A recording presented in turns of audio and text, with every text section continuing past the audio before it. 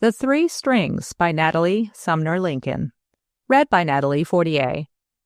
Chapter 1. The First Move. Evelyn Preston ran lightly up the steps of her home and, inserting her latchkey in the vestibule door, pushed it open just as the taxi driver, following more slowly with many an upward glance at the blind-closed windows, reached her side.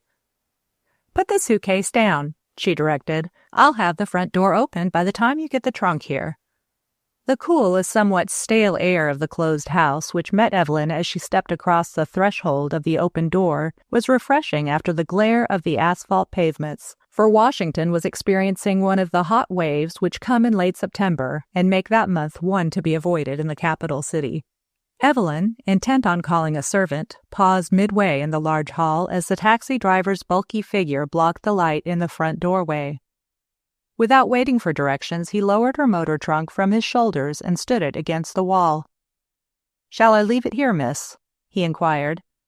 Evelyn, busily engaged in searching for change in her purse, nodded affirmatively, and the man propped himself against the door jamb and waited for his pay.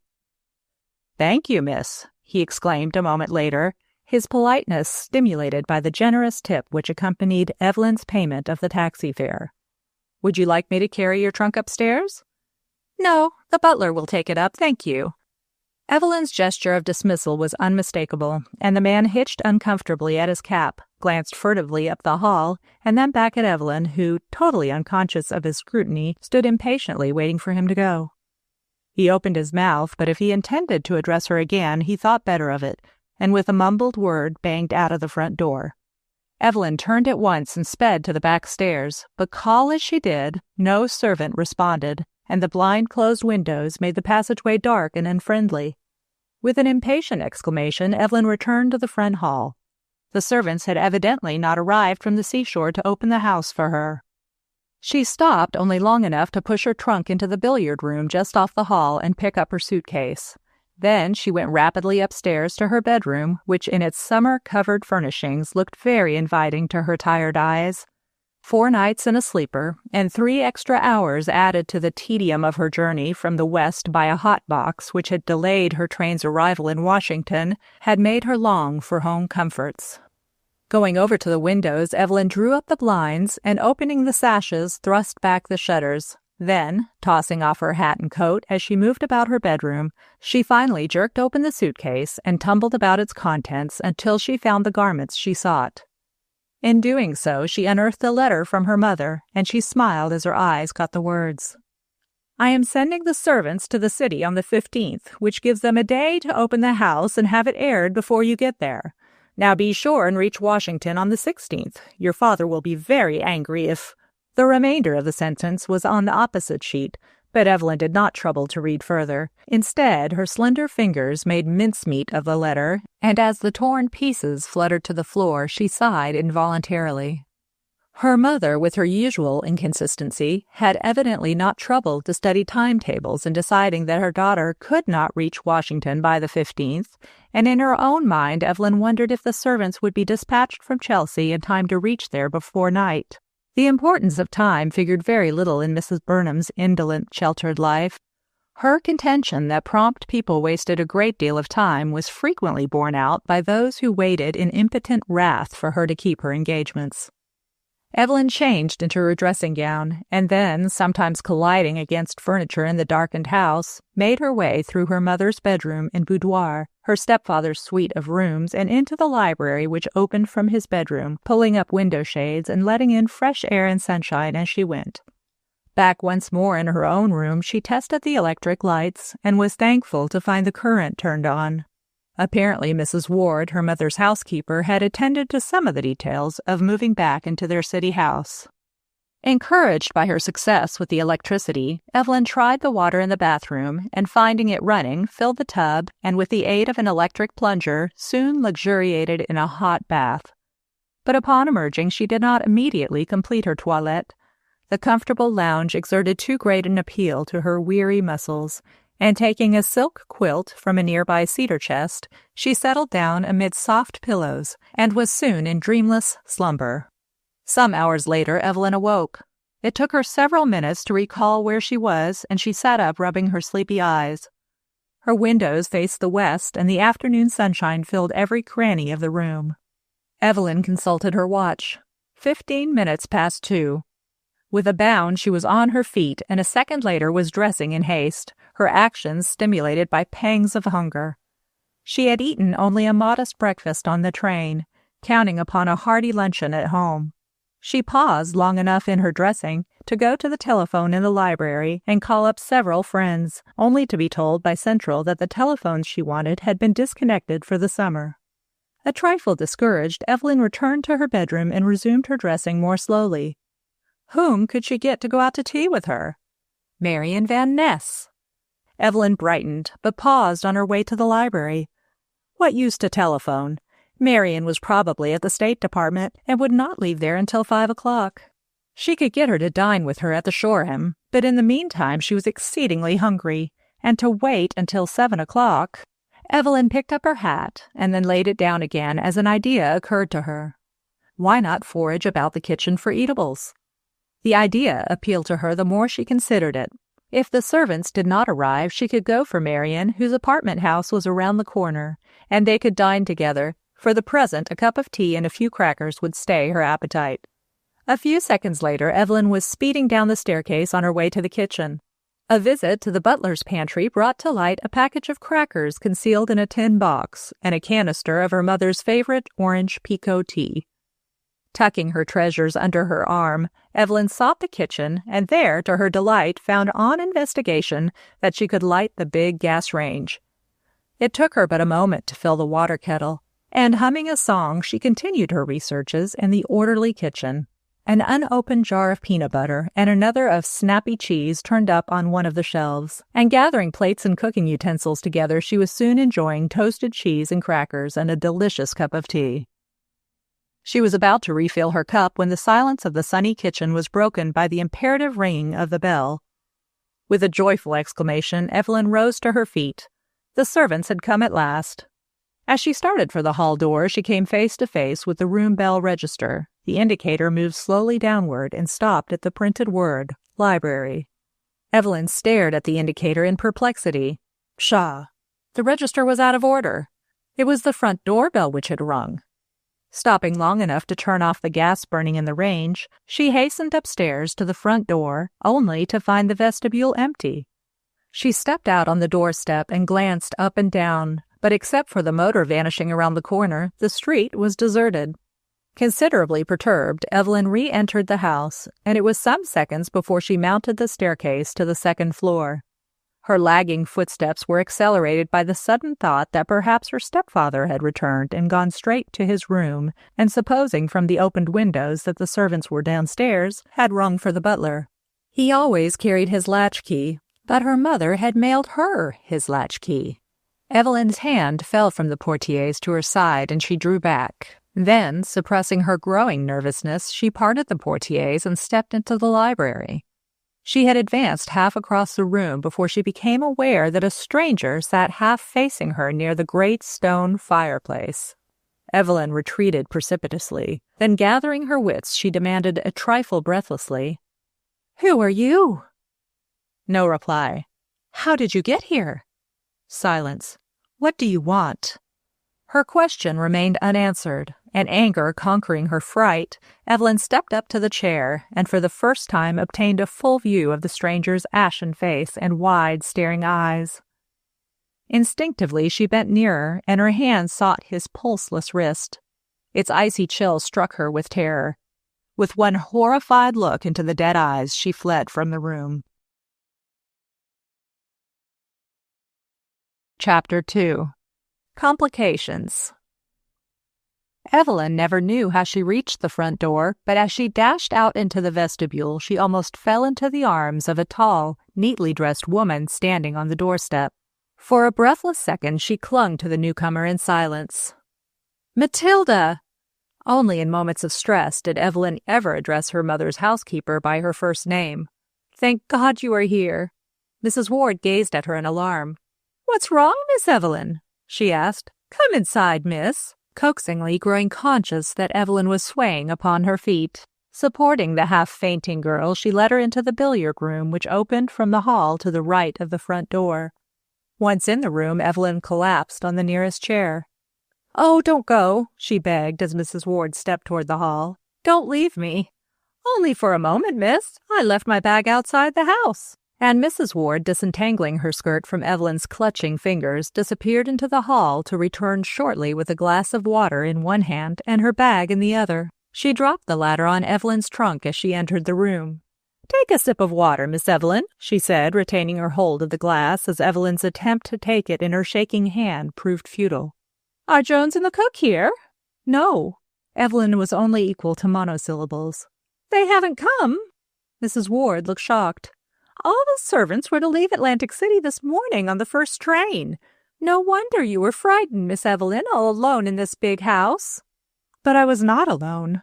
Evelyn pushed aside the empty glass. She felt refreshed by the cold water, and the presence of Mrs. Ward restored her to some degree of composure. "There's a dead man upstairs."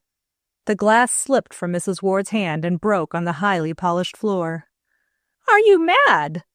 Mrs. Ward spoke more roughly than she realized, and Evelyn's angry flush caused her to modify her tone to its customary civility.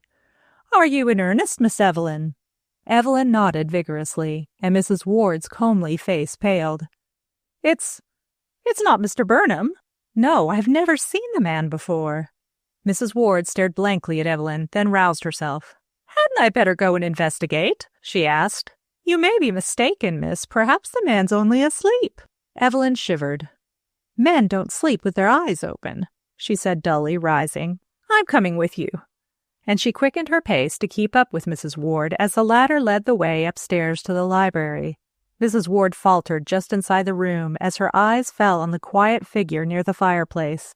Then, repressing all emotion, she strode over to the figure and bent, as Evelyn had done, and placed her hand on the dead man's wrist. When she turned back to Evelyn, who lingered near the doorway, her face rivaled the young girl's in whiteness. "I'd better go for Dr. Hayden." She mumbled the words so that she was forced to repeat them before Evelyn understood her. "Try the telephone," the latter suggested. "That's quicker." Mrs. Ward glanced shrinkingly at the telephone stand which stood almost at the dead man's elbow and shook her head. "I'd better go," she reiterated obstinately. "Nonsense. Use the branch telephone in the pantry." Evelyn's customary cool-headedness returned as she saw the housekeeper becoming demoralized. "Hurry, don't waste any more time," she added, and obedient to the stronger will, Mrs. Ward hastened from the room. Evelyn stayed by the doorway in indecision, half inclined to accompany the housekeeper downstairs, but an attraction she could not conquer drew her toward the fireplace, and step by step she advanced nearer the dead man until only a chess table separated them. Sinking into a chair in front of the table, she stared at the body for a long moment, then hastily averted her eyes. It was the first time she had seen death, and its majesty overawed even her terror. A clock chiming the quarter aroused her, and she mechanically looked at her wristwatch. 5:15. Had only 2 hours and a half passed since she had entered the library to telephone to Marian Van Ness? The time had seemed interminable, and she waited in ever-increasing nervousness for the housekeeper's return as the clock ticked off minute after minute with maddening regularity. Finally, a murmur of voices coming nearer roused Evelyn, and with a subdued exclamation she moved forward to meet Dr. Lewis Hayden, who a second later appeared in the library, Mrs. Ward at his heels. "Has Mrs. Ward explained?" she demanded as Hayden clasped her outstretched hand. Only that Hayden stopped speaking as his eyes fell on the dead man.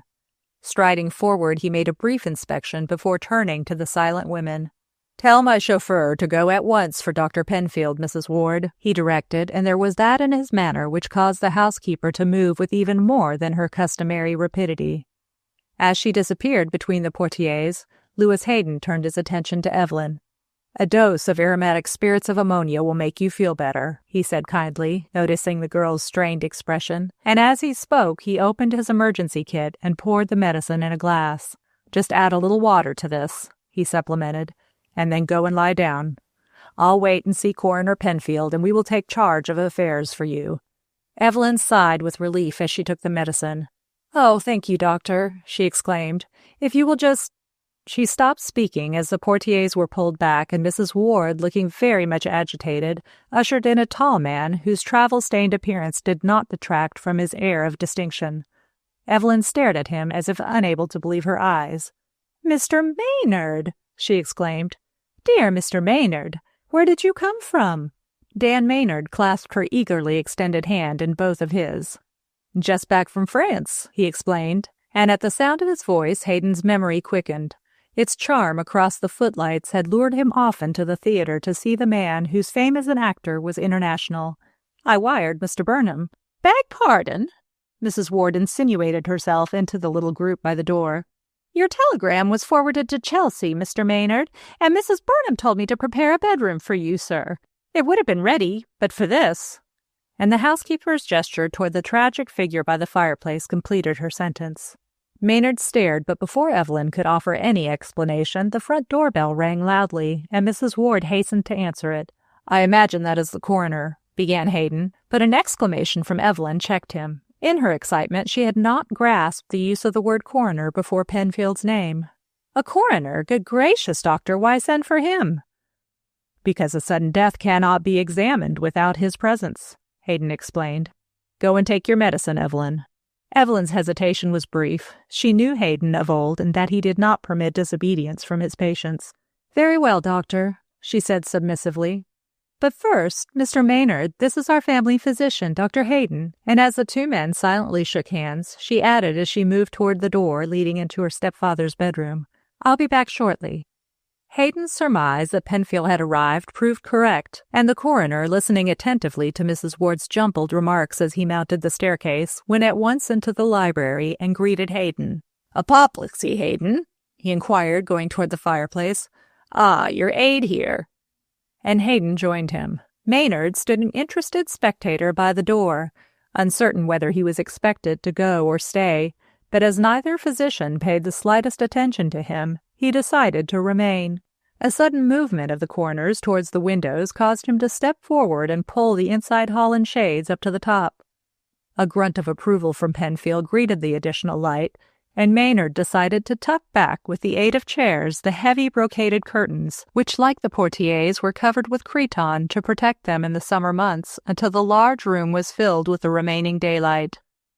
The room, wainscoted in Flemish oak with open beams across the high ceiling, was never very bright, as its massive furnishings were somber in shade and absorbed the light. It was a very livable room, however, and had the air of being much occupied, even with most of its bric-a-brac put away for the summer. The high-backed carved oak chairs and great leather-covered lounges all looked comfortable, and the large center table, smoking stands, and card tables gave an added air of hospitality. Suddenly, Coroner Penfield rose from his knees beside the dead man and laid down several instruments on the chess table. He then glanced narrowly up and down the room, his glance resting finally on Dan Maynard, of whose presence he had been until then apparently unaware. "I must make some inquiries, Hayden," he said. "Who is this gentleman? Mr. Maynard, I beg your pardon." Hayden straightened up and faced about. "Didn't I introduce you?" he added as the actor approached. "Mr. Maynard only arrived here a few minutes before you, Penfield. I'll call Mrs. Ward, the housekeeper." "She doesn't know anything," declared Evelyn, who, entering unperceived a few minutes before, had overheard the coroner's request. "I came back to tell you all about everything." "Do you feel equal to it?" asked Hayden, pushing forward a chair. "Hadn't you better wait, Evelyn?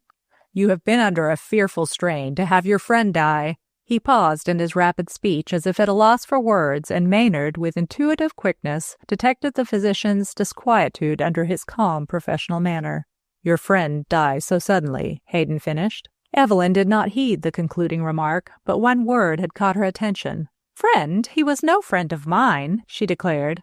"I never saw the man before." Penfield bent forward eagerly. "What's this? A stranger, you say? Are you quite sure, Miss Preston? People's appearances sometimes alters after death. Please look at him closely." Evelyn hesitated and glanced at Hayden, who signed to her to approach. Obediently, she stepped forward and studied the motionless figure, which had been pushed back by Penfield into much the same position it had occupied when Evelyn first discovered it. She judged the man to have been about 36 or 40 years of age, and noted particularly the brilliant blue of his eyes against the pallor of his skin. He was clean-shaven, and his underjaw was thrust forward at an obstinate angle, but whether that was its natural position or the jaw had dropped forward after death, Evelyn was incapable of knowing. "I never saw the man before," she stated finally. "Ah, then how came it that he was admitted to your library?" asked Penfield before Hayden could speak. "I really don't know." Evelyn looked puzzled. "I presume he got in like any other burglar." "Burglar?" Penfield started, and turning, stared again at the dead man. "Burglars don't as a rule dress so well. Besides, his hands." He leaned over and held up the man's limp right hand, turning it over so that all could see the long, tapering fingers and well-cared-for nails. Maynard studied the hand intently. He had seen its type when traveling among the silent and secretive people of the Orient, and occasionally met the same type among the deep thinkers and analytical men and women of Europe, who rarely forgot an injury but are patient with the patience of power conveyed by knowledge and mysticism. "His fingerprints may give us some clue to his identity," added Coroner Penfield, laying down the hand. "In the meantime, why not examine the man's pockets?" suggested Maynard practically. Penfield carried out the suggestion with a deftness which won the actor's admiration, but all he brought to light was a piece of string. "Every pocket empty," he announced, "and apparently not even a coat label. Strange." He cast a penetrating look at Evelyn. "Why did you not notify us sooner, Miss Preston?" "Sooner?" echoed Evelyn. "I started to go for Dr. Hayden after finding this... Evelyn choked. She was very near to tears, and Penfield's grave manner was beginning to impress her unfavorably. "I met Mrs. Ward, our housekeeper, on the front steps, brought her up here, and then sent her to telephone to Dr. Hayden. That hasn't been more than an hour ago," turning for confirmation to Hayden, who nodded his agreement. "I only arrived in Washington this morning, Dr. Penfield, and I was all alone in the house. He, pointing to the dead man, "he might have murdered me if he hadn't died of apoplexy." Hayden, who had followed Evelyn's statements with ever-increasing interest, looked a trifle nonplussed as he glanced at his colleague, who was winding the string, taken from the dead man's pocket, in and out among his fingers. "You say you arrived at the house this morning, Miss Preston," began Penfield slowly, "and you did not enter this library until this afternoon?" "I did too," contradicted Evelyn. "I came in here in the morning and opened the blinds. I did the same thing all over this floor so as to air the house, and," she added as Hayden started to interrupt her, "I came into this room again about 2:30. "And you sent for us about 5 o'clock," commented Penfield dryly. "Your remarks are inconsistent. You previously stated you sent for us at once on finding the body." "The body was not here at 2:30, declared Evelyn. "It wasn't," chorused the two physicians, while Maynard looked eagerly at Evelyn and back at them. "Come, Miss Preston," began Penfield, "you must be mistaken." "I am not." Evelyn's foot came down with a stamp. "I used that telephone there, right by the fireplace.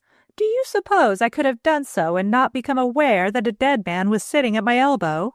I tell you the man wasn't dead then." The silence which followed was broken by Coroner Penfield. "Miss Preston," he stated quietly, "that man has been dead at least 12 hours. Evelyn stared at him with growing horror. "Dead? 12 hours?" she gasped. "Then who rang the library bell at 4 o'clock? They gazed at each other, but before anyone could speak, the sound of a heavy fall caused them to wheel about. Mrs. Ward had fainted just inside the portieres of the room. Chapter 3. Unidentified.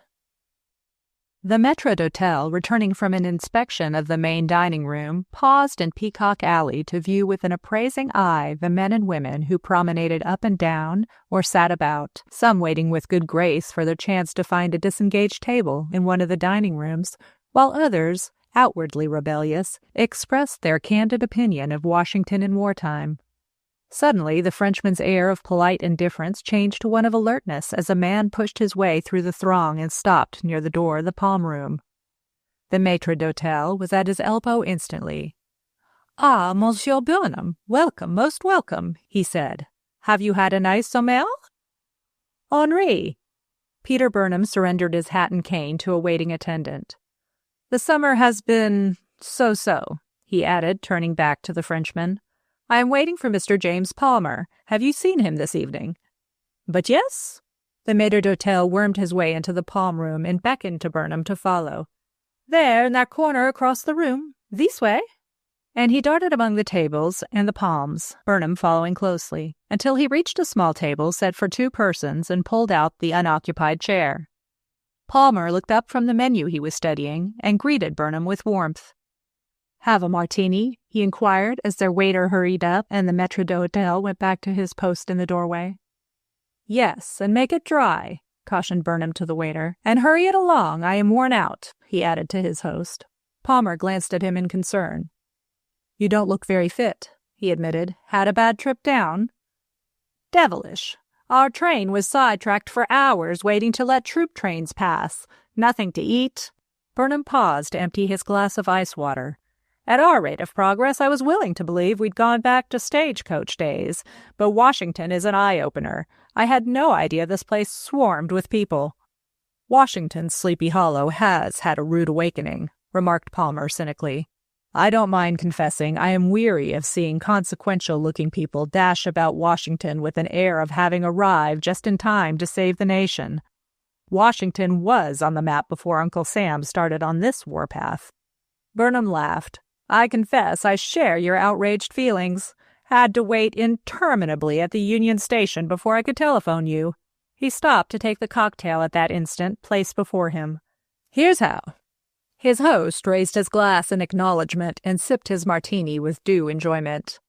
"Better have another," he suggested as Burnham set down his empty glass. "Against the time Washington goes dry." "I stocked up my wine cellar with that in view," admitted Burnham, and stopped to watch some newcomers who had taken possession of the nearest table. "I suppose I can get a room here for the night in case I find the servants haven't arrived to open our house." "My dear Burnham," Palmer looked actually shocked. "Empty rooms are unheard of in Washington." "How about club chambers?"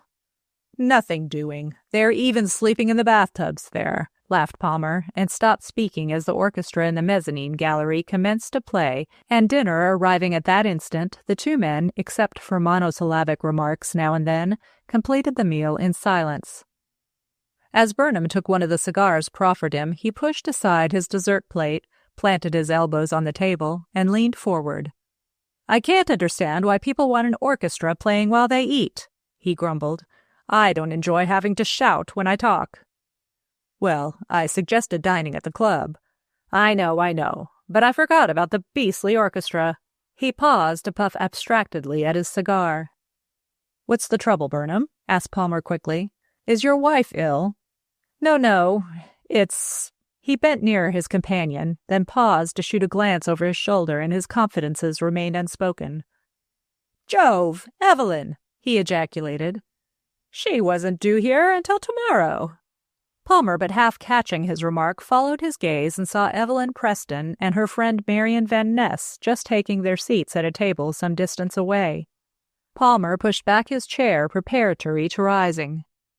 "Bless my soul, Burnham," he exclaimed impulsively. "Why didn't you tell me Evelyn was with you? We could have waited dinner for her and Mrs. Van Ness. Here," beckoning to their waiter, "tell those ladies—" "Wait," broke in Burnham. "We've finished, Palmer.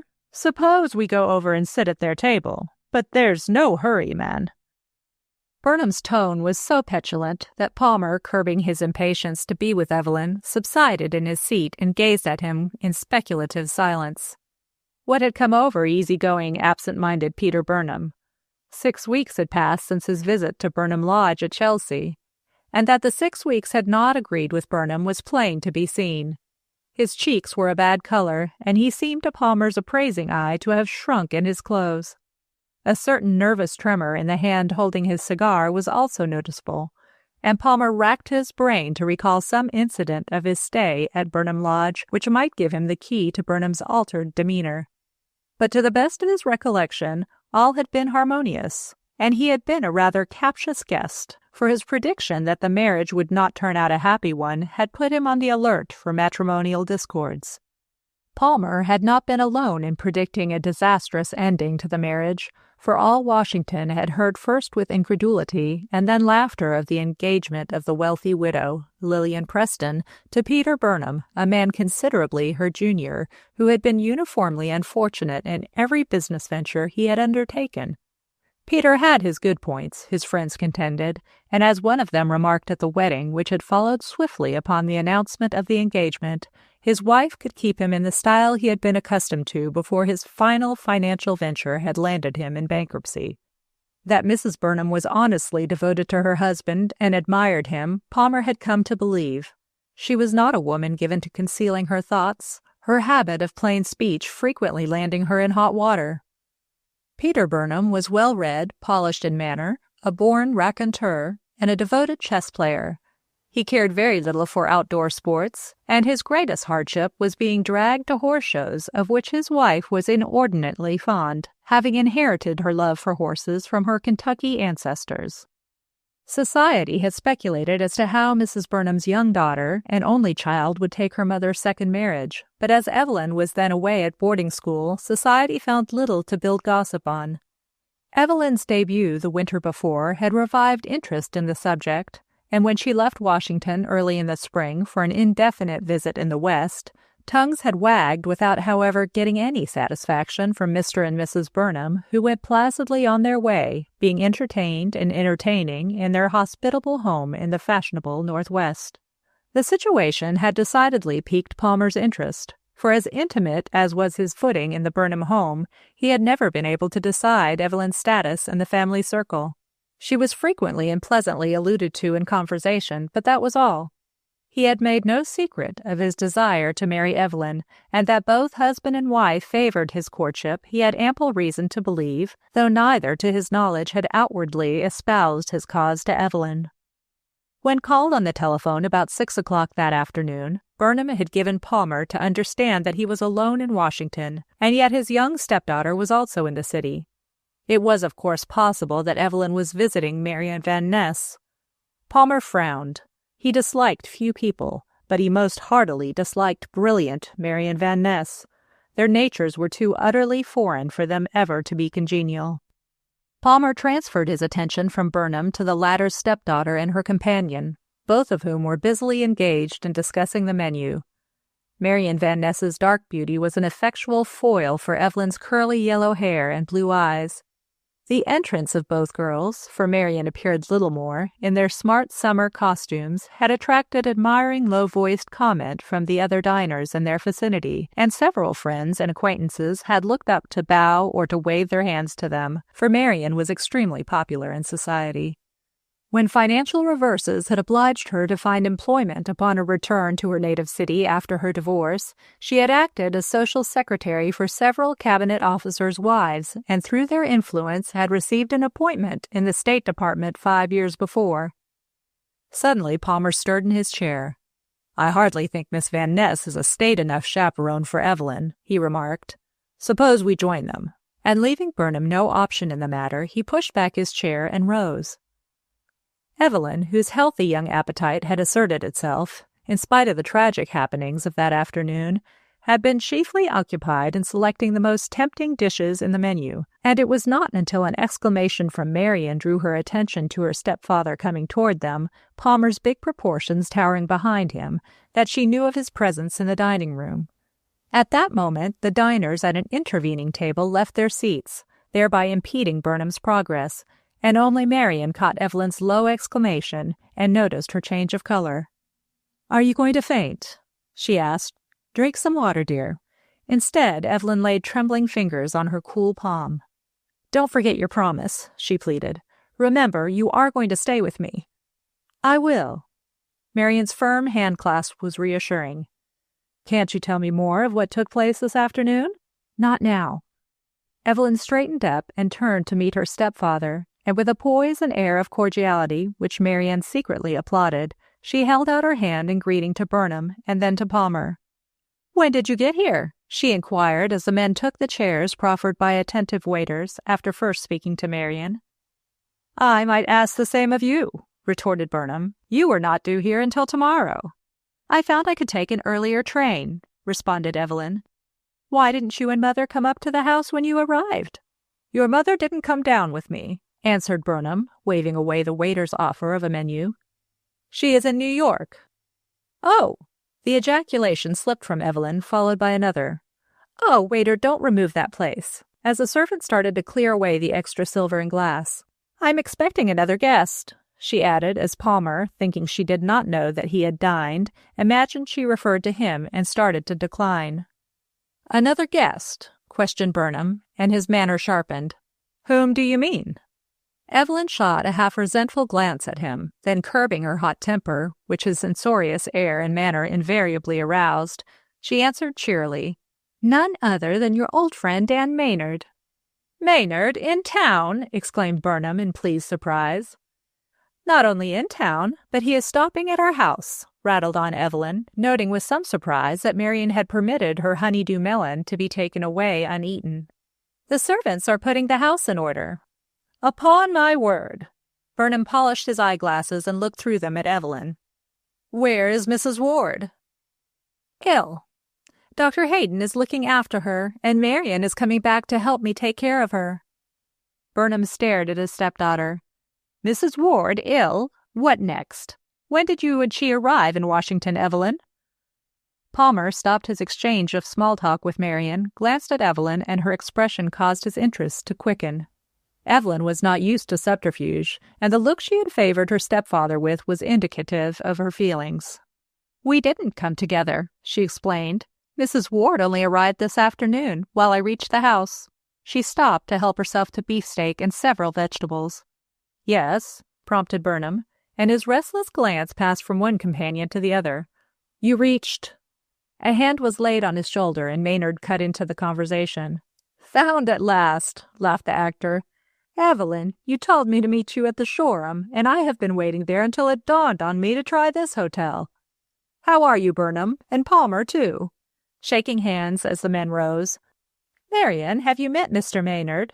Mrs. Van Ness?" asked Evelyn, and Maynard turned to encounter a pair of dark brown eyes raised to him in earnest appeal. The next instant Marian's hand was taken in a warm clasp and slowly released as Palmer made room for Maynard to sit between them. "My wife will be delighted to know you have arrived in Washington," said Burnham. "She was overjoyed when your telegram came stating you might get here any moment. What brings you back to this country, Maynard?" "War work," began Maynard. No soup," he broke off to say to the waiter. "Bring me whatever Miss Preston has ordered. Palmer, I hear you have your hands full with government contracts for erecting temporary office buildings here and at cantonments." "All architects are busy these days," replied Palmer, accepting another cigar from Burnham. "In fact, everyone is busy. I imagine you have your hands full at the State Department, Mrs. Van Ness." Marian, directly addressed, looked up from the bread pellets she was arranging in a neat pile before her. "Well, rather. We work night and day." "It must be a terrific strain," acknowledged Maynard. "So much responsibility rests at the State Department." There was a haunting quality in Maynard's voice which, no matter how trivial his remark, impressed his listeners, and Marian's heart beat fast as memory of other scenes rose to torment her, but her manner indicated only polite attention, and after a fraction of a second, Maynard continued his remarks. "Washington is a changed city," he stated. "The Shoreham reminded me particularly of Paris in its military appearance, except the uniforms are not worn and faded. By the way, Burnham, among the French officers I met there was René Lamontagne." "René?" The startled exclamation escaped Evelyn before she could check it, and her confusion was so great that she failed to observe the lowered looks of two of her companions. Burnham and Palmer exchanged glances, then their eyes dropped to their cigars and they smoked in silence. As Evelyn set down her goblet of water, a page stopped at her elbow. "A telephone has just come from your butler, Miss Preston," he explained, "to ask you to return home. He said Mrs. Ward was quite ill." Evelyn pushed aside her plate. "I'll go at once," she announced, "but the rest of you need not come until later." "I have finished." As she spoke, Marian rose, and Maynard also tossed aside his napkin and stood up. "Wait a minute," remonstrated Burnham. "We'll all go with you, Evelyn. Here, waiter, bring me the check. And Maynard, engage a touring car outside, will you?" Nodding assent, the actor sped on his errand, leaving the others to follow more slowly. He was fortunate in securing a 7-passenger car, and Burnham bundled his party into it with small ceremony. "We are right in your neighborhood," he said as Palmer drew back. "The car can leave you after it has taken us home. There's plenty of room, Palmer. Jump in." "Perhaps," suggested Evelyn, "it would expedite matters to stop for Dr. Hayden." "If he is not at your house, I can go for him and bring him right over," answered Palmer, and Burnham agreed. "Good idea," he said shortly. "I hope I am not crowding you, Evelyn," as she shrank against Marian and making room for him on the back seat. "Oh, no," she replied, and sat silent, grateful for the cool night air which fanned her cheeks. She had tried to forget the mysterious tragedy while in the hotel, had even barely mentioned it to Marian when she picked her up at her apartment to take her out to dinner, but the sudden summons home had brought it vividly before her. Suddenly she caught Maynard's eye, and his cheery smile gave her a sense of comfort. As the car turned into Connecticut Avenue, he leaned forward and addressed Marian Van Ness. "Are you warm enough?" he asked solicitously. "You have no extra wrap, and the night air is chilly." Marian looked at him, then glanced away. "I am very comfortable," she murmured.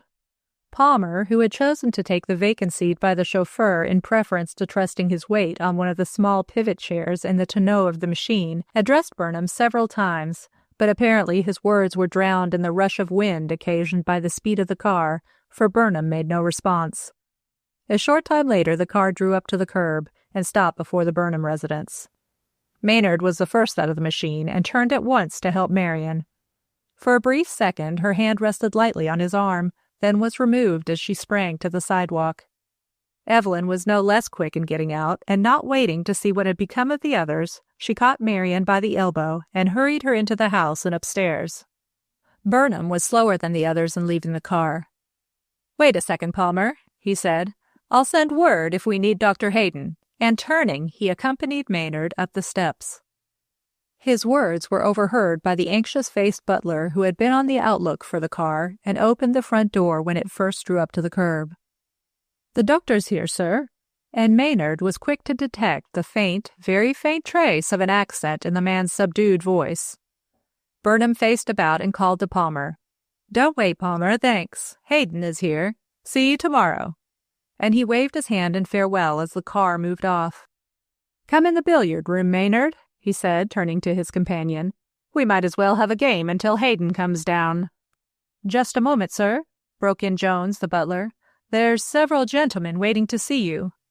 Burnham halted. "Their names?" A man standing in the shadows of the drawing room came forward. "Detective Mitchell, sir, of the Central Office," he said politely. "I was sent to investigate the case of the man found dead here this afternoon." "A man found dead here?" shouted Burnham, stepping backward and colliding against Maynard. "Who is he?" "We don't know," acknowledged Mitchell, "but we are trying to establish his identity. Your stepdaughter found him in the library." Burnham stared at the detective wide-eyed. Suddenly he took out his handkerchief and mopped his forehead. "A dead man here," he ejaculated feebly. "An unknown man?" "Perhaps if you will step in here you may be able to help us identify him," suggested Mitchell. "We have brought the body down into the billiard room, preparatory to taking it to the morgue." It seemed almost as if Burnham did not comprehend what the detective was saying, and but for Maynard's guiding hand he would not have found his way into the room. The body lay on the billiard table covered by a sheet. Stepping forward, Mitchell pulled down the sheet, signing to Burnham to step nearer, and both he and Maynard watched Burnham as he bent over the body. After what seemed an interminable time to Maynard, he straightened up. "I have no idea who he is," Burnham stated. Chapter 4. A Question of Time. 24 hours had passed since Evelyn Preston's discovery of the dead man, and the Burnham household had returned somewhat to its normal condition, chiefly through Dr. Hayden's soothing influence and sound advice, which had proved an effectual check to the servants' inclination to hysteria, Burnham's temper, and Evelyn's nervousness.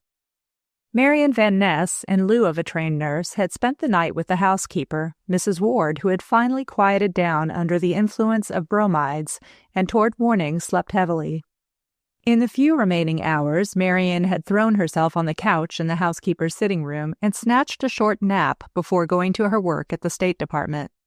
To Evelyn, the day had seemed never-ending. She had gone out for part of the morning, returned for luncheon, and afterward had attempted to rest, but she was far too restless to remain long in one place, and about 4 o'clock in the afternoon she found herself in the drawing-room, gazing moodily out of the window, her knitting needles for once idle in her lap.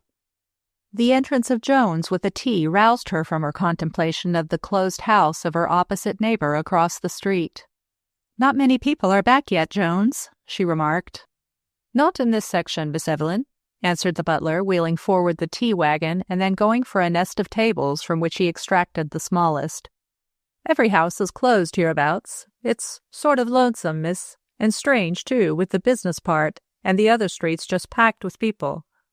Has Mr. Burnham returned yet, miss?" "I don't think so." Evelyn rattled the teacups as she arranged them. "Are you quite positive, Jones, that no one called me on the telephone while I was out this morning?" "Quite, miss. I followed your instructions and stayed where I could hear the telephone bell if it rang. No one called, miss." Jones had made the same answer to the same question at least 6 times during the day, but he was too well trained a servant to betray his curiosity aroused by Evelyn's absent-minded harping on the subject. Being of a somewhat morbid tendency, he, of all the household, had been the only one to get some entertainment out of the tragedy. The presence of the physicians, morgue attendants, and detectives had thrilled him beyond words. He had never hoped to participate in a humble degree in what promised to be a mystifying and unusual case of sudden death. "Dr. Hayden went upstairs to see Mrs. Ward just now," he said, finding that Evelyn asked no more questions. She looked up quickly and set down the teapot. "Is the doctor still here?" "I think so, miss." "Then run upstairs, Jones, and ask him to stop here for a cup of tea on his way out. And, just see if Mr. Burnham is in his room or the library." "Very good, Miss Evelyn," and the butler departed with alacrity.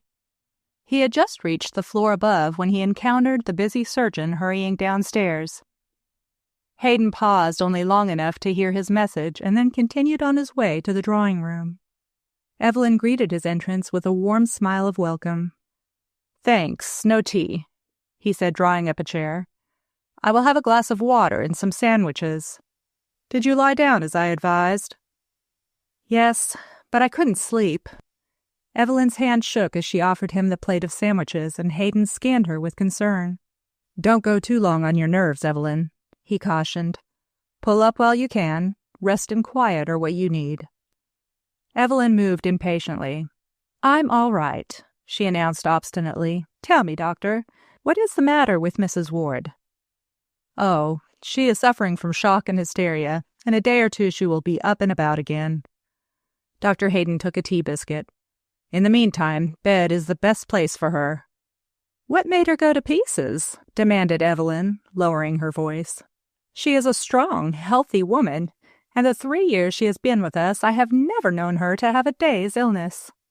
"Shock," replied Hayden tersely. But she only saw the body just as I did," objected Evelyn. "I didn't faint from shock, and I don't pretend to be as strong as she is."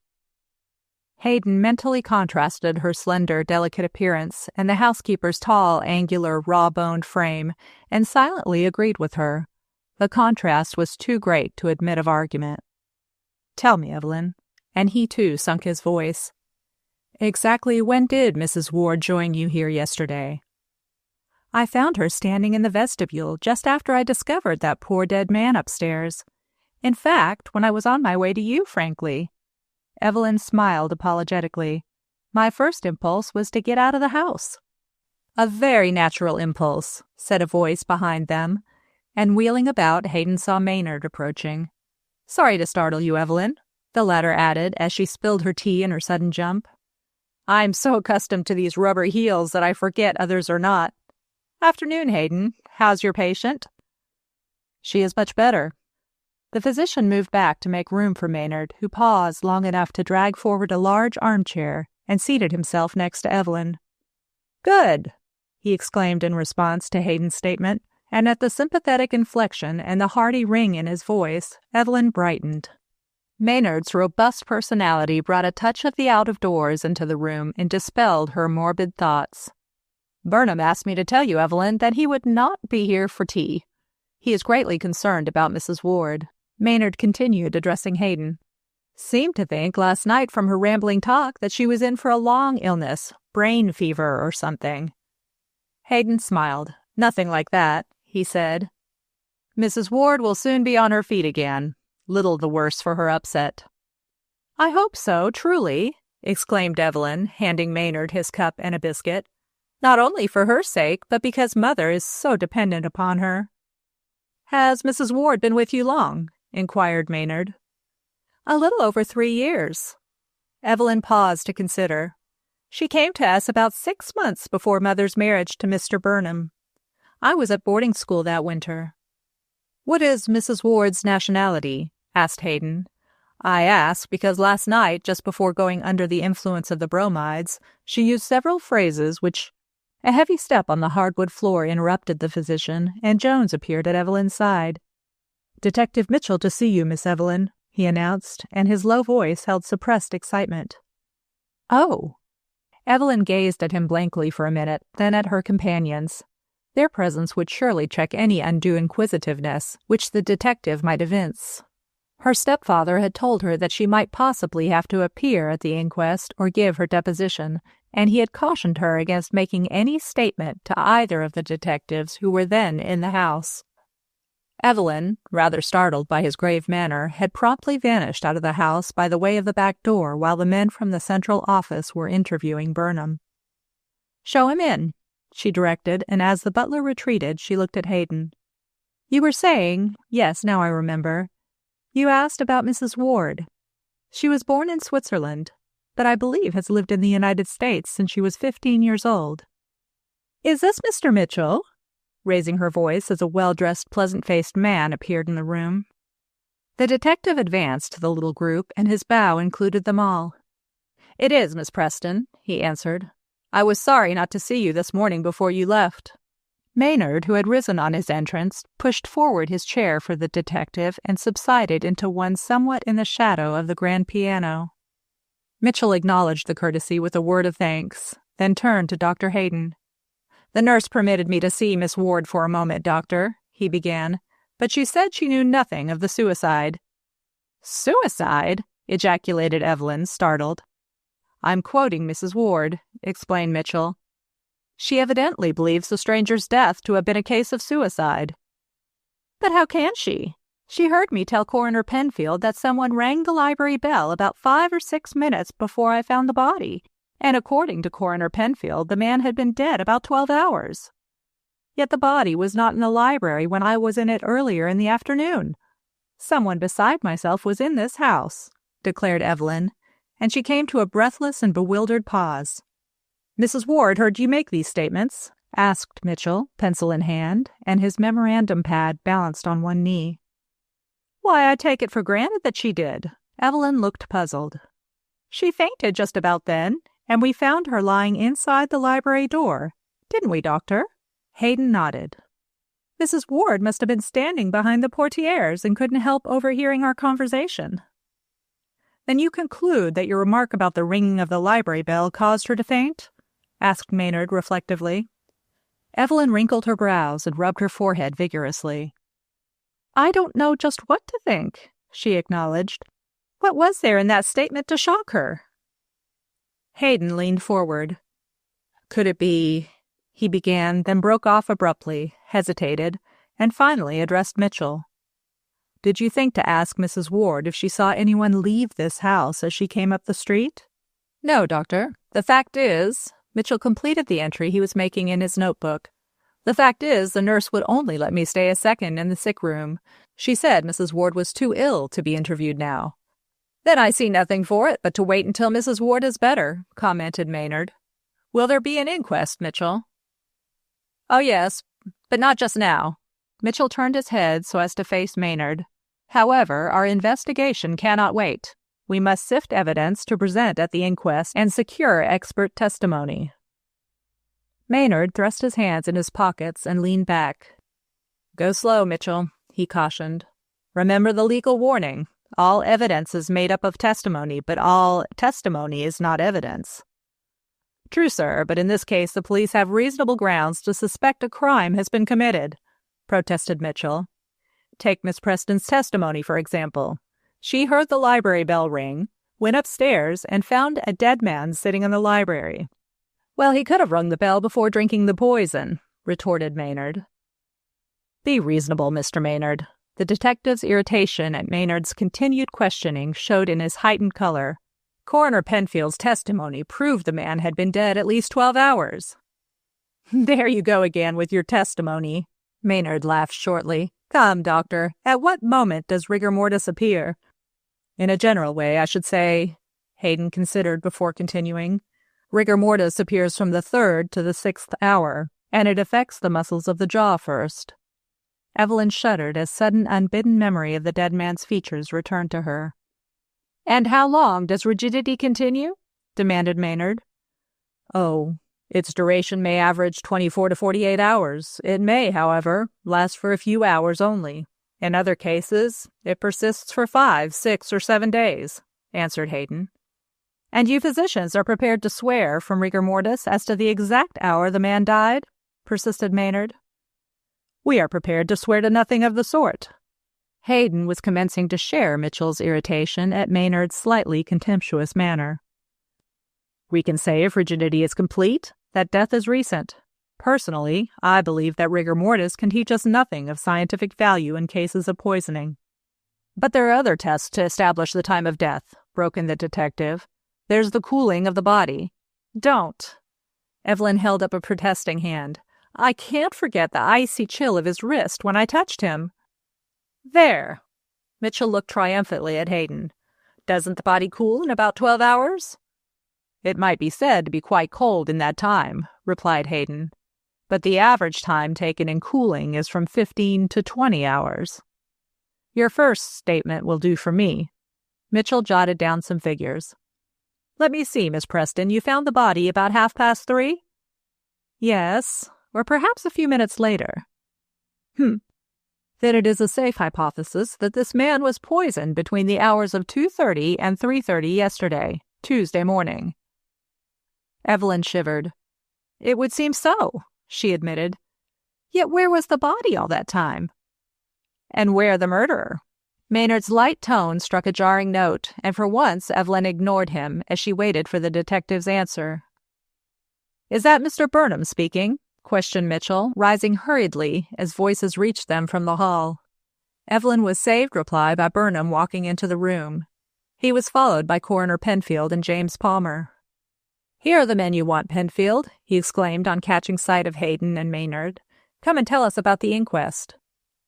Penfield, directly addressed, bowed gravely to Evelyn, who had risen with the others on their entrance, and then regarded his host with no lenient eye.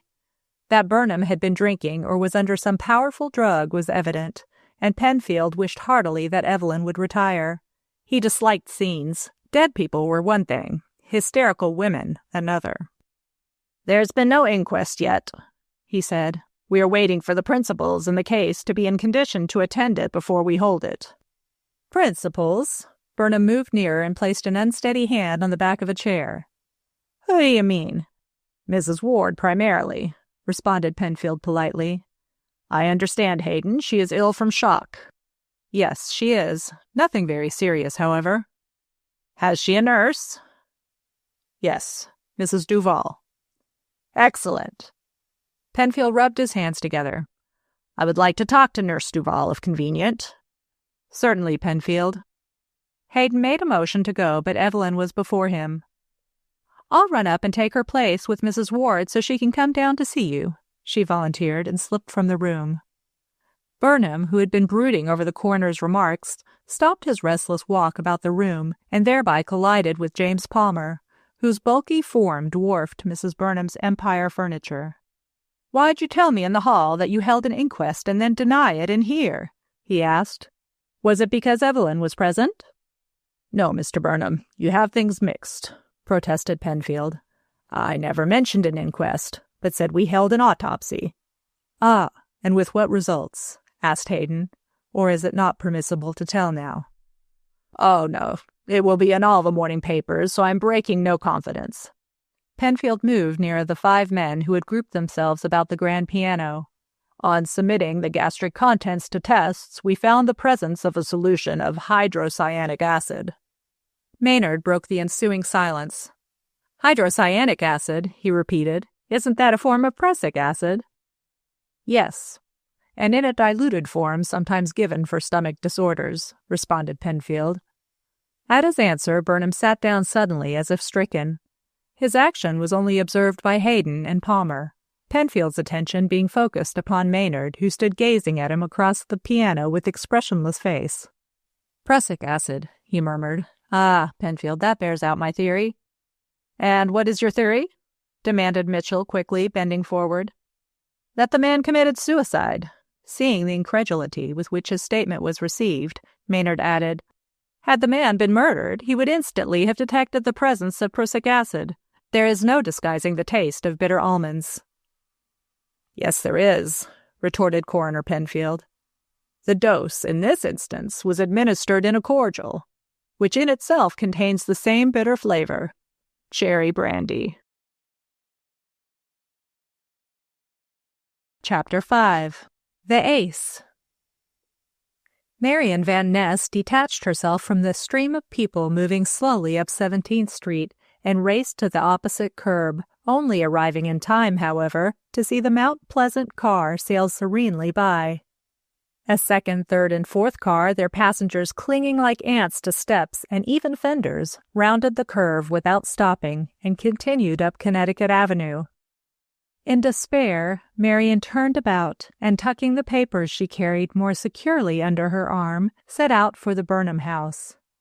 She had walked but a third of the way when a man fell into step with her, and looking around she found Renée Lamontagne by her side. "Ah, Captain, good afternoon," she exclaimed. "Did you receive my telephone message?"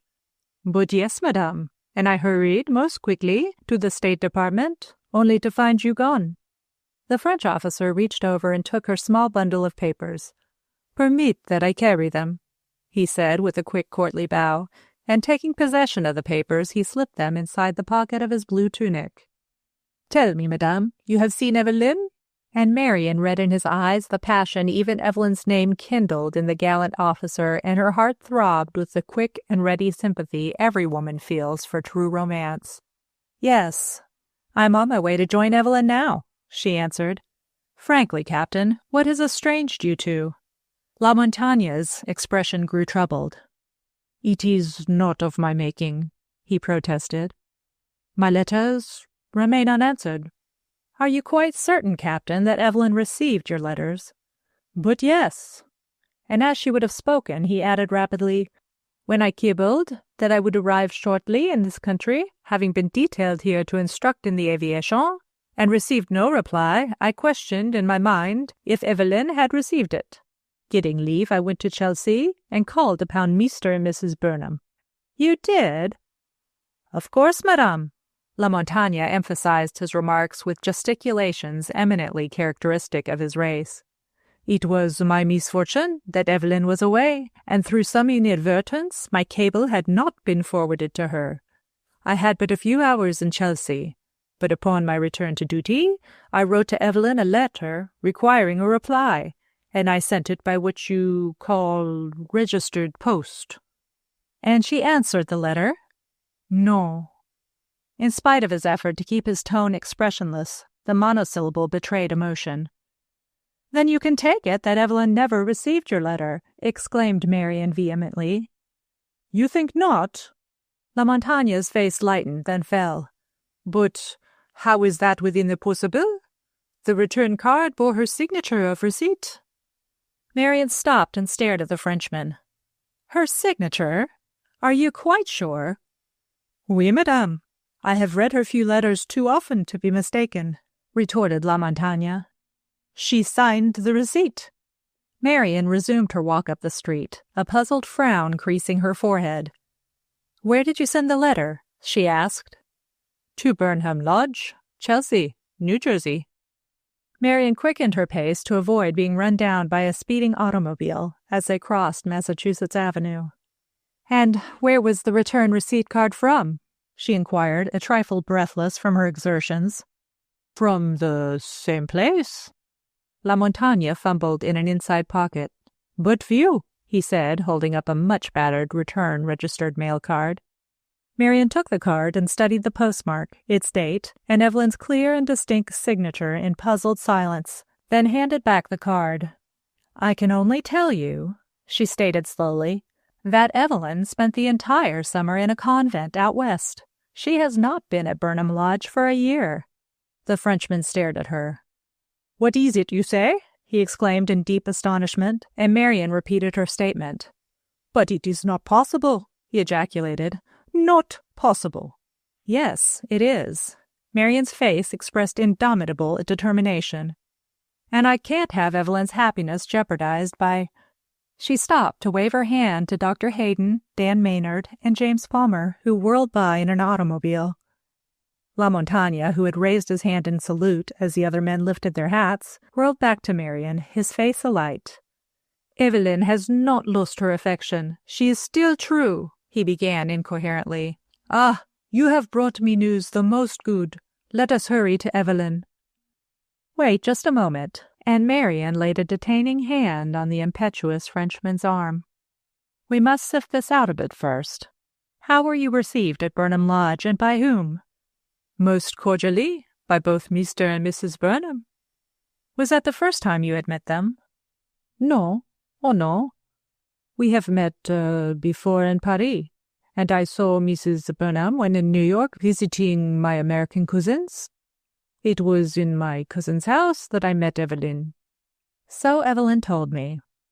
Marian did not think it necessary to add that Evelyn had awakened her from her brief nap after her all-night vigil in Mrs. Ward's room and poured out her story of love, misunderstanding, and lost letters with such pathos that Marian had promptly championed her cause with every impulse of her loyal nature.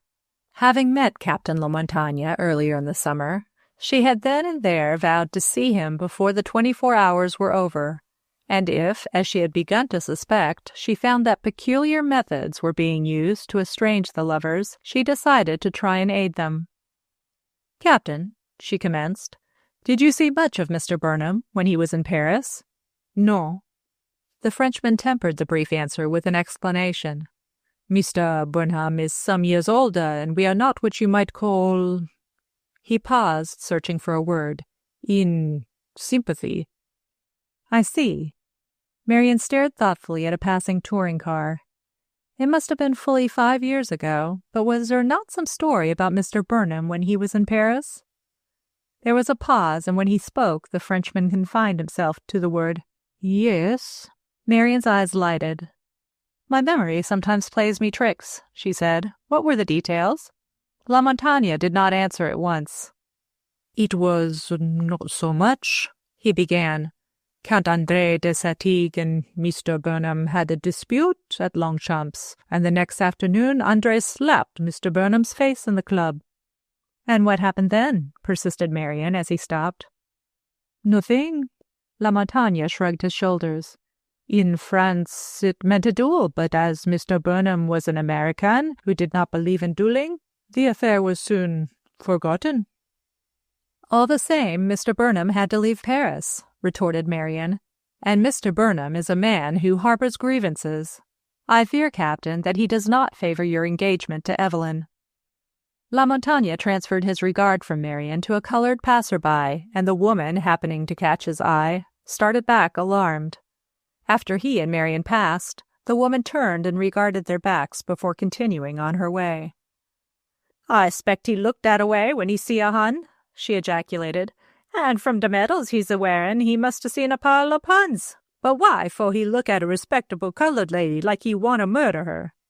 Totally unaware of the sentiments he had aroused, La Montagne strolled by Marian's side for some moments in silence. "Madame Burnham has given me letters of introduction to friends, and her husband has invited me to their house," he said at last. "To question Mr. Burnham's friendship." "Is wise," supplemented Marian softly. The Frenchman remained silent, and she added with vehemence, "Because when Mr. Burnham's animosity is suppressed, it is all the more dangerous. Take a friendly tip from me. Do not trust him, and remember he has great influence over his wife." "If Evelyn will but marry me," "We need not heed Burnham," exclaimed La Montaigne. "And what have you to live on if you married without Mrs. Burnham's consent?" asked Marian dryly. "Ah, forgive me," as La Montaigne colored hotly under his tan. "By the terms of her father's will, Evelyn can only inherit her fortune by marrying to suit her mother. If Mrs. Burnham disapproves, the fortune goes to her instead of to Evelyn." "Wills, bah!" La Montagne's gestures were expressive. "I adore Evelyn, not her money. If le bon Dieu be so good as to spare me through this war, Evelyn will not be badly off, as I will eventually inherit my uncle's estate." He turned eloquent, appealing eyes to Marian. "Ah, madame, use your kind offices that I may see Evelyn now." "Not now. Tomorrow." Marian tempered her refusal with a warm, bright smile. "Call it what you will, Captain, a sixth sense or women's intuition, but do not trust Peter Burnham." She stopped and held out her hand. "I will not let you come further," she stated positively as he started to remonstrate. "I will telephone you, and anything sent in my care will always reach Evelyn. Goodbye." And not waiting to hear his hearty thanks, she turned down the street and ran up the Burnham steps. Jones opened the front door for her with gusto. "Miss Evelyn's gone to her room," he confided to her, "and the master's out. Shall I bring a cup of tea to your room, Mrs. Van Ness?" "No, thanks, Jones. It is too near dinner time." And Marian, not glancing inside the drawing-room door as she passed down the hall, mounted the staircase to the second floor. She went at once to Evelyn's room, and to her disappointment found it empty. Pausing undecidedly at the door, she finally crossed the hall to her bedroom, and taking off her hat, wasted no time in dressing for dinner. It was still lacking 15 minutes to the dinner hour when she returned to Evelyn's bedroom. Its occupant was still absent, and Marian hesitated whether to go downstairs or into the library. Finally, deciding in favor of the latter course, she walked down the hall, and parting the portieres, stepped into the room. A man bending over an open drawer of the desk straightened up at her approach, and she recognized Anne Maynard. "Good evening," he exclaimed, and the cordial ring in his voice found its accompaniment in the quick lighting of his eyes as he looked at her. "Don't go." As murmuring a polite greeting, she started to leave. "Am I not disturbing your occupation?" she asked.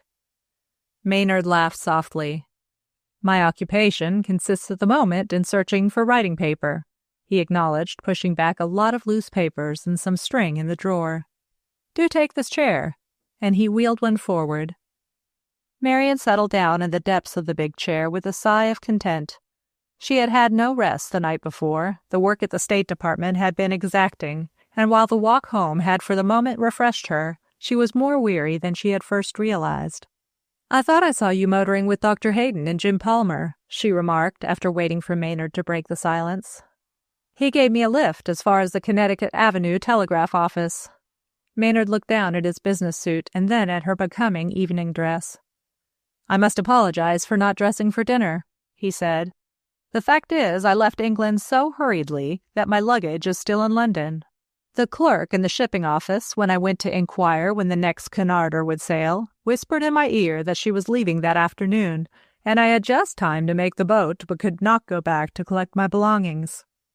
"Was your trip across uneventful?" she questioned, noting with inward approval his tall, well-knit form and broad shoulders. "Yes, except for the search at quarantine. Some report had gotten about that there were suspects aboard, and we met with a lot of espionage and were severely cross-examined." He stepped back to the desk and closed the drawer. "I am glad you like René La Montaigne," he said, and she started at the irrelevant remark. "He's an ace, you know, in the French Flying Corps." "Yes." She looked at him slightly puzzled.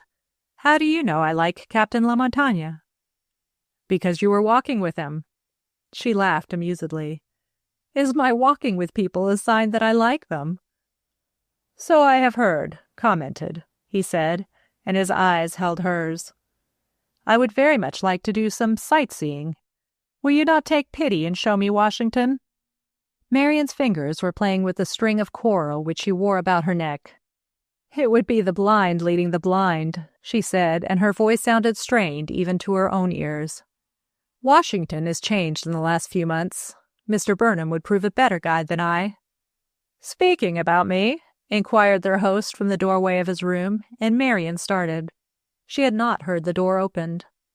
"Why are you two sitting up here?" he demanded querulously, and Maynard, glancing in his direction, noted that Burnham made a detour of the room which prevented his near approach to the chair where the dead man had been found. "The drawing-room is much pleasanter," he remarked, stopping halfway across the room. "Suppose we go there." Before Marian could rise, the portieres were pushed aside and Detective Mitchell stepped inside the library. He looked with quick displeasure from one to the other. "You were directed, sir," he said, addressing Burnham, "by the chief of police not to use this room until further notice." "Tut, tut." Burnham reddened angrily. "I don't take instructions in my own house, and I won't permit my guests to be dictated to. You can go, Mitchell." Instead of complying with his dictatorial order, the detective stood his ground. Burnham, his face almost apoplectic in color, advanced threateningly, and except for Maynard's hasty step forward, his raised fist would have struck Mitchell. "Keep cool, Burnham," he advised, and his voice brought the angry man to his senses. "Mitchell, there is no occasion for this excitement. Mrs. Van Ness and I were sitting here chatting, and Mr. Burnham had just joined us. We have moved nothing in this room." Mitchell glanced searchingly about. Apparently Maynard's statement was correct. Every piece of furniture, even the chess table, apparently stood in its accustomed place. He glanced apologetically at Marian, who had risen and stood with one hand on the back of her chair. "It's all right," he admitted. "But as a precautionary measure, the room will have to be sealed." Maynard, by an imperative gesture, stopped another explosion from Burnham. "What authority have you, Mitchell, for taking such a step?" he inquired. "The coroner's orders," gruffly. "I'll get him," and Mitchell disappeared. Burnham pounded the nearest table in his wrath. "Do you think I am going to take orders in my own house?" he demanded of Maynard. "Do you?" And his hand continued to punctuate the question. "Take care you'll injure your chess table," cautioned Maynard. "There is no use in bucking up against the police, Burnham. They are within their rights in asking to have this room set aside for further investigation. It was thoughtless of me to come in." "I think we had all better leave," suggested Marian, who had listened to the argument between Burnham and the detective with a strained attention which had not escaped Maynard's notice. "I stopped in here expecting to find Evelyn." "She is with Mrs. Ward," grumbled Burnham. His temper was still ruffled. "Hello! What's that commotion?" as the sound of raised voices reached them. "The police again. I'll tell Mitchell what I think of him, the interfering idiot." And taking a hasty step forward, he swung his arm upward and back. But it was not the detective who stepped across the threshold and ran full tilt against Burnham's outstretched, threatening fist. "Good gracious, Peter, what are you doing?" demanded his wife, dropping her pet dog to tenderly feel her nose. "Are you mad?"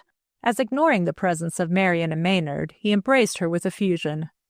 "No," he retorted, "but I think people will soon make me mad. I sent you a telegram, Lillian, not to return. Didn't you get it?" "I got it. Also the morning newspapers," dryly. "You might have telegraphed with as much effect to Mont Blanc not to freeze as to wire me not to come home after I read what took place here yesterday. So you are really here, Dan?" Shaking hands cordially with the actor before greeting Marian, whom she kissed warmly, then she subsided into the nearest chair and addressed her husband. "Now, Peter, what is it all about?" Burnham looked vexedly at his wife. There were times when her brusque manner tried his patience, but experience had taught him that she pursued one idea with bulldog tenacity, and if she had made up her mind to hear full particulars of the mysterious tragedy which had brought her hurrying back to Washington, she would sit in that chair until she had the information she desired. Burnham was saved replying to her question by the return of Mitchell and Coroner Penfield, and he welcomed the latter with relief. "My wife, Coroner Penfield," he said by way of introduction. "And Mrs. Van Ness, Mr. Maynard, you have already met." Penfield bowed to all in turn. "I am sorry, Mr. Burnham," he began, finding attention centered upon him, "but I really think it is necessary to close this room for a few days." "Why?" demanded Mrs. Burnham, and Penfield eyed her uneasily. He had heard much of her social position, her philanthropy, her eccentricities, and her caustic wit. In spite of her disheveled and dusty traveling costume, her air of breeding and quiet hauteur showed the characteristics which had gained her leadership among Washington's most exclusive society. "Sudden death has to be investigated, madame," explained Penfield, not relishing the persistent gaze of her penetrating cold blue eyes. "It is unfortunate that your library should have been the scene of this man's death. It is very unfortunate," agreed Mrs. Burnham, as Penfield paused, finding himself getting somewhat involved in his statement. "Have you and the police discovered the name of the individual who had the temerity to commit suicide in my house?" "He did not commit suicide." Penfield was losing patience, and the faint smile on Maynard's face nettled him. "The man was murdered." "Murdered?" Except for the exclamation, Mrs. Burnham sat bolt upright, silently regarding Penfield, who bore her fixed stare as long as he could and then changed his position. "We haven't been able to identify the man so far," he went on to say. "We have searched the rogues gallery, photographer studios, telegraphed his description to other cities, and no clue." "And no clue?" Mrs. Burnham's repetition of the words was parrot-like in its mimicry. "Did the dead man have no papers in his pocket? Were his clothes unmarked?" "They were," replied Penfield. "The only article to be found in the man's pockets was a string." He turned abruptly to Maynard. "You recall seeing the string?" "I do." Penfield looked relieved. "I'm glad you do," he exclaimed. "This case puzzles me, and I have given it so much thought that I concluded I had imagined the string." Burnham, who had seated himself near his wife, looked up. "Have you the string?" he asked. "No," glumly. "I recollect twirling it about my fingers just before Mrs. Ward fell unconscious to the floor.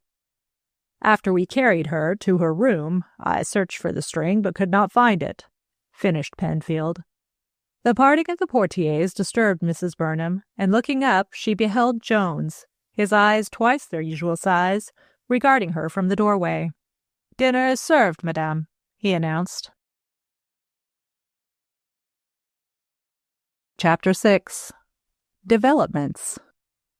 Scurrying footsteps caused Peter Burnham to stop unwrapping the bundle in his hand and dart to the door of his bedroom. From that vantage point, he saw Evelyn cross the hall and disappear down the staircase. He took quick note of her well-cut sports suit and the lovely bouquet of orchids pinned thereon. Evelyn, busily engaged in adjusting a stray curl under her smart tri-cornered hat, failed to observe her stepfather standing well back in the shadow of his doorway. Burnham waited in indecision until the slam of the front door reached him. Then, going back to his bureau, he closed its drawers and went swiftly to his wife's boudoir. Mrs. Burnham looked up at his approach and dropped her knitting in her lap.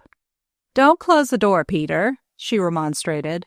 "It is very warm in here and the room is stuffy." "Then why not open the second window?" asked Burnham.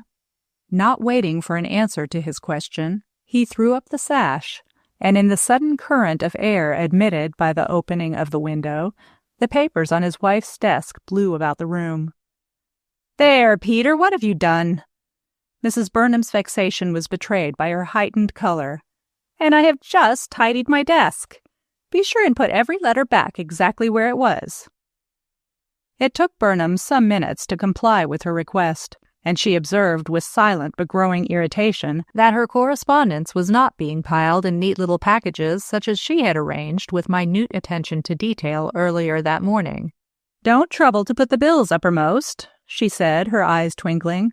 "That will do nicely, Peter. Come and sit down. You look warm," and her pointed knitting needle indicated the vacant armchair, the mate to the one she was occupying, which with her chair and table about filled the octagon-shaped wing of her boudoir. Burnham sat down with a short, discontented sigh. "I can't conceive why we closed the lodge and came in town so early," he grumbled, dabbing his forehead with a handkerchief. "Washington is unbearable." "The nights are not so bad, and if you would keep cool, Peter, you would not feel the heat so much." Mrs. Burnham took up her knitting. "If I remember correctly, it was you who first suggested our returning this month." Burnham moved restlessly and pursed up his lips. "Well, what could we do with Evelyn taking the bit in her teeth?" he demanded. "You cannot detain a girl in a convent by force, and she could not remain in the city unchaperoned." "True." Mrs. Burnham contented herself with a single word and knitted on in silence. "It is a great pity, Lillian," complained Burnham, growing restive under the short, quick glances with which his wife favored him, "that your discipline was so lax. In consequence, Evelyn has grown up with the idea that her wish is law." "She comes of a headstrong race," acknowledged Mrs. Burnham with a half-sigh. "Do not worry, Peter. Evelyn will consider herself madly in love a dozen times before she actually finds the man she will marry." Burnham leaned back in his chair and thrust his hands in his pockets. "René La Montagne is still in town," he announced. "Not really." Mrs. Burnham laid aside her knitting. "I understood he has been detailed to one of the aviation training camps in the South." "He hasn't gone yet, for Maynard told me that he saw him at the Shoreham Tuesday night." Mrs. Burnham made no comment, and her husband added with suppressed vehemence, "Tough luck." Mrs. Burnham drummed her knitting needles up and down on the arm of her chair in troubled silence. "I disapprove of international marriages," she said finally. "I have seen too many unhappy results. Take, for instance, Marian Van Ness." Her needles clicked loudly in the still room, and there was a decided pause before she added, "I don't really know the rights of the case, as Marian was married in Europe and passed her brief matrimonial career away from Washington, but—" Again Mrs. Burnham paused. "But I agree with the diplomat who said, 'Those whom the Atlantic has put asunder, let no man join together.'" "You will have a difficult task convincing Evelyn of your viewpoint," retorted Burnham. "If I don't mistake the signs, you may face an elopement, if, as I strongly suspect, Evelyn and René are carrying on a clandestine correspondence." Mrs. Burnham stooped to retrieve her ball of yarn which had rolled to the floor before she asked, "Where did you get that idea?" "From Jones, whose mysterious manner when I met him carrying a box of flowers to Evelyn and delivering a note surreptitiously made me suspicious. I promptly told him to report to you hereafter whenever letters and packages were given him for Evelyn." "Quite right." Mrs. Burnham spoke with decision.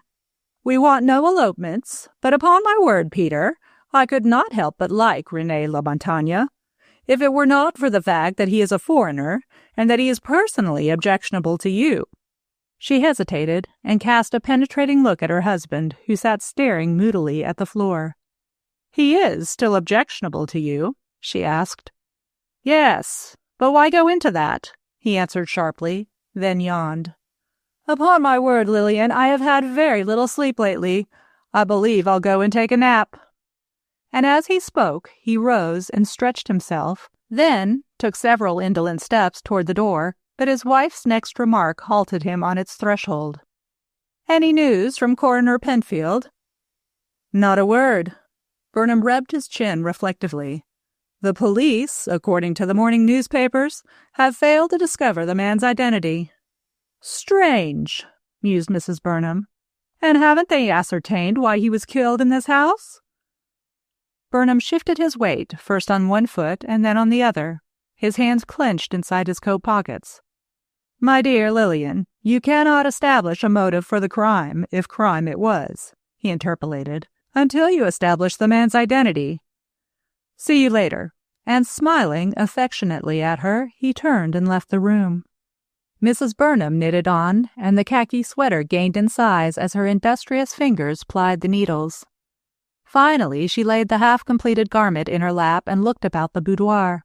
It was a pleasant room, light and airy, and its home-like atmosphere was borne out in its furniture still covered with summer chintz. The oddly shaped octagon wing added to its size and general appearance.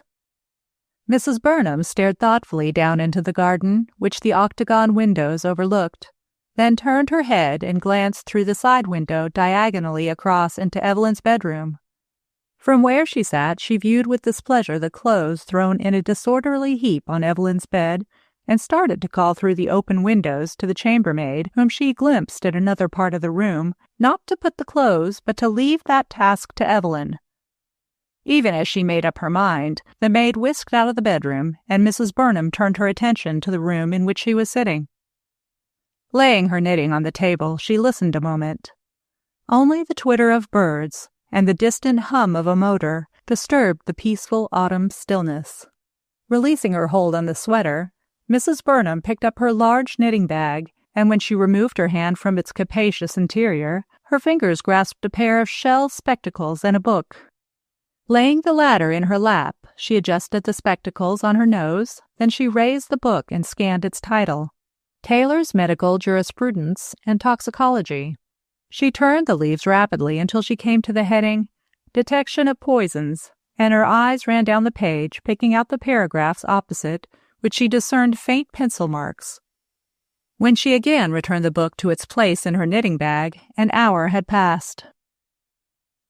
Blissfully unconscious that she had formed the chief topic of conversation between her stepfather and mother, Evelyn Preston, on leaving the house, hurried to DuPont Circle, and seeing a disengaged taxi waiting at the cab stand, she entered the machine and directed the chauffeur to take her to Potomac Park. As the taxicab threaded its way among the vehicles filling 17th Street below Pennsylvania Avenue, Evelyn gazed in wonder at the congested sidewalks. It was the noon hour, and clerks from the immense government buildings in the vicinity were hurrying to lunch and the cafeterias which had sprung up like mushrooms to meet the demands of hungry humanity. Evelyn mentally contrasted the scene with that in the same locality 6 months before, and shook her head in bewilderment. The once peaceful old-time residence district had been electrified into life by the iron hand of war. The taxicab, narrowly missing an oncoming touring car which zigzagged unpleasantly in its effort to make the turn into 17th Street, swung into Potomac Drive, and following Evelyn's directions, the chauffeur drove his car to the aviation field, which had been formerly the polo grounds of the national capital. The taxicab's approach had been observed from the hangar, and one of the officers standing near the building crossed the turf and was at the roadside when the car drew up. As Evelyn looked down into La Montagne's happy upturned face, all the doubts which had been tormenting her vanished. Without speaking, he jerked open the cab door and seated himself by her side. "My heart's dearest," he murmured in rapid French, "at last," and his hands clasped hers, and stooping, he kissed her in the shelter of the closed cab. "Mrs. Van Ness explained," he began a moment later. "Indeed she did, bless her," ejaculated Evelyn happily, in his native tongue which she spoke with barely an accent, and she touched her orchids with tender fingers. "These flowers came through her agency, as well as your dear note, Renee." "I followed her advice." La Montagne's face darkened. "But I like not to court you in secret, dear heart. Surely your mother is one to see reason. I am not," flushing, "objectionable, nor am I altogether without money." "I do not think it was mother who suppressed your letters," exclaimed Evelyn. "I suspect my stepfather—" An exclamation interrupted her. "I cannot understand a nature so complex," declared La Montagne. "Mr. Burnham, on the surface, perhaps, is the most gracious host." He paused abruptly. "But do not let us waste the precious hours talking of him. What of yourself?" And he scanned her with adoring eyes. "I am very well, and," with a shy upward look, "happy, now that your silence is explained." Her eyes filled with tears. "Ah, Renee, I was cruelly hurt by your apparent neglect." "Never think that of me again," exclaimed La Montagne, deep feeling in voice and gesture. "You are my ideal, my love. I will marry you with or without your mother's consent." Evelyn shook her head in dissent as she pressed his hand. "We will marry, but it will be with mother's approval," she said. "Mr. Burnham is clever, but he cannot hoodwink mother all the time, and," she nodded wisely, "I have a score to settle for what he made me suffer this summer." "Were you ill-treated, heart's dearest?" demanded La Montagne. "Oh, no. I chose the convent after a dispute with Mr. Burnham, who insisted that I accept Mary Palmer's invitation to spend the summer with her in the Adirondacks." She hesitated, then in a sudden burst of confidence, added a trifle incoherently, "I didn't care to accept because, you see, Mary's brother, Jim Palmer, has Well, he likes me." "I can well believe it," acknowledged La Montagne, and they laughed light-heartedly, but a shadow lurked in his handsome eyes as he glanced at her fresh young beauty. "And this Monsieur Jim, does he make love?" "Well, he tries to," admitted Evelyn, and a faint roguish dimple appeared in her cheek as a sudden recollection of a scene with Jim Palmer at the Chevy Chase Club brought a covert smile to her lips. "Mr. Palmer is my stepfather's most intimate friend, and so—" "He favors the match, I begin to see." La Montagne straightened his slender figure to military erectness. "There is a motive, then, for Mr. Burnham's animosity, other than that suggested by our good friend, Madame Van Ness.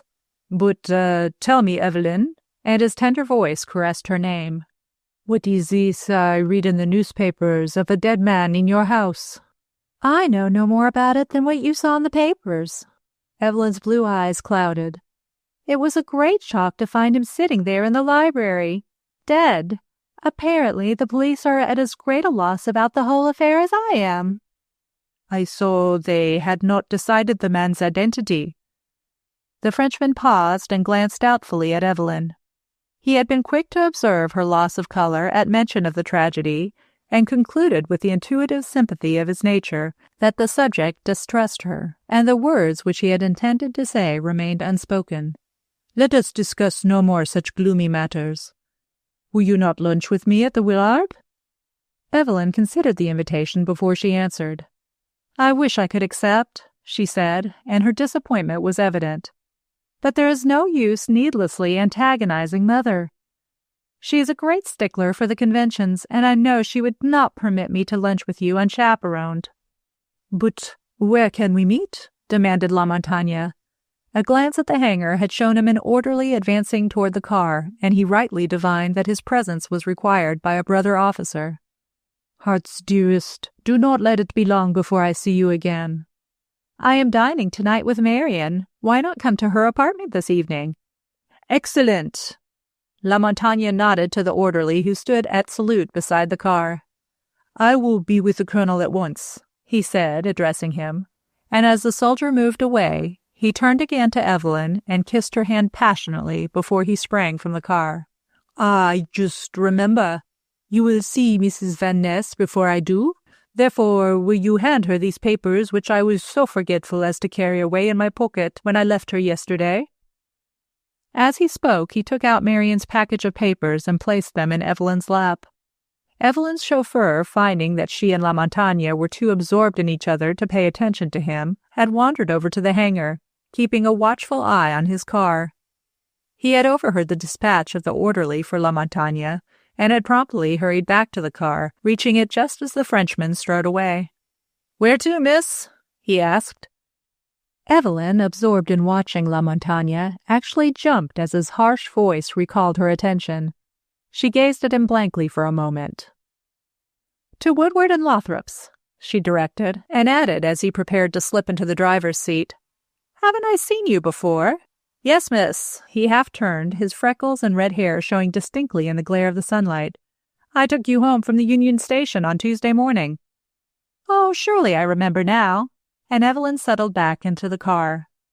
She was some time in doing her numerous errands, and it was 2 hours before the taxicab swung into her street and stopped with such abruptness in front of her door that her many packages, which partly filled the seat by her side, were deposited on the floor of the car.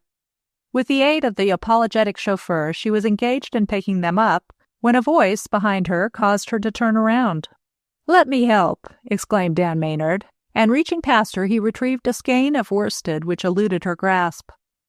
"Your mother was quite worried when you didn't return for luncheon. In fact," and his charming smile was contagious, "I believe I stopped her from sending the town crier after you." "And who was he?" asked Evelyn, laughing. "Burnham, perhaps." Maynard laughed also. "Let me pay the man. Your hands are full," as she fumbled for her purse. No, she protested, but Maynard, paying no attention, turned back to question the chauffeur, and before Evelyn could reach them, Maynard handed the man a banknote. "We can settle it later, Evelyn," he said. "Now don't let us squabble over a trifle." "A trifle?" Evelyn laughed gaily. "I don't call a 3-hour taxi bill a trifle. However, we'll let Mother arbitrate the dispute." "What is it?" as the chauffeur ran up to her. "Another package, miss." And touching his hat, he placed the bundle of papers on top of the packages she carried and retired. "Take care, you will drop them," cautioned Maynard, putting a steady hand on the packages.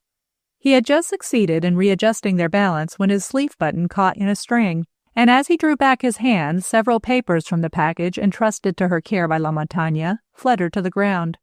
"Very awkward of me," exclaimed Maynard, annoyed by his carelessness, and he stooped to pick up the papers and return them to Evelyn.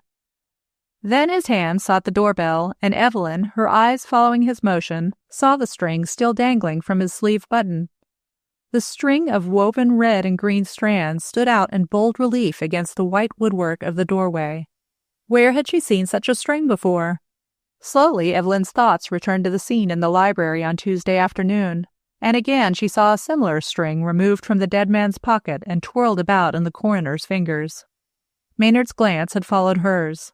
His finger pressed the button of the doorbell hard, then was removed as he held up his hand. "From which bundle did I pull this string?" he asked. Evelyn looked at the packages in her hand in uncertainty. Marian's bundle of papers was untied. A box of candy and some stationery were also minus their strings due to the careless handling they had received while she carried them about her with her on her shopping tour. "I really don't know," she replied. "Oh, Jones," as the worthy opened the front door, "do get me something to eat. I am famished." She turned back inside the hall to address Maynard, but he had stopped just outside the door and was carefully pocketing the red and green string. Chapter 7. The Fifth Man. Dr. Hayden threw aside the magazine he had been reading and, making himself more comfortable on the big lounge, puffed contentedly at his cigar as he looked over to where Jim Palmer and Peter Burnham sat playing chess. "Haven't you people finished the game yet?" he asked, yawning openly.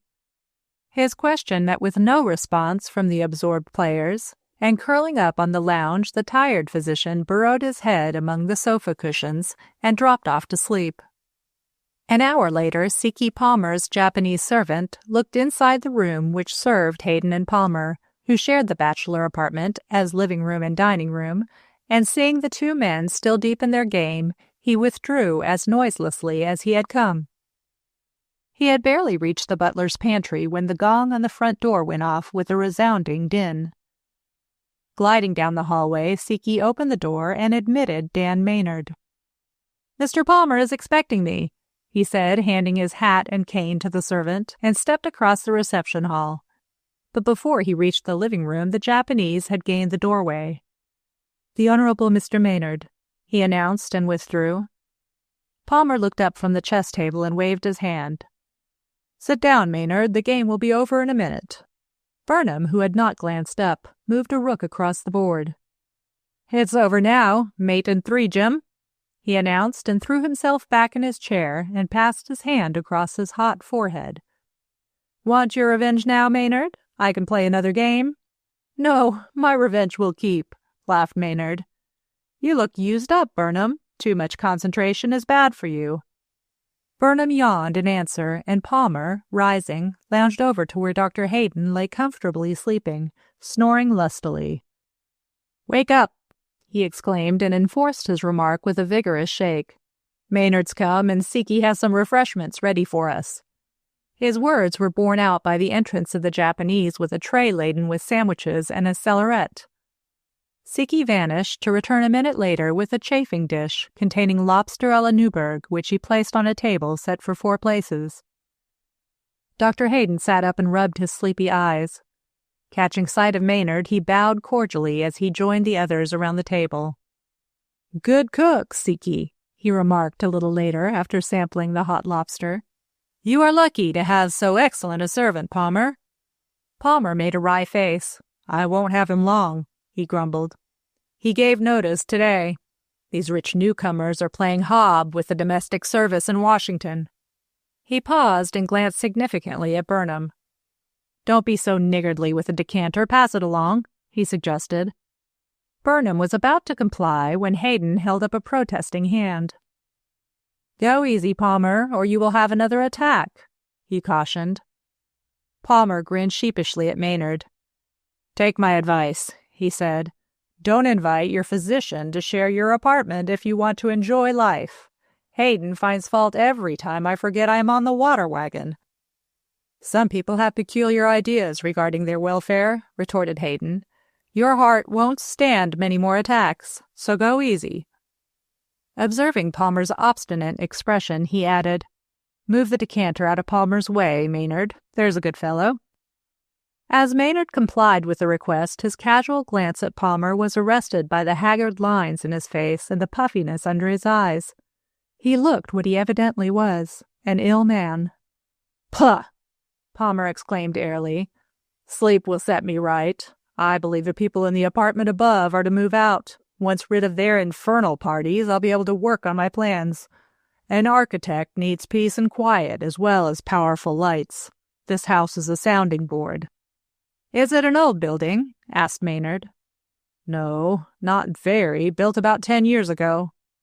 "The rooms are very commodious," commented Maynard, looking around the room, which was arranged with much artistic taste. "Glad you like it," exclaimed Palmer, much gratified. "I was the architect. By the way, Burnham, who do you suppose leased one of the smaller apartments this summer?" "Marian Van Ness." "So she told me," returned Burnham shortly. Maynard, who had glanced up at the mention of Marian's name, helped himself thoughtfully to some Newburgh. "Any apartments vacant, Palmer?" he inquired. The architect nodded affirmatively. "Then I might rent one, as I plan to remain in Washington until December at least." "Surely you will stay with us?" Burnham looked hurt. "We want you to stay with us, Maynard." "Are you sure I won't be imposing on your hospitality?" asked Maynard. "I feel perhaps you and Mrs. Burnham would rather not be bothered with a guest just at this time." "Nonsense. We don't want to be alone." Burnham spoke with great vehemence, and his 3 companions looked at him in surprise. With an effort, he strove to gain control over his emotion. That man's death is getting on our nerves," he admitted, and the hand holding his wine-glass shook. "Neither my wife nor I feel the same since the tragedy. It's so devilish mysterious." "The police will soon clear it up," said Hayden cheerily. "Give them time, Burnham." "I would if I had any faith in their methods," Burnham rejoined. "What have they done to date? Nothing." "Apparently not a thing," amended Maynard. "The police don't tell everything they know, Burnham. They may have unearthed the whole lot, which will come out at the inquest." "Then I wish they would hold the trial." Burnham tossed down his napkin. "There is no reason in such secrecy. Let them arrest the murderer at once."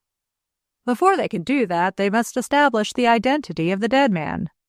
Maynard waited until Siki had removed his plate, then continued. "That is the logical end to work from in solving the riddle." Dr. Hayden nodded his agreement. "The police are working along those lines," he said. "To date, they have made negative progress, and yet—" He paused until Siki departed with the empty chafing dish. "What were you going to say?" demanded Burnham. "Only that I stopped to see Coroner Penfield this afternoon and found him working in his laboratory. He was making a test of the dead man's hair.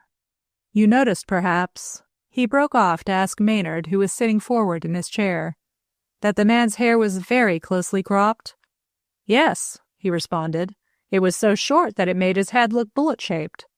The coroner is nettled because this case has baffled him, so he set his wits to work," continued Hayden.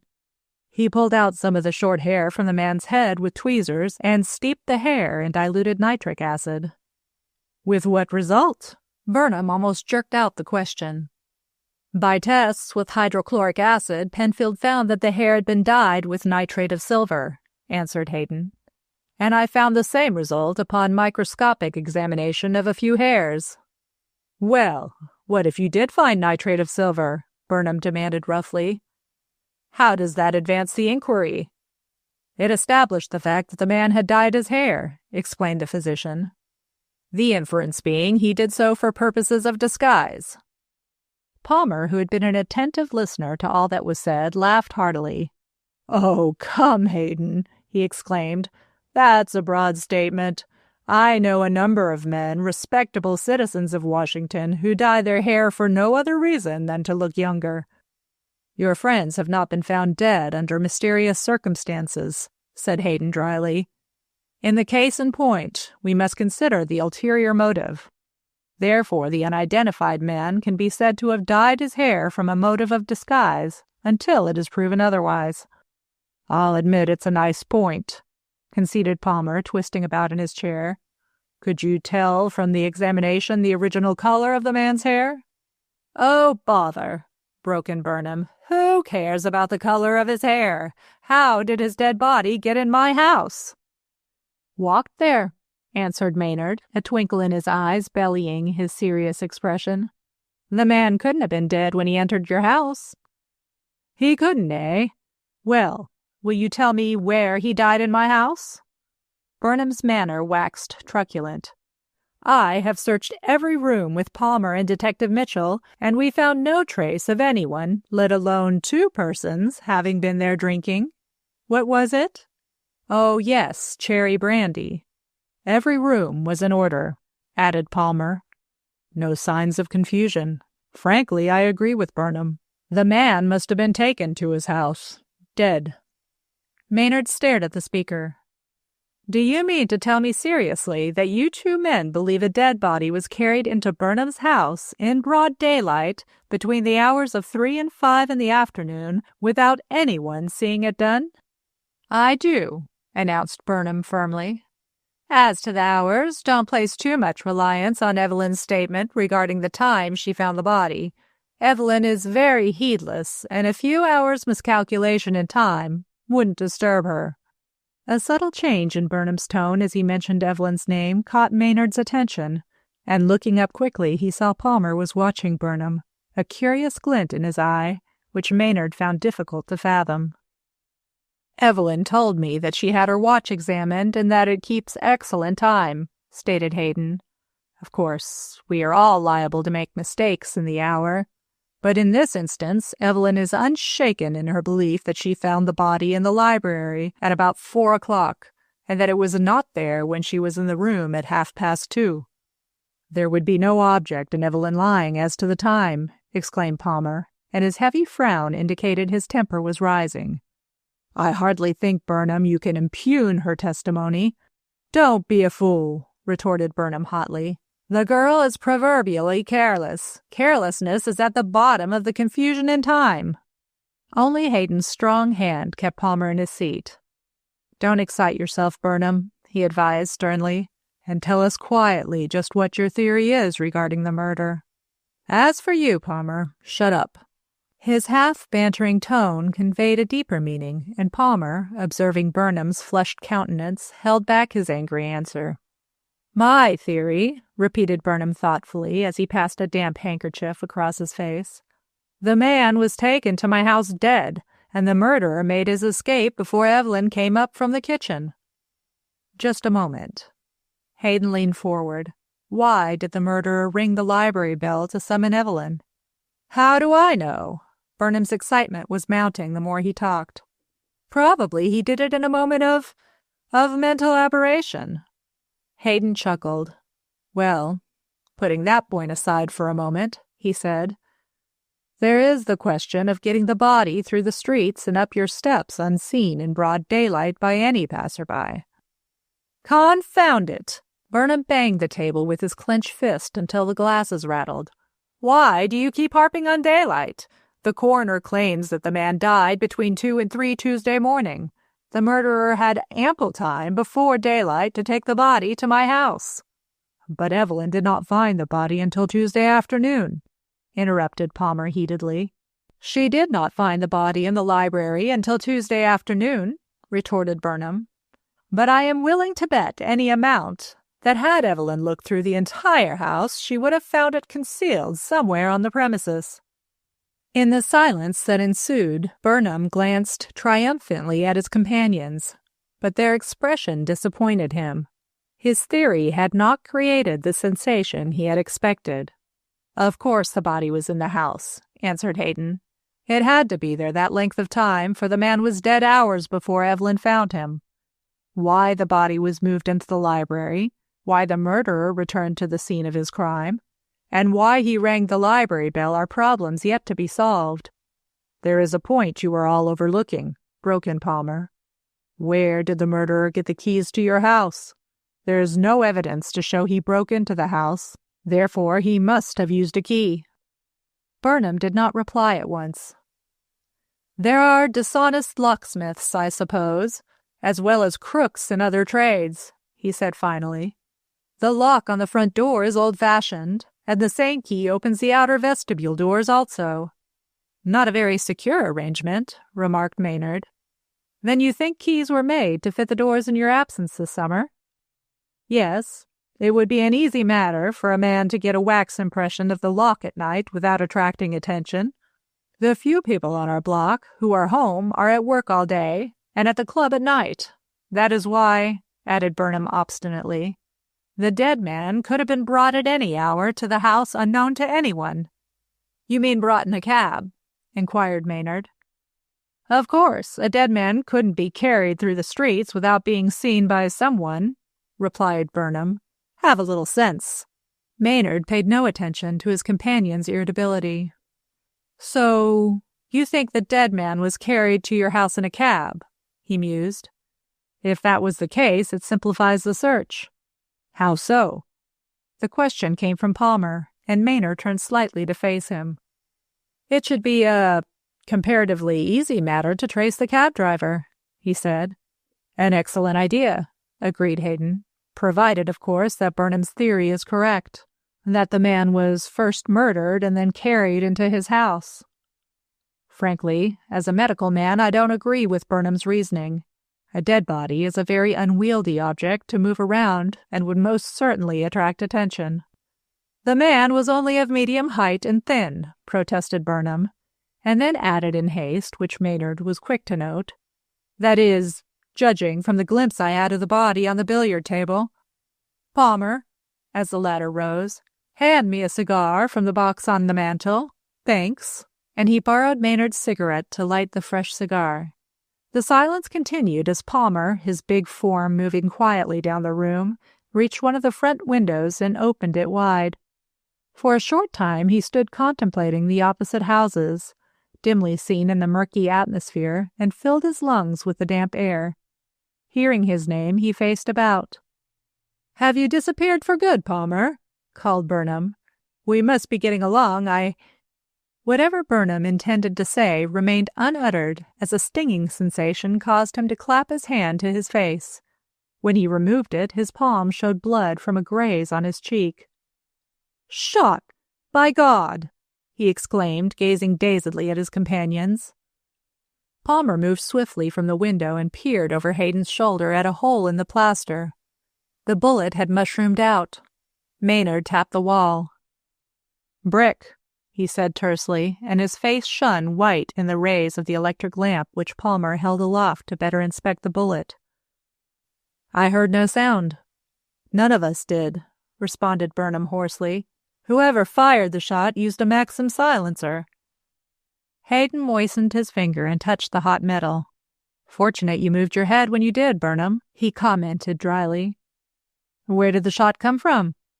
A sudden stronger puff of air rattled the newspapers lying near the open window, and the men turned in that direction. "Jove, the window!" Palmer sped in that direction. "I saw no one on the balcony when I looked out a few minutes ago. Then you called, Burnham." Maynard, who had hurried with him to the window, leaned far out and looked up and down the balcony which ran across the front of the apartment. "Who owns the next apartment?" he demanded, observing that another window opened upon the balcony. "There, where the window is." "That's our hall window," explained Palmer. Turning on his heel, he hurried into the reception hall with such speed that he collided violently with his Japanese servant. "Siki, what are you doing there?" he demanded. "I come to answer the door, most honorable sir," responded the servant, and glancing ahead, Palmer saw the front door to his apartment was ajar, and that a shadowy form stood in the corridor just outside the entrance. "What do you want?" he asked, pushing Siki to one side and switching on an additional light. By its aid, he saw that the man in the corridor was a French officer. "I come to inquire the way to the apartment of Madame Vaness," the Frenchman stated, observing with well-bred surprise Palmer's agitated appearance. "Right upstairs, next floor," the latter snapped. And shutting the door, he was in time to catch Burnham as he staggered to a seat in nervous collapse. "It's that damned Frenchman!" Burnham could hardly articulate, and Hayden hastened to his aid. "He tried to kill me." "He who?" demanded Maynard, who had lingered behind at the window to look up and down the street before joining them. "Who tried to kill you?" "René Lamontagne," gasped Burnham, and slipped back insensible. Chapter 8. Further Developments. Under the full glare of the electric lights which he had turned on, Palmer tramped uneasily up and down his living room while he waited for Hayden to return from the bedroom where the three men had taken Peter Burnham 20 minutes before. Maynard, more self-controlled, sat before the chessboard, and utterly lost to his companion's continued restlessness. He moved the chessmen about, intent only on solving some abstruse problem. The minutes dragged along before Palmer's impatience was finally rewarded by the entrance of the physician. "Burnham has regained consciousness and is resting more easily," he announced as the two men came toward him. "If he continues to improve, I see no reason why he should not return home a little later. If not, he can have my bedroom," interrupted Palmer. "But someone will have to tell Mrs. Burnham." Palmer did not look happy at the thought. "Guess it's up to you, Maynard, to break the news. You are their house guest." Hayden walked over to the wall and stared at the bullet then. Without speaking to his companions, he paced off the distance to the window facing the balcony which still remained open, and reaching there he turned and studied the room. "The bullet must have come from this direction," he said. "Burnham was sitting directly in the line of fire. Did you see anyone lurking on the balcony, Palmer, when you looked out?" "No, and yet someone must have been hiding there." Palmer stepped over to the window. "It's a dark night," pointing to the overcast sky and foggy atmosphere. "And the light in this room made the balcony darker by contrast. I don't see how anyone could have gotten on the balcony from the hall in the brief time which elapsed between my turning my back to the window and the firing of the shot. It was like that." A snap of his fingers illustrated his meaning. Maynard moved nearer. "An agile man could do it." He spoke with conviction. "I found the balcony window in the hall standing wide open." Palmer walked down the room to the desk telephone. "Then I think we had better call in the police," he said. "Captain Lamontagne can explain his presence in the corridor to them." "He did, to you," retorted Maynard warmly. "He stated he was looking for Mrs. Van Ness's apartment. Lamontagne is absolutely straight. I have known him for years. He would not stoop to assassination." "But Burnham's words implied," objected Palmer. "Don't place too much reliance in Burnham's statement," interrupted Hayden. "He made it when half delirious. Better wait until he is in a condition to explain more fully the grounds for the animosity which, judging from his remark, exists between him and Lamontagne." "A wise suggestion," declared Maynard heartily. "Doctor, you have sense. Now, Palmer, put down the telephone, and let us investigate this matter ourselves without calling in the police. At any rate, not now," he added, seeing Palmer still kept hold of the telephone. "Suppose I go up to Mrs. Van Ness's apartment and see if Lamontagne is there. Then I'll come back and report what I learn." Palmer set the telephone back on the desk. "I'll go with you," he announced. "Siki's here, Hayden. If you need aid in looking after Burnham, just ring for him, or send him up for us. Come on, Maynard." And he started for the door, Maynard keeping step with him. They found the corridor deserted as they walked down its length toward the staircase. "Mrs. Van Ness's apartment is on the next floor," remarked Palmer. "No need of taking the elevator." And in silence the two men mounted the stairs. On reaching the top, Maynard, who was slightly in advance of his companion, found the corridor blocked by several suitcases and a trunk. A man, standing by the freight elevator shaft, left off ringing the bell and hurried toward Maynard. "Beg pardon," he exclaimed, hauling the trunk to one side to permit Maynard and Palmer passing along. "I thought the elevator would be here now. Evening, Mr. Palmer," and he touched his cap on recognizing the architect. "Oh, Sam." Palmer nodded affably to the taxi driver. "Who's moving out tonight?" "The party in 41, sir, and he's going to miss his train if he don't look sharp." Sam pushed back his cap to mop the damp red hair which tumbled down on his forehead. "He was to send the janitor up on the freighter for his things, but I bet he's a-sitting in my car wondering where I'm at. These here foreigners are mighty queer acting sometimes." Palmer laughed.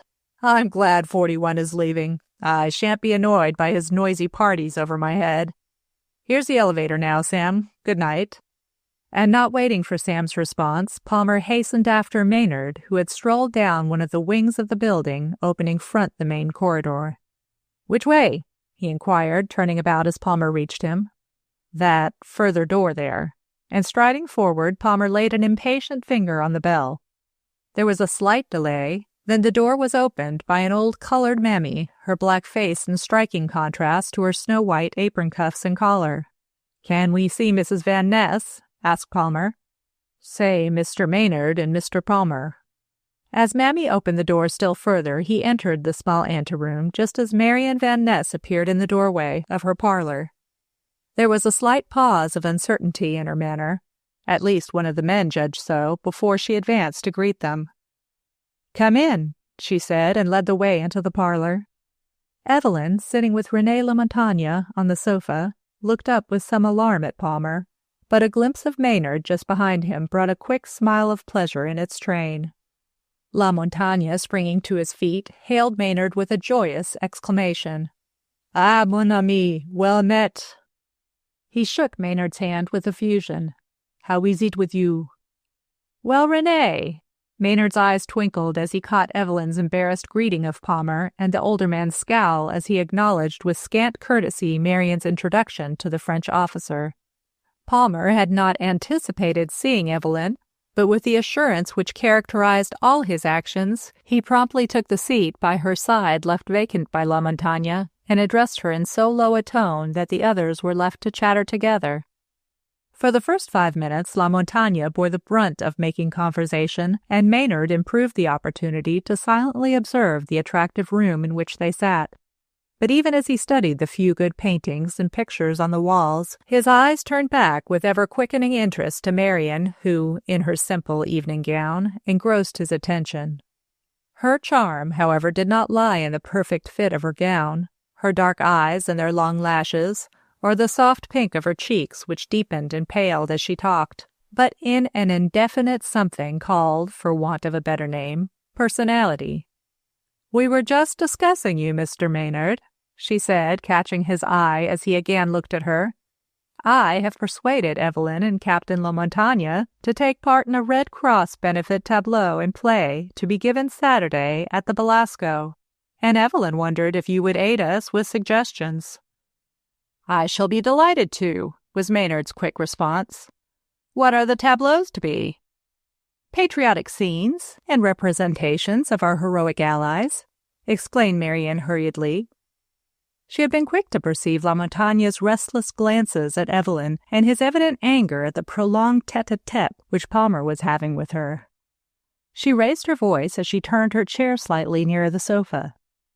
"I already have your costume ordered, Evelyn. Your tableau will not require much rehearsing." "I'll ask Mother if I may take part," replied Evelyn, glad of an opportunity to make the conversation general.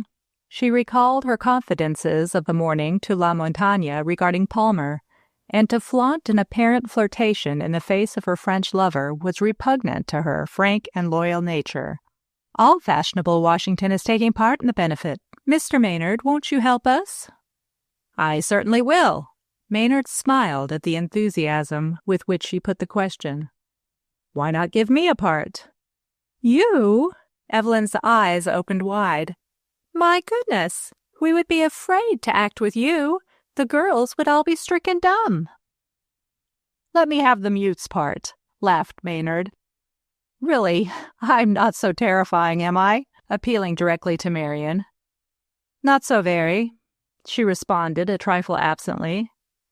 The play is trite, some society hodgepodge, and not, she stumbled in her speech and continued quickly, not worthy your histrionic talent, Mr. Maynard. But there is a tableau which, if you would undertake, would be a great drawing card. Put me down for it, declared Maynard, and let me know the hours of rehearsal. How about you, Palmer? Are you doing your bit in the benefit? I'm helping with the stage effects. Palmer shrugged his shoulders indifferently. Not much work there, for the local theaters have loaned all necessary scenery. What part have you planned for me, Madame Van Ness? Asked La Montagne, while his eyes eagerly sought Evelyn, who answered his question with a saucy smile. I hear you're to sing the Marseillaise, she said. Now don't refuse. Refuse? I? La Montagne would have risen and gone to her, but the pressure of Maynard's foot on his under the table recalled the excitable Frenchman to the fact that he and Evelyn were not alone. I will do anything, he announced. I but await orders. That is what we all do these days, broke in Maynard. He glanced at Palmer and at La Montagne. Would Palmer make the first move to go, or was he waiting for him to do so? Evelyn's presence complicated the situation. He did not wish to tell her that her stepfather had been shot and narrowly escaped death, nor did he wish La Montagne to leave before he could question him as to his presence in the corridor outside Palmer's open hall door just after the attempted assassination. He himself could not go without offering to see Evelyn home, and courtesy demanded that he wait for her to make the first move to leave. For all his self-control, Maynard was conscious of a desire to throttle Palmer, who, having captured the conversational ball, was keeping it rolling by talking every instant. Maynard wondered if Palmer had forgotten the errand which had brought them there in his absorption of Evelyn and his endeavor to monopolize her. Maynard rested his elbow on a mahogany table by which he sat, but his elbow slipped on the polished surface and a shower of papers, dislodged by his sudden movement, slid to the floor. With a quick word of apology, he stooped to pick them up, La Montagne lending his assistance. "It is really my fault," exclaimed Evelyn, who had turned to see what the commotion was about. "I had no business to leave your papers there, Marian." "My papers?" echoed Marian. "What papers do you refer to, Evelyn?" "Why, those Captain La Montagne asked me to return to you." Evelyn bit her lip. She had spoken hastily, forgetting that she had decided to tell no one of meeting La Montagne in Potomac Park that morning. Palmer would be very likely to tell her mother, or worse, her stepfather. Again Evelyn bit her lip in vexation. "They are the papers I carried home for you and carelessly left them in my tunic, madame," explained La Montagne. "I, fearing I might not meet you so immediately, asked Miss Preston that she take them in charge. I trust my walk away with the papers did not distress you, Madame Van Ness." Marian's smile was very charming. "You have not inconvenienced me," she said. "The papers were unimportant. Must you be going?" she added swiftly, seeing Palmer rise. The architect, surprised by the question, stared at her in some confusion. He had simply risen because he was too nervous to sit still longer. Maynard, mistaking Palmer's confusion for hesitancy, rose also. "We must be off," he said. "Just dropped in for a friendly chat. Can't I see you home, Evelyn?" "Thanks, Mr. Maynard, but I'm spending the night with Marian." "Are you going also?" As La Montagne, seeing the two men remain standing, rose to his feet. Before the Frenchman could answer her question, Maynard spoke for him. "We are going to carry off Renee," he laughed. "Don't begrudge us the privilege of a talk about France, Evelyn. I have messages for La Montagne, Mrs. Van Ness." His direct gaze held hers. "I hope very soon to be a neighbor of yours, as Palmer tells me there is a vacant apartment in the building. Will you let me come and see you again?" Marian held out her hand. It remained but a second in his strong clasp, then was withdrawn. "I shall always be happy to see you and Mr. Palmer," she announced, and the inclusion of Palmer's name robbed the message of any special cordiality to Maynard alone. Palmer's reply was mingled with his goodbyes to Evelyn. He was determined to have the last word with her, but La Montagne outmaneuvered him, and just as the other man stepped into the corridor, he whisked back into the apartment to return a second later to the corridor, smiling happily. "Pardon," he exclaimed blandly. "Shall we take the elevator or walk?" "Walk," jerked out Palmer, his temper getting the upper hand, and La Montagne's eyebrows rose as he glanced significantly at Maynard. He said nothing more, however, and accompanied his companions in silence to the next floor, where Palmer halted. "Will you please explain," he began, "why you stopped at the door of my apartment earlier this evening?" "To inquire the direction of Madame Van Ness's apartment." La Montagne glanced at him in mild surprise. "I told you so when you questioned me before." "So you did, but you did not tell me why you walked into my apartment and out on the balcony," retorted Palmer. "But I did no such action." La Montagne looked in bewilderment at Maynard, standing silently by them. "Tell us, La Montagne," began Maynard hurriedly, and thereby checking Palmer's next question. "Did you find the front door of the apartment ajar?" "Do you mean opened?" Maynard nodded. "But yes, and hearing voices inside, I thought to inquire my way." "Inquire your way," repeated Palmer mechanically. "I have seen you often this autumn going upstairs in this building." "True, to visit my friend Major Jean," calmly. "He left today." La Montagne looked more closely at Maynard and Palmer, and their serious manner surprised him. "I fear I unintentionally intruded by stopping at your door," he said haughtily, and he straightened himself. "I would not have risked disturbing you, but then I saw a man leave your door a second before." "A man?" Palmer came closer. "Did you see who he was?" "I called to him to wait," went on La Montagne, not answering the question directly. "But he did not evidently hear my hail or my question regarding Madame Van Ness's apartment, for he did not stop." Maynard, listening with eager attention, looked his disappointment. "Have you no idea who the man was?" he demanded. "It's important, René. Can't you describe the man?"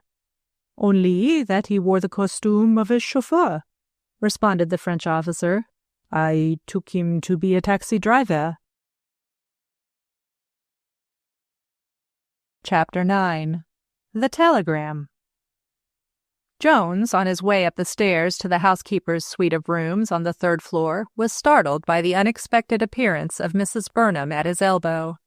Absorbed in carrying the heavily laden tray without spilling its contents, he had failed to hear her footsteps on the stair behind him.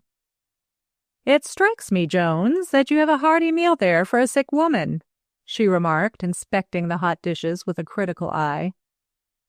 "Mrs. Ward sent down word she particularly wanted a steak and all the rest," stammered Jones. "Cook and I just carried out her orders, ma'am. Shall I take off any of the dishes?" "Oh, no. See that Mrs. Ward has every attention, Jones. I was only wondering—" Mrs. Burnham paused thoughtfully. The housekeeper was indulging in a very substantial meal for one who claimed to be a seriously ill woman. "Carry the tray to Mrs. Ward, Jones. But see that you do not mention my comment upon her appetite." "Yes, ma'am. Certainly, ma'am," stuttered Jones and hurried on his way. He stood in great awe of Mrs. Burnham, whose caustic comments when she found him careless in his work had made an indelible impression. Jones's tap at the housekeeper's door brought a pretty chambermaid who dimpled into a smile at sight of him. They had no opportunity to exchange a word, for Mrs. Ward called to her to take the tray and shut the door. "Put the tray here," she directed, tapping the chair by her bed. "That will do," she added a moment later as the maid arranged the dishes within easy reach of her hand. "Thank you. Don't wait any longer." Waiting until the pretty chambermaid had disappeared into the adjoining room, Mrs. Ward listened until her sharp ears caught the click of the latch of her sitting-room door and convinced her that she was alone. Raising herself on her elbow, she proceeded to eat with avidity. She had just finished the last morsel of bread when the door of her bedroom opened and Mrs. Burnham walked in. "Good morning, Matilda," she said cheerily. "Glad to see you are so much better." Mrs. Ward settled back on her pillow and pulled the bedclothes up about her throat. "Good morning," she replied. "It's very good of you to come and see me so early in the morning." Mrs. Burnham, who was not noted for early rising, flushed at the housekeeper's insolent air. She was a woman, however, who carried the war into Africa when occasion arose, and discourtesy from a subordinate or servant instantly aroused her resentment. "I expected to find you up, Matilda," she said. "Dr. Hayden told me last evening that he had crossed you off his list of sick patients." "I know how I feel better than Dr. Hayden," responded Mrs. Ward sullenly. "I am not able to work. I am as weak as a kitten." "Staying in bed won't strengthen you," answered Mrs. Burnham practically. "Come, be sensible. Follow Dr. Hayden's orders." "I shan't." "But, Matilda, you can't stay in bed." "I can, too, until I am strong enough to get up," with sullen anger. "I need nourishing food and rest. I've worked hard all summer, Mrs. Burnham. Surely you don't begrudge me a few crumbs?" Mrs. Burnham eyed her wrathfully. "You can hardly call your breakfast a few crumbs," she retorted, pointing to the empty dishes. "You have licked the platters clean, Matilda," a spark of humor lighting her eyes. "What nonsense! Of course I don't begrudge you all the good cooking you require, and a nurse if necessary. But I do object to your malingering." "I am not malingering." "Oh, yes, you are," with stern emphasis. "And I want to know why." Mrs. Ward clutched the bedclothes, but a look at Mrs. Burnham's face made her change her angry answer to a more wheedling tone than she had intended using. "After all my years of faithful service, you come and accuse me of that?" she began. "I wouldn't have thought it of you, Mrs. Burnham." Her face worked, and a few tears brimmed over her eyelids and ran down on the coverlet. "Stop crying!" exclaimed Mrs. Burnham. "I have no intention of hurting your feelings, Matilda. I came here to get facts." "Facts about what?"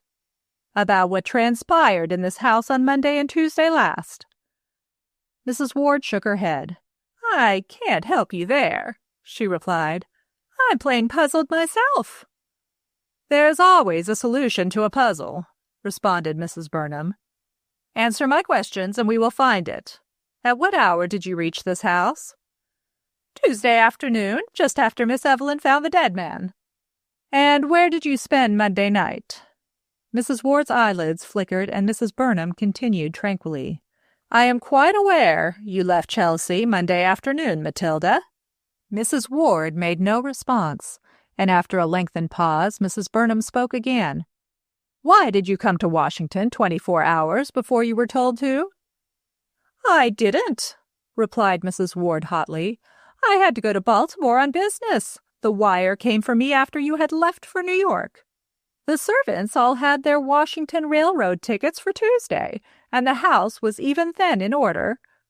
So I didn't see any harm, ma'am, in leaving Jones to close the house. You've always trusted him." "I still trust Jones," dryly. "That is not the point. I wish to know why you displayed so much emotion on the discovery of the dead man in our library." For answer, Mrs. Ward felt about under the bolster and produced a much-thumbed telegram, which she handed to Mrs. Burnham, who read the brief message it bore. "Mother worse. Come, Annie." "Who is Annie?" she inquired, handing back the telegram. "My niece." Mrs. Ward wiped her eyes with a corner of the sheet and thereby concealed from view a red and green string which had slipped from under the bolster in her exertions of searching for the telegram. "My sister died just after I got there." Mrs. Ward was talking volubly as she pushed the string safely beneath the bedclothes. "Her death was a great grief, and on top of it I found a dead man here. It clean bowled me over, for I'm not as young as I was, Mrs. Burnham." Mrs. Burnham considered her housekeeper in silence. She was certainly thinner than she had seen her in some time, and there were heavy lines in her face which had not been in evidence a week before.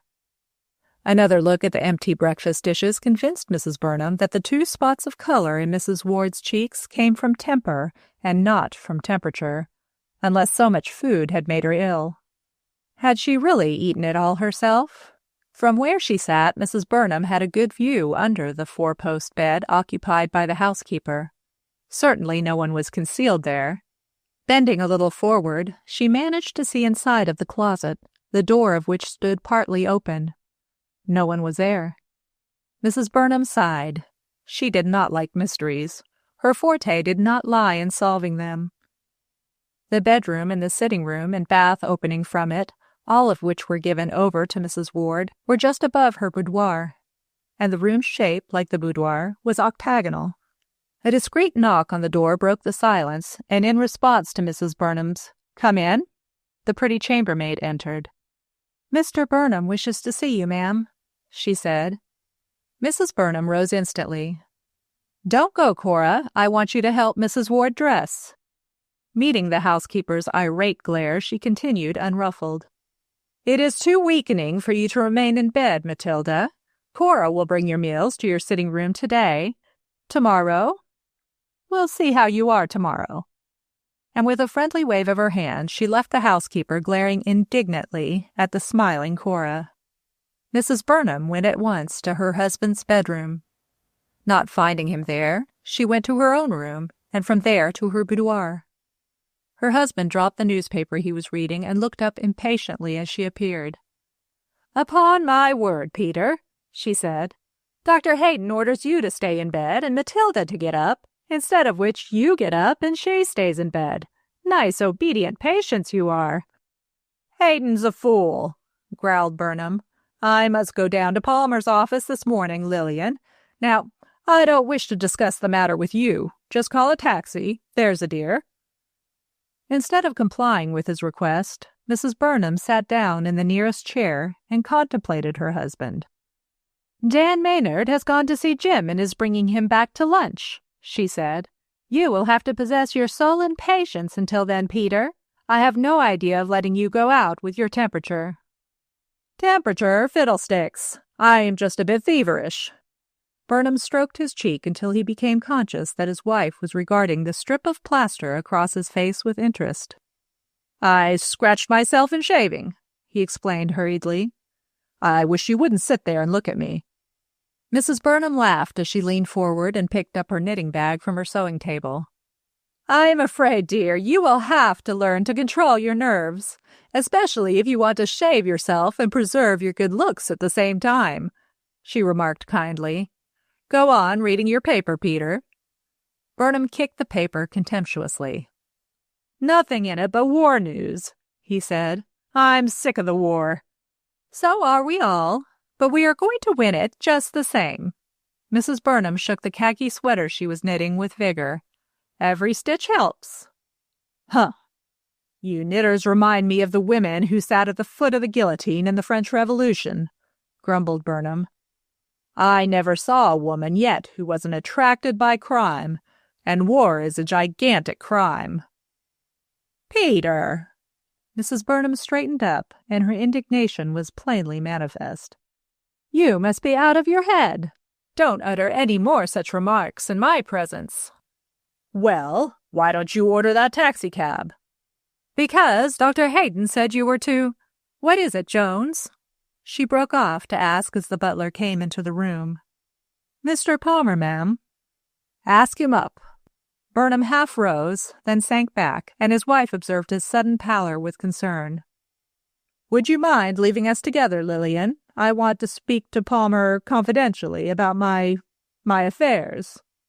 "Are you strong enough? Better wait, Peter," she coaxed. An obstinate frown was her only answer, and before she could raise further objections, James Palmer was ushered in by Jones. "You come at an opportune moment, James," exclaimed Mrs. Burnham, shaking hands cordially. "Peter was determined to go and see you, notwithstanding I told him Dan Maynard would bring you back to lunch with us." Burnham, who had darted an impatient look at his wife, pointed to a chair near the one he occupied. "Sit down," he suggested. "The police have barred us from the library. Most insulting, I call it," he added bitterly. "So we shall have to smoke here, if you don't mind, Lillian." "Not in the least." Contrary to her husband's hopes, Mrs. Burnham made no motion to leave the room. but instead went placidly on with her knitting. "Did you meet Evelyn downstairs, James?"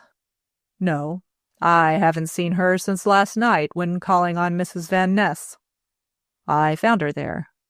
Palmer paused to pick up the newspaper which lay at his feet and folded it neatly before laying it on the sewing table. "Mrs. Van Ness," repeated Burnham thoughtfully. "Oh, didn't Captain La Montagne mention last night that he was looking for Marian Van Ness's apartment, Palmer?" "Yes." Palmer looked over at Burnham, and their glances met. "The captain was with Mrs. Van Ness and Evelyn when I called there." Mrs. Burnham missed a stitch, and when she again looked up from her knitting, she found her husband gazing out of the window, and Palmer just lighting a cigarette. "With your permission," he said, holding it up. "Certainly. I don't object to tobacco smoke."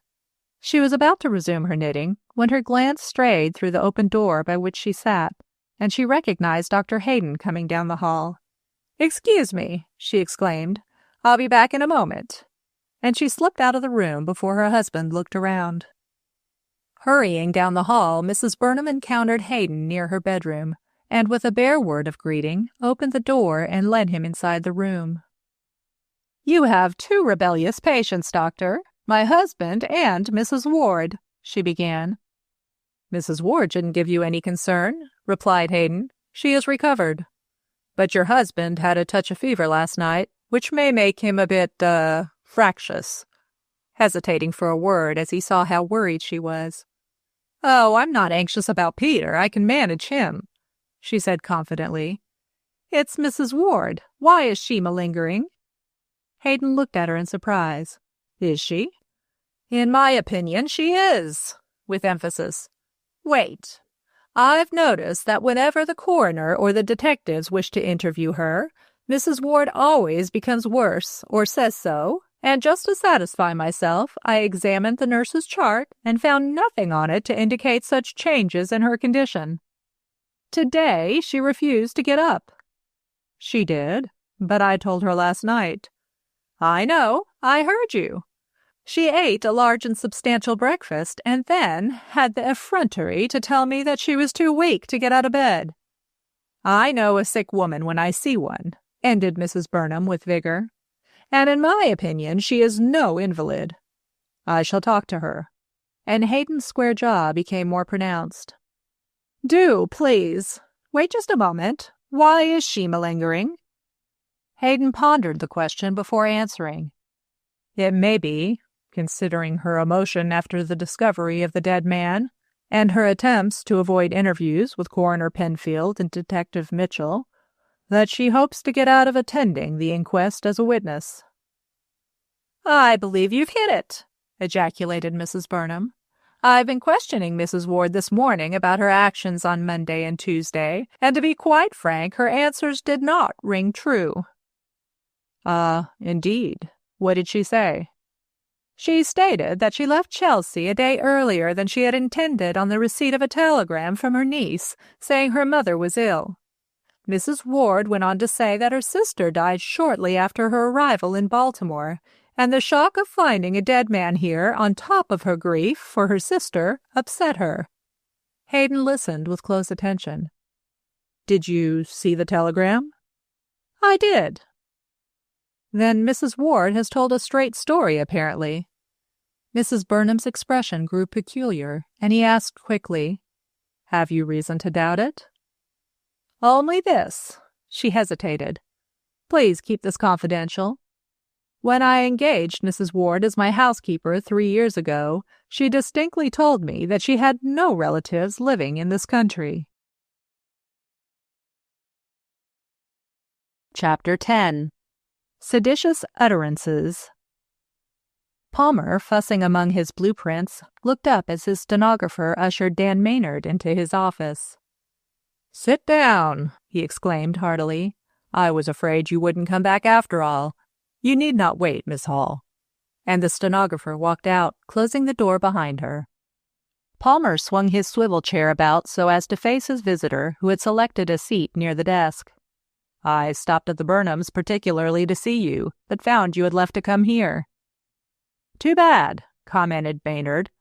I should have telephoned first before going to the rehearsal of the tableau at the Belasco to ask you to wait for me. My stupidity." He leaned a little nearer. "Have you seen the taxi driver?" "Not yet." Maynard's face fell. He had jumped to the conclusion from Palmer's manner that he had news of importance.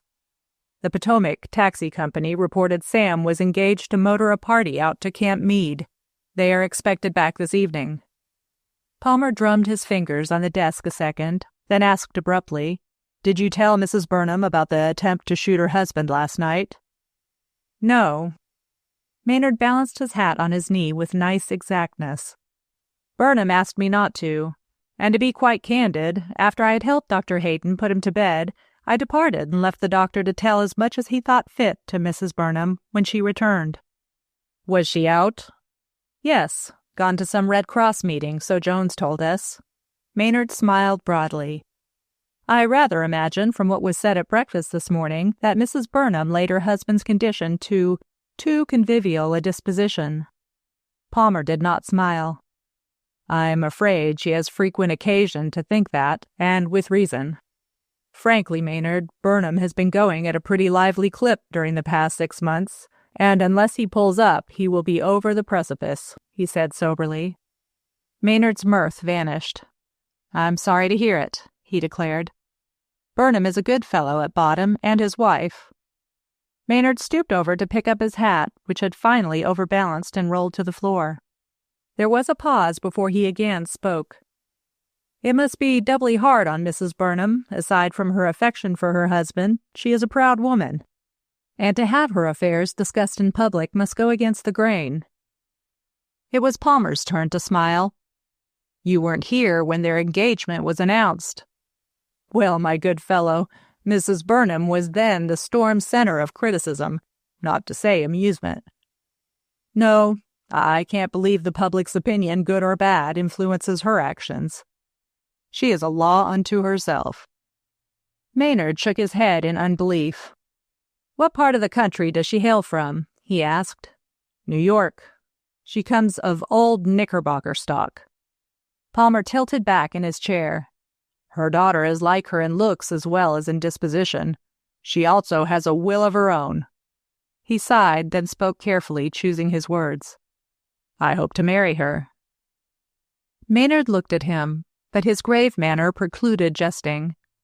After all, there was not so much difference in Evelyn's and Palmer's ages as to make the match unsuitable. Palmer had money, influence, and came of a family long distinguished in his country's annals. Undoubtedly, society's verdict would commend such an engagement, and yet Maynard's thoughts reverted to Renée Lamontagne, whose aristocratic carriage and good looks were in vast contrast to the square-jawed, bulldog type of manhood lolling before him in a swivel chair. "I wish you all success in your courtship," said Maynard, suddenly conscious that an answer was expected of him. "Do Burnham and his wife approve?" "Burnham does." Palmer examined his fingernails critically. "I have never been able to get an opinion out of Mrs. Burnham. She can be very evasive when it suits her." "Well, the main thing is to win the girl's affections," remarked Maynard. "Don't worry about the mother. Her opinion is of secondary importance these days in selecting a husband." "Not in this case. Evelyn loses her fortune if she marries without her mother's consent." "Ah, indeed. And who inherits the fortune in case Mrs. Burnham's consent is withheld?" "Mrs. Burnham." "Oh." Maynard stared blankly at the architect. "An unjust will," he said gravely. "It is unfair to Evelyn, very. She has either to marry to please her mother, or select a wealthy man, or—" He paused. "Or what?" "Choose love in a cottage." Palmer shrugged his shoulders. "To a girl brought up to expect every luxury and never count the cost, love in a cottage hasn't a great appeal. Except in the movies. I know I shan't have an easy time winning Evelyn," he admitted in a sudden burst of candor. "She is very popular, but in the end—" His jaw snapped. "Americans should marry Americans." Maynard's eyebrows rose slightly. So Palmer was aware of Renée Lamontagne's courtship of Evelyn. Had he gained that information the night before, or was he a fair common gossip? "Heard anything further about the mysterious dead man?" he inquired. Palmer looked glum. "Not a thing," he admitted. "I called up Coroner Penfield today at Burnham's request to ask when the inquest would take place, and was told that a preliminary examination had been held, the body put in a receiving vault, and upon further developments the inquest will be continued." Maynard whistled. "The delay is unusual. They must be waiting for witnesses. Or to identify the dead man. Have they made any progress in solving that problem?" The coroner did not say. "Strange that a man can drop out of existence and not be missed or inquired about," mused Maynard. "The dead man must have had some friends or relatives. Perhaps they are not in this country. They can always cable." Palmer tilted still farther back in his chair. "Has it occurred to you that the dead man's friends or relatives may reside in Germany?" "Do you mean that the dead man was a German spy?" "Yes." Palmer sat upright. "That to me is the only explanation for the, as you mention, inexplicable fact that no one has reported such a man as missing to the police or made inquiries for him. Coroner Penfield states his photograph has been circulated with a minute description of his clothes." "Has the photograph appeared in the newspapers?" "I think not. From all accounts, he must have looked pretty gruesome. Maynard, the newspapers wouldn't want to publish a picture of a dead man sitting in a chair. It isn't done." "Pretty good publicity if it were done," retorted Maynard bluntly. "Have you told Detective Mitchell your theory?" "Not yet." Palmer hesitated. "Let the police work out their theories first. There's another reason," and he smiled. "Washington is spy mad, and I don't want to be classed among the men and women who write anonymously to the Department of Justice or telephone the Secret Service regarding the, to them, suspicious behavior of their neighbors. Hot air, most of it. Better hot air than run the risk of letting a spy escape through not reporting him," remarked Maynard. "If I were you, Palmer, I wouldn't lose any time in seeing Mitchell and suggesting to him that the Secret Service take a hand in the game." "They may be working from that end already," answered Palmer doubtfully. "However, if you think it best, I'll step over to the Treasury Department and see Chief Connor. Would you like to come along?" "Very much." "Good." Palmer swung about and gathered up the blueprints of all sizes which littered his desk. He was in the act of placing them in his drawer when a sharp rap, followed instantly by the entrance of his office boy, interrupted him. "General West is a-waitin' in his car to speak to you," announced the darky. "General's in a powerful big hurry, and he wants to see the plan for the new building for the ordnance." Palmer selected 4 blueprints. "I'll be right back," he told Maynard, and hurried out into the hall. Left to himself, Maynard gazed about the room and then back at the disorderly desk. Moving quietly over to it, he scanned several drawings and turned them over. As he did so, his eye fell on a small chess problem diagram half buried among the larger prints, and he picked it up to examine more closely. With lightning speed, his trained eyes studied the diagram and the message beneath it. White to play and mate in 2 moves. A second more, and the diagram was tucked safely in an inner pocket, as approaching footsteps heralded the return of Palmer, and when he entered, Maynard was indolently reading the evening newspaper. "There's no pleasing some people," fumed the architect, tossing the plans he carried into the open drawer, and thrusting the others pell-mell on top of them, he slammed the drawer shut and locked it securely. "We've got to hurry, Maynard, to get to the Treasury Department before closing time. Come on." Stopping only long enough to push down the safety lock of the door to his private office, and cautioning the boy to take all telephone messages, Palmer hurried the actor into the street. "Not a car in sight," he exclaimed, looking up the street. "We'll have to walk. All Washington's doing it," he added, laughing, and the 2 men strode along, unconsciously quickening their pace as they crossed Lafayette Square into Pennsylvania Avenue. Maynard, on reaching the north front of the Treasury, swerved toward the long row of steps leading to the building, but Palmer stopped him. "Only one entrance used nowadays," he explained. "That on 15th Street this way." And they hurried along Pennsylvania Avenue and around the corner. Paying no attention to the sign "No Visitors Allowed," which hung conspicuously near the only open door, Palmer led the way inside the building and was promptly stopped by an attendant whose peremptory manner thawed somewhat at sight of Palmer's visiting card. "I'll take you to the captain of the watch," he said. "Here, Tom." And signing to another attendant to take his place, he escorted them into a small room a few steps away. They had to wait until the captain of the watch had interviewed the 3 men and 2 women who had reached the room ahead of them. At Palmer's request to see the chief of the Secret Service, the captain smiled. "Won't an assistant do?" he asked. "The chief's somewhat busy." Palmer, having made up his mind to see Chief Connor, was not to be sidetracked. "No," he said decidedly. "I won't detain the chief but a minute.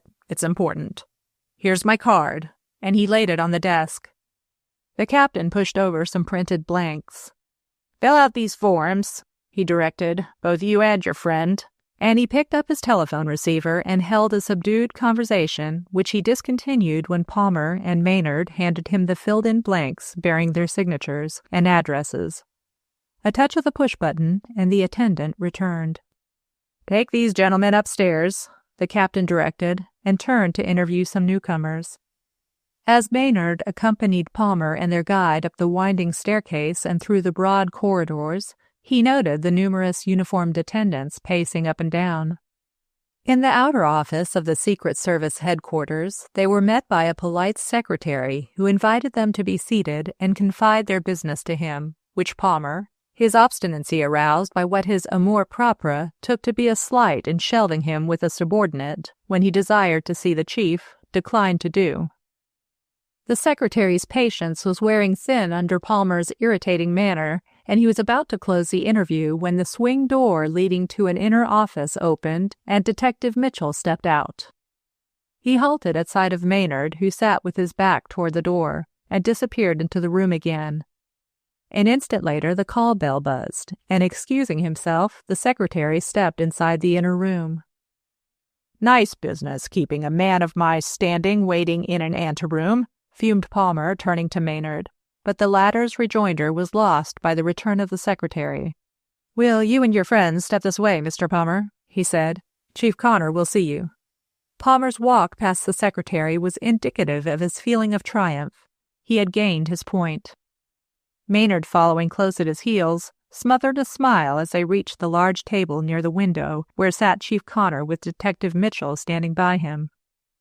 "Glad to see you, Mr. Palmer," said Connor cordially as Palmer introduced himself and then mentioned Maynard's name.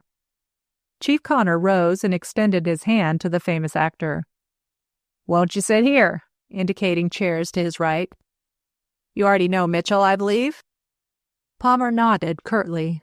He was somewhat taken aback at the presence of the detective. He would rather have seen the chief alone. Maynard, who had acknowledged Mitchell's greeting courteously, waited for Palmer to open the interview, but it was not until Connor remarked pleasantly, "Well, gentlemen," that Palmer addressed him.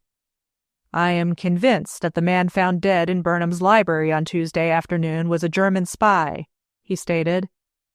"I presume from the presence of Detective Mitchell, who is in charge of the investigation of that mystery, that you are working along the same lines." Connor's reply took the form of a question. "What leads you to think the man was a German spy?" "The fact that no inquiries have been made for him looks to me as if his relatives and friends are in Germany," explained Palmer.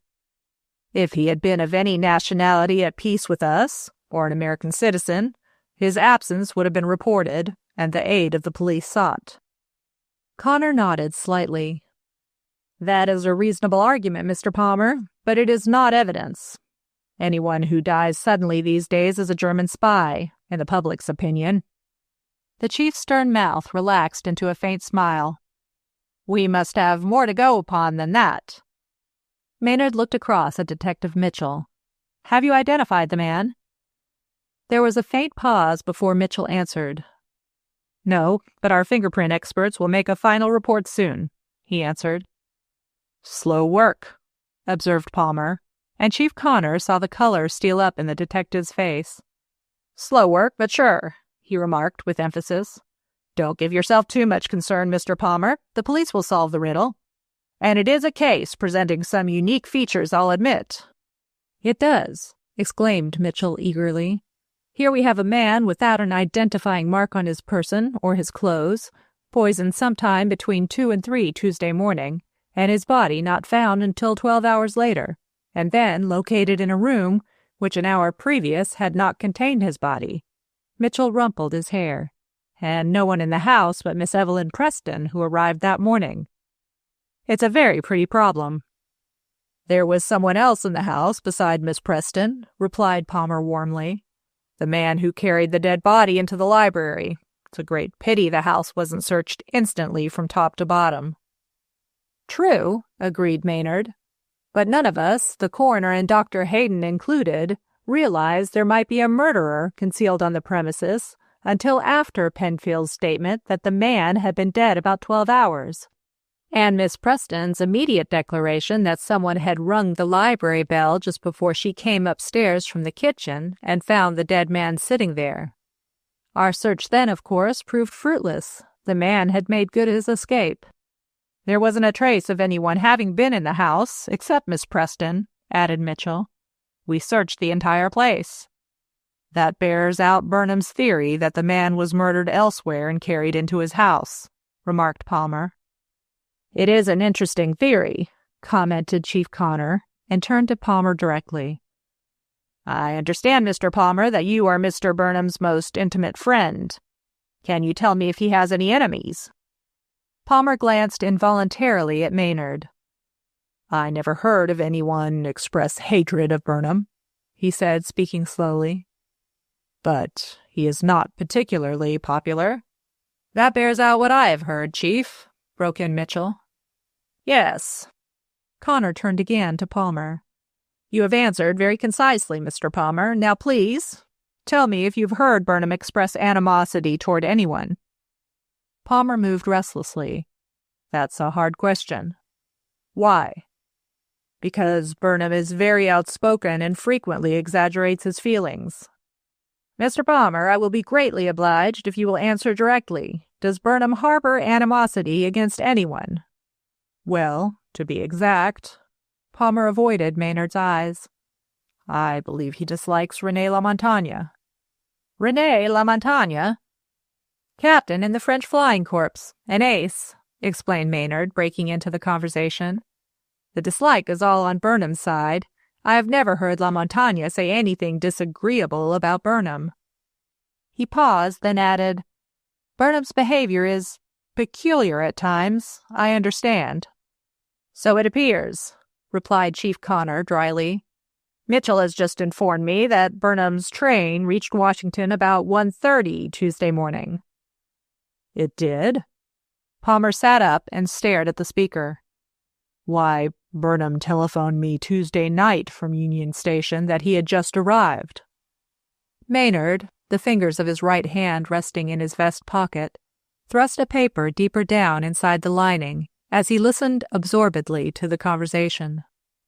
"There is another point where you can help us, Mr. Palmer," continued Chief Connor. "Has Burnham in your presence ever uttered seditious and disloyal sentiments?" "Never." Palmer's denial was instant. "Ah." Chief Connor eyed his visitors sharply. "Your statement contradicts letters received here in which it is charged that Burnham is a pronounced pacifist." Palmer pushed back his chair and crossed his legs. "You said seditious utterances," he began.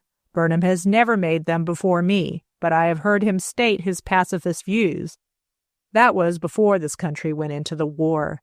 No one paid any attention to him." "One person did," remarked Connor dryly. "Our correspondent." "And who is he?" Chief Connor opened a drawer and took from a file a paper, evidently a deposition as far as Maynard could make out from where he sat, and the angle at which Connor held the sheet. "The name signed here," continued the chief of the Secret Service, "is Adolphus Jones." "Adolphus Jones," repeated Palmer. "Who is he?" "The Burnham's butler, Jones," answered Detective Mitchell. Chapter 11. Conflicting Clues. 5 minutes later, James Palmer and Dan Maynard stood on the steps of the Treasury Department. "It's a rum go," the former remarked. "Who'd have thought Jones, as old and good a servant as he is, would have tried to get Burnham into trouble by reporting him to the Secret Service? It shows we are all at the mercy of some fool, spy-mad." Maynard's eyes twinkled as he adjusted his tie, which was slightly awry. "It was our German spy theory regarding the dead man which took us to see Chief Connor." "But we had some ground to go on," interrupted Palmer. "Whereas poor Burnham never uttered any seditious sentiments, I'm confident. That old fool Jones has muddled things nicely." They had approached the corner of Pennsylvania Avenue and 15th Street as they talked, and Palmer stopped at the curb. "Are you going to speak to Burnham about Jones's behavior?" "Certainly not. Chief Connor requested us to mention it to no one." Maynard shot a questioning look at his companion, who stood with one foot in the street and the other on the curbstone. "But it seems unfair to Burnham not to warn him that Jones is a meddlesome, untrustworthy old fool," objected Palmer. "After all, Burnham is our friend."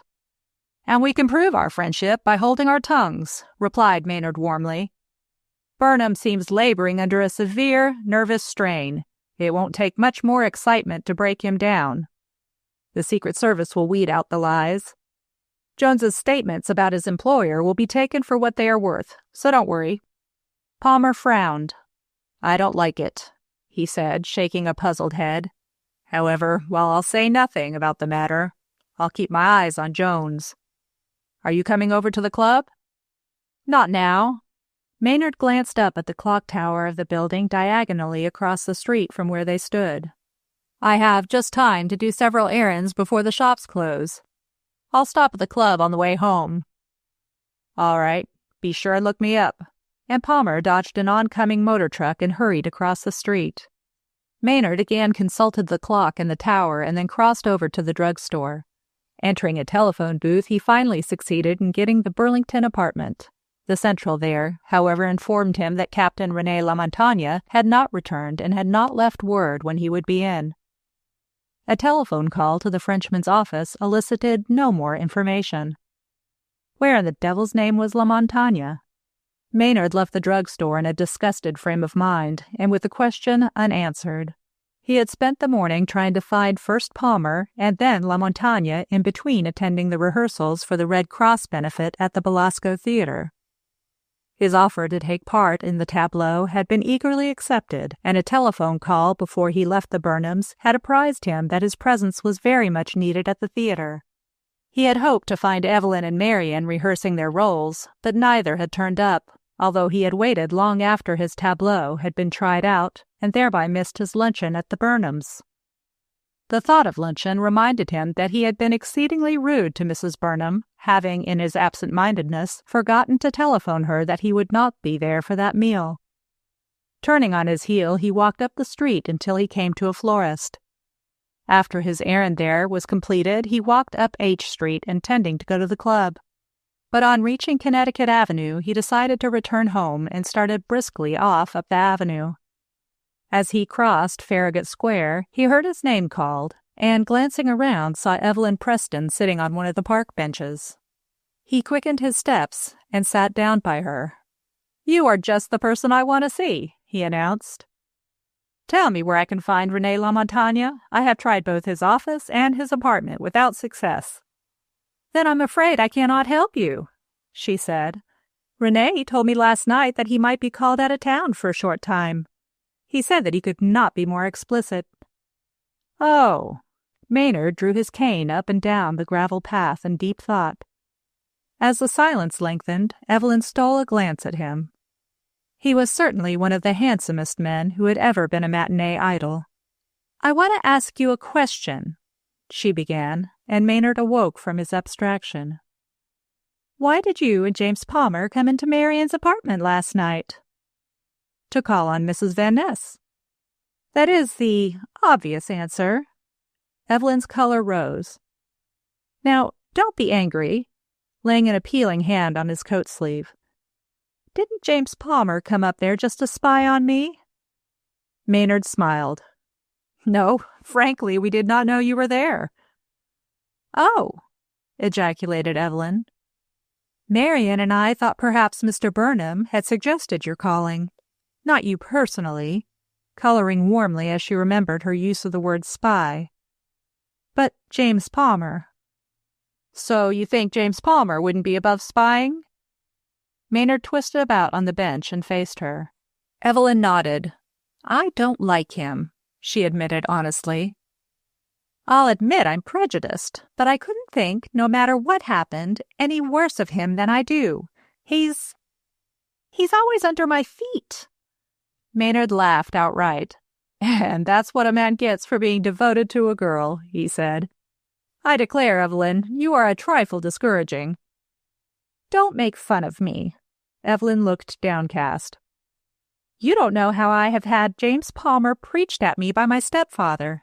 She half shuddered. "That's why I didn't spend the summer home." "Were you with them all the evening?" "With them? With whom?" "Mr. Burnham and James Palmer." "No, I only joined them at Palmer's apartment about 9 o'clock or a little later." "Then you can depend upon it that Mr. Burnham asked James to call on Marian last night just to find out if Renée Lamontagne and I were there." Evelyn nodded her head wisely. "Marian and I were right in our conclusion, I am sure." "Sorry, but you are wrong," stated Maynard.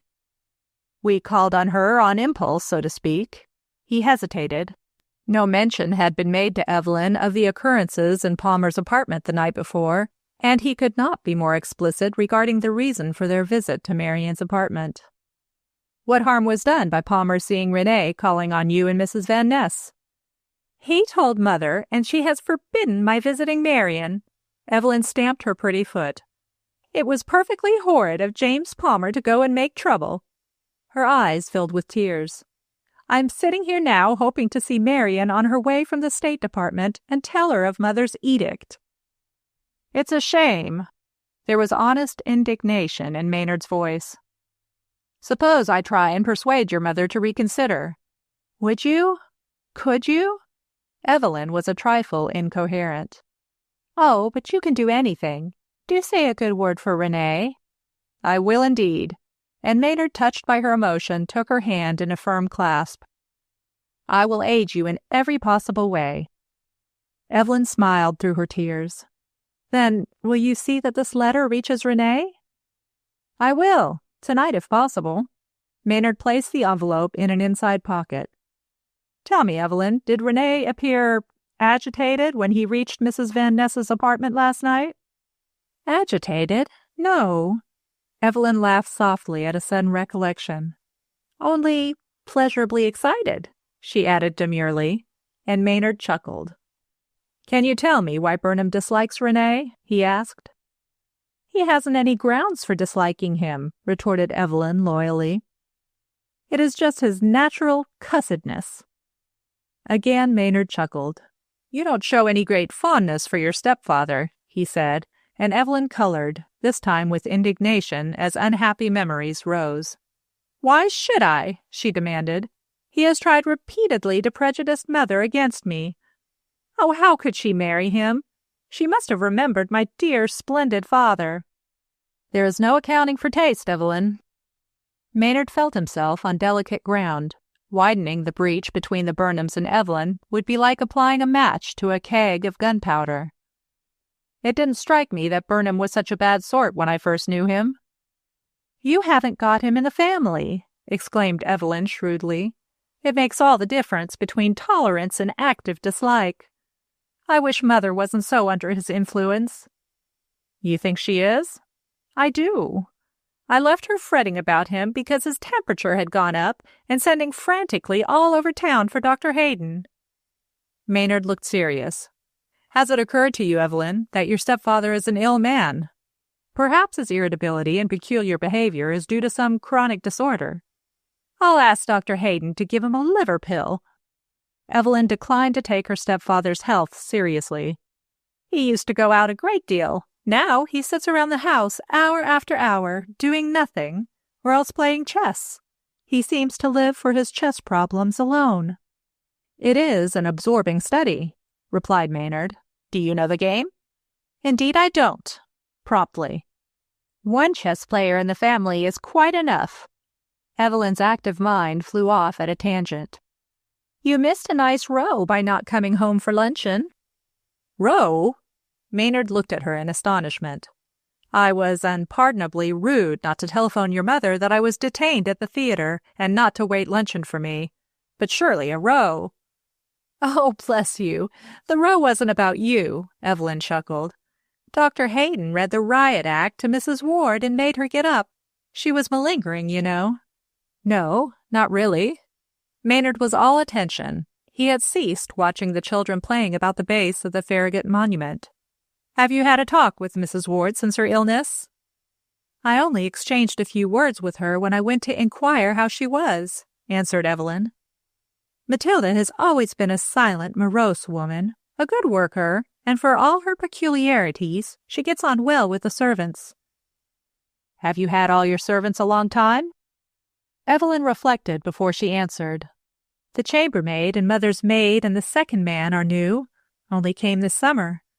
But Mrs. Ward has been with us over 3 years, while Jones came over 10 years ago." "Is Jones a trustworthy servant?" "Well, rather." Evelyn laughed merrily. "He is the oddest character. Hasn't he confided to you about the missions and his human derelicts?" "His what?" "Reclaimed souls. A year ago, Mother got very much wrought up over the ex-gamblers, ex-thieves, ex-swindlers.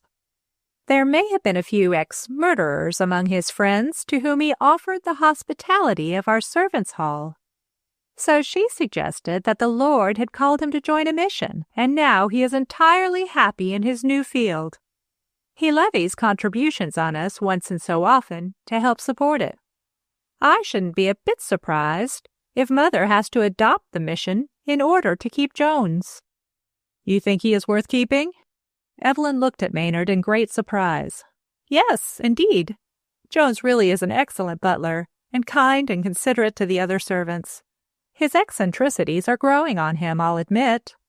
He infuriated my stepfather last winter by using religious mottos on the icing of cakes, and having floral decorations made in the shape of crosses. I rather enjoyed their rows." "Oh, so Mr. Burnham and Jones don't hit it off?" "Not very well. But Mother really is attached to Jones and declined to discharge him even after the birthday dinner. You heard about that?" She broke off to inquire. "No." Evelyn's eyes danced. "It was Mr. Burnham's birthday, and Mother gave a large party. The cook, a wonderful cake maker, was told to make the birthday cake instead of getting it from Rosher's. Unfortunately, she left the icing of the cake to Jones." Evelyn paused dramatically. "Jones brought in the cake with the candles all lighted, and before it was cut, the guests examined the decorations.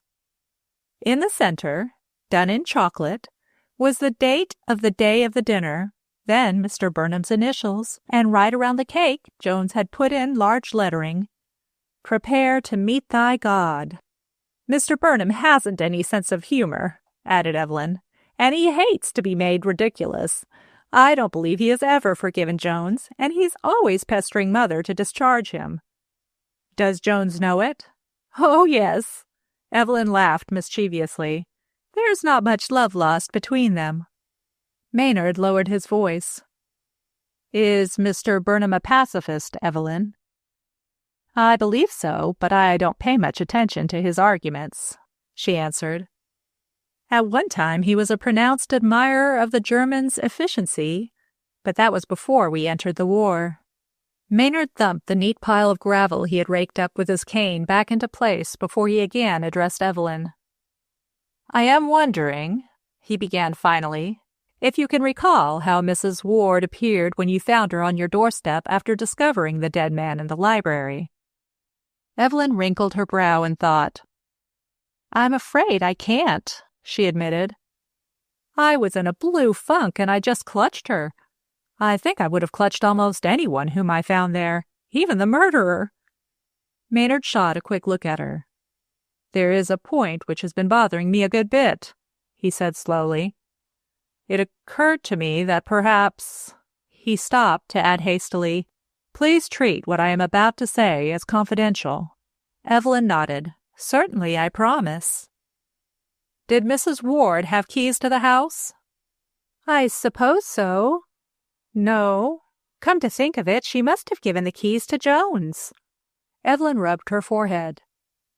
"Mrs. Ward was to close the house at Chelsea after the servants had left and join them here." Maynard drew out an envelope and pencil and jotted down several words.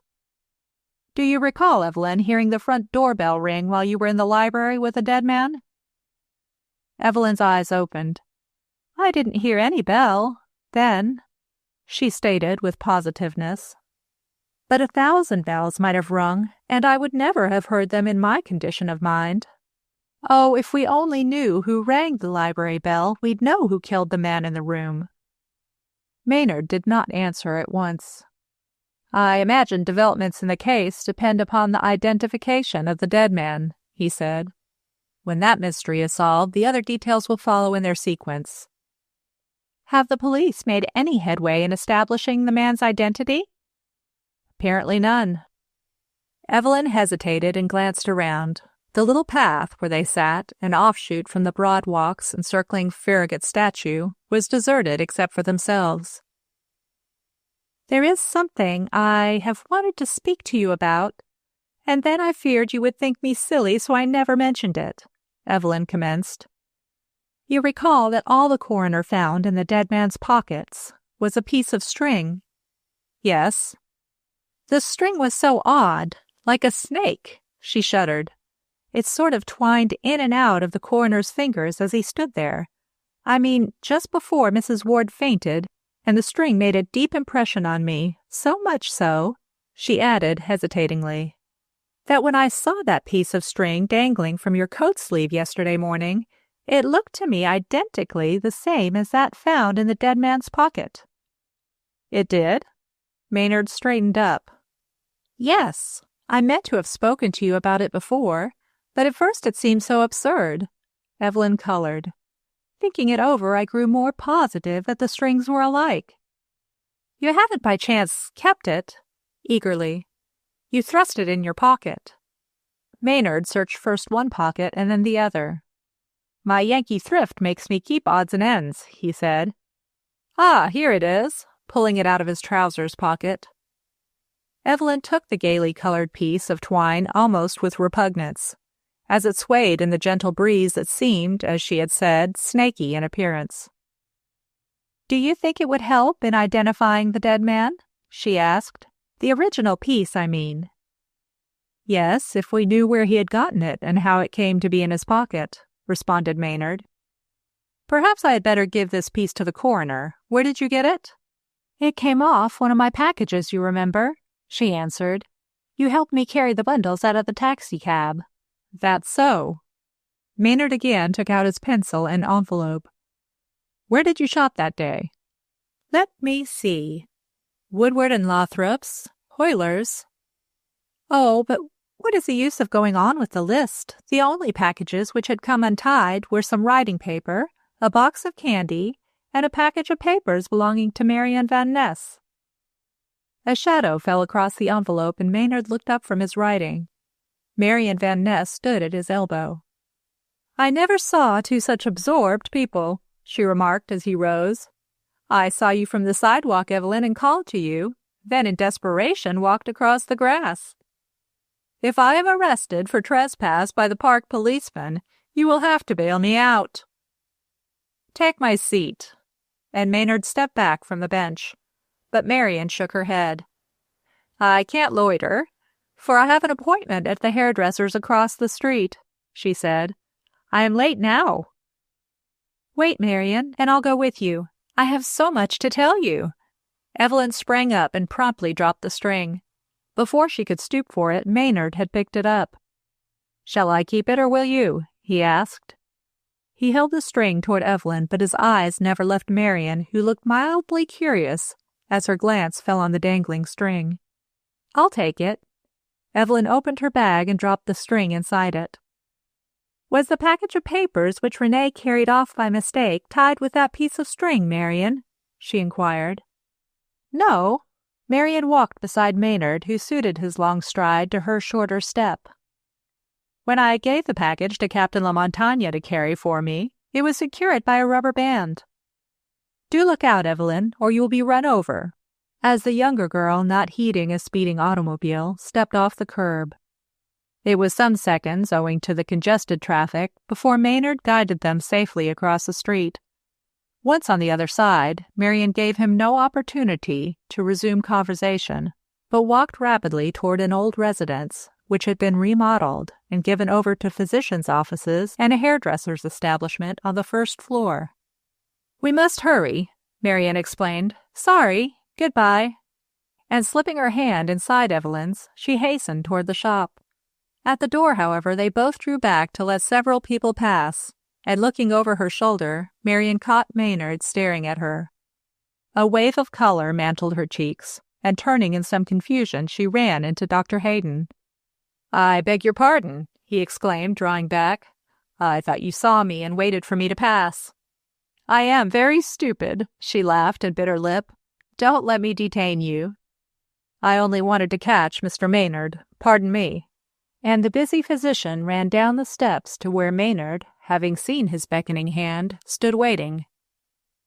"Have you seen Palmer?" asked Hayden. "Yes." Maynard pulled his companion toward the curb where they were out of earshot of passers-by. "Palmer has been unable to locate the taxi driver, Sam." Hayden looked worried. "Too bad," he muttered. "I saw Burnham this morning and urged him not to press the charge against Captain LaMontagne until he had time to investigate the Frenchman's assertion that Sam, the taxi driver, had run out of the apartment and up the stairs just before he approached." "Well, that's reasonable," commented Maynard. "I trust Burnham listened to you?"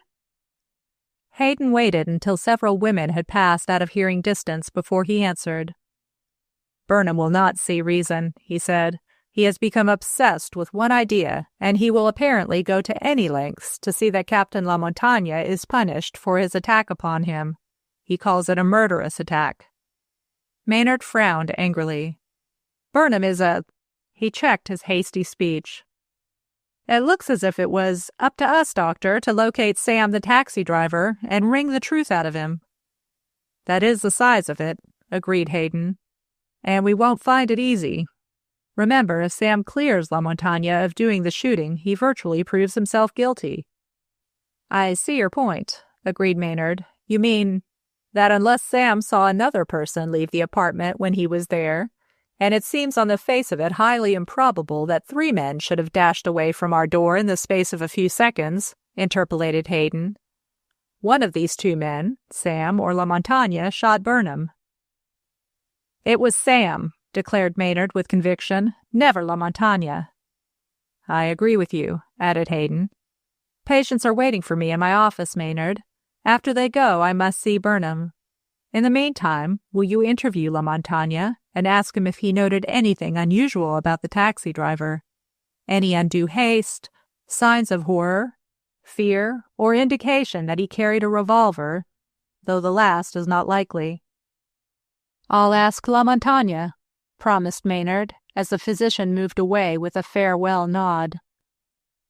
Turning about, Maynard continued thoughtfully up Connecticut Avenue. He had reached the juncture of M Street and Rhode Island Avenue when his progress was stopped by passing motors.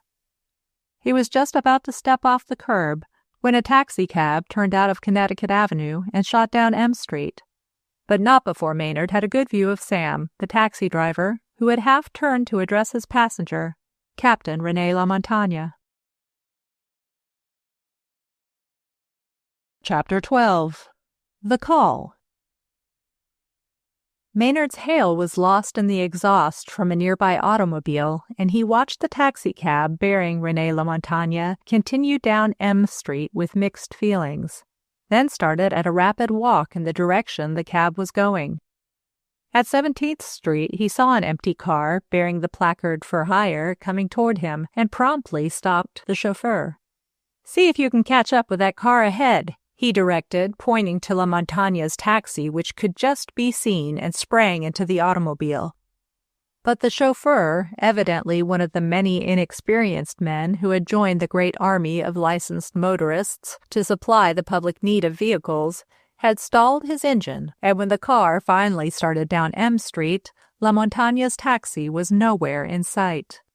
As they whirled around Thomas Circle, Maynard, who had vented his feelings by swearing a blue streak under his breath at each second's delay, called to the chauffeur to go to the Burlington apartment, and the man changed his direction with such precipitancy that Maynard was thrown forward.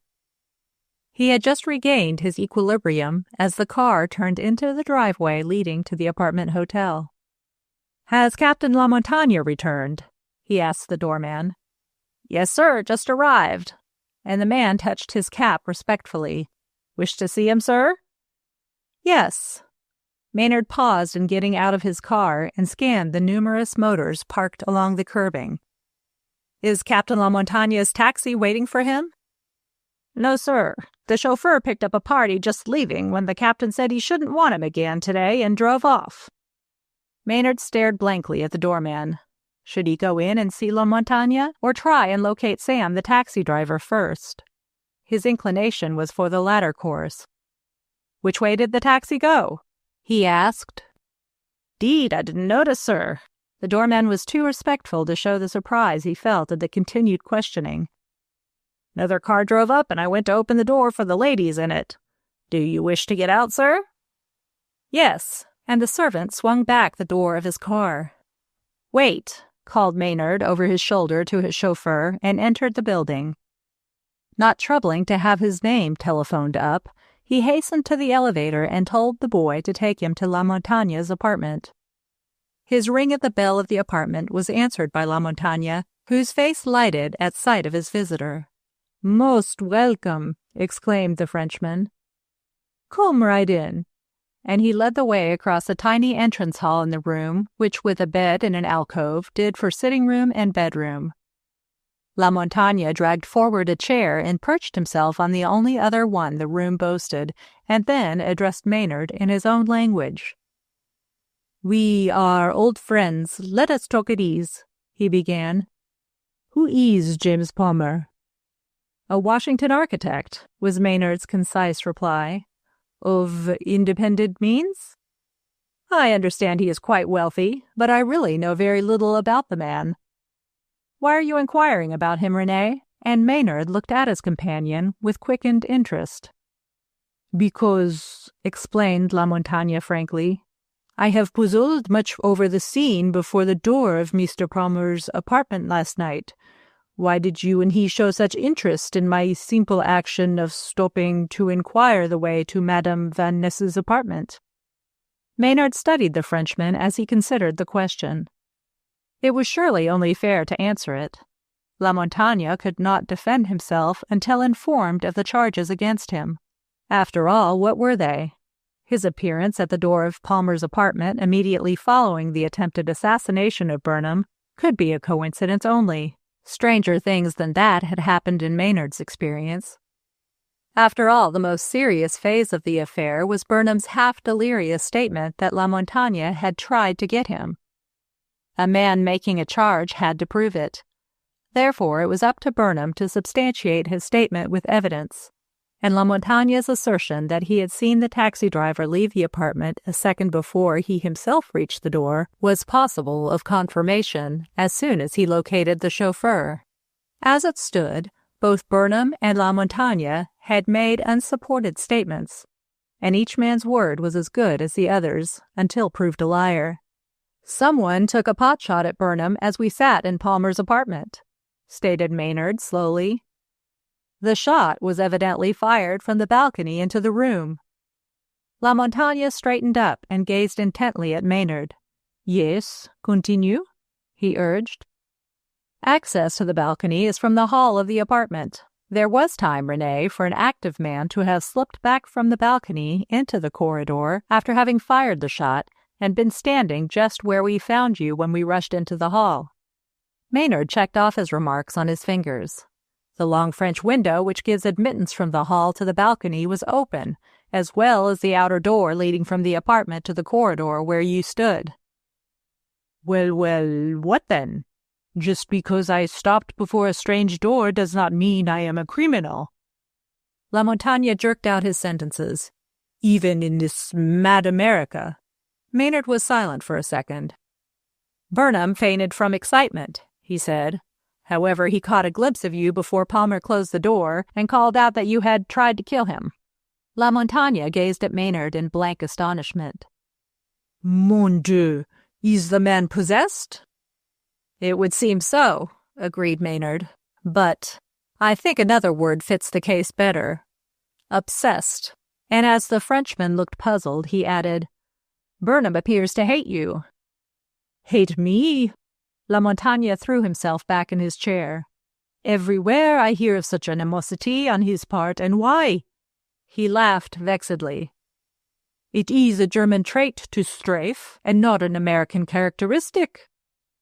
Maynard stopped fingering his wristwatch and stared at his companion. "You mean the animosity is all on his side?" "Absolutely.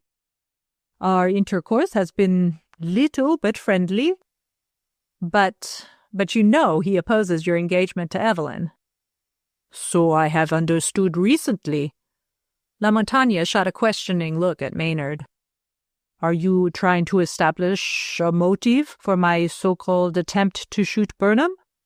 "Frankly, yes. Now, keep calm, Renee. This thing has got to be thrashed out in sober earnest, and if Burnham is determined to involve you in the attempted shooting, it is up to us to prove him a liar," continued Maynard. "We can only do that by discussing the matter at every angle." "True," admitted the Frenchman, but his hot color had not gone down, although his manner was more tranquil. "Aside from all else, there is one point which establishes my innocence." "What is that, the presence of the taxi driver?" No. If I had shot at Burnham, I would have killed him, see? Touching one of his medals which he wore. It is for marksmanship. If you do not believe—" His hand sought his desk drawer, and he whipped out his revolver. The tinkle of the shattered glass of the small incandescent electric light bulb, one of a cluster of imitation candles in the hall, broke the tense silence. "Voila!" Maynard sprang to his feet, his eyes glued to the automatic pistol. "Good God! You have a Maxim silencer on your gun." "But yes," responded La Montagne composedly. But... Maynard's words tumbled over themselves. "It is forbidden by law to put a Maxim silencer on any weapon." "Laws are broken daily in America, mon ami. Why so excited over trifles?" "Trifles." Maynard ruffled his hair. "Renee, the man who shot at Burnham used a revolver or pistol with a Maxim silencer on it." "Eh bien, what then?" "This," tersely. "You have an automatic equipped with a Maxim silencer. You are standing within a few yards of where the shooting took place. The door and window both open, and your engagement to Evelyn is opposed by her stepfather." Maynard drew a long breath. "There you are. Weapon, presence, motive." "Bah!" La Montagne's scornful laugh was short. "You forget the presence of the taxi driver whom I saw depart from the apartment before I reached the door." "Who is going to confirm your statement that he was there?" "Why, the taxi driver." Maynard shrugged his shoulders. "Do you think he is going to convict himself to clear you?" "You mean—" "I mean you are going to have some difficulty in clearing yourself of having taken a pot shot at Burnham when you found the opportunity open to you because—" Maynard spoke impressively.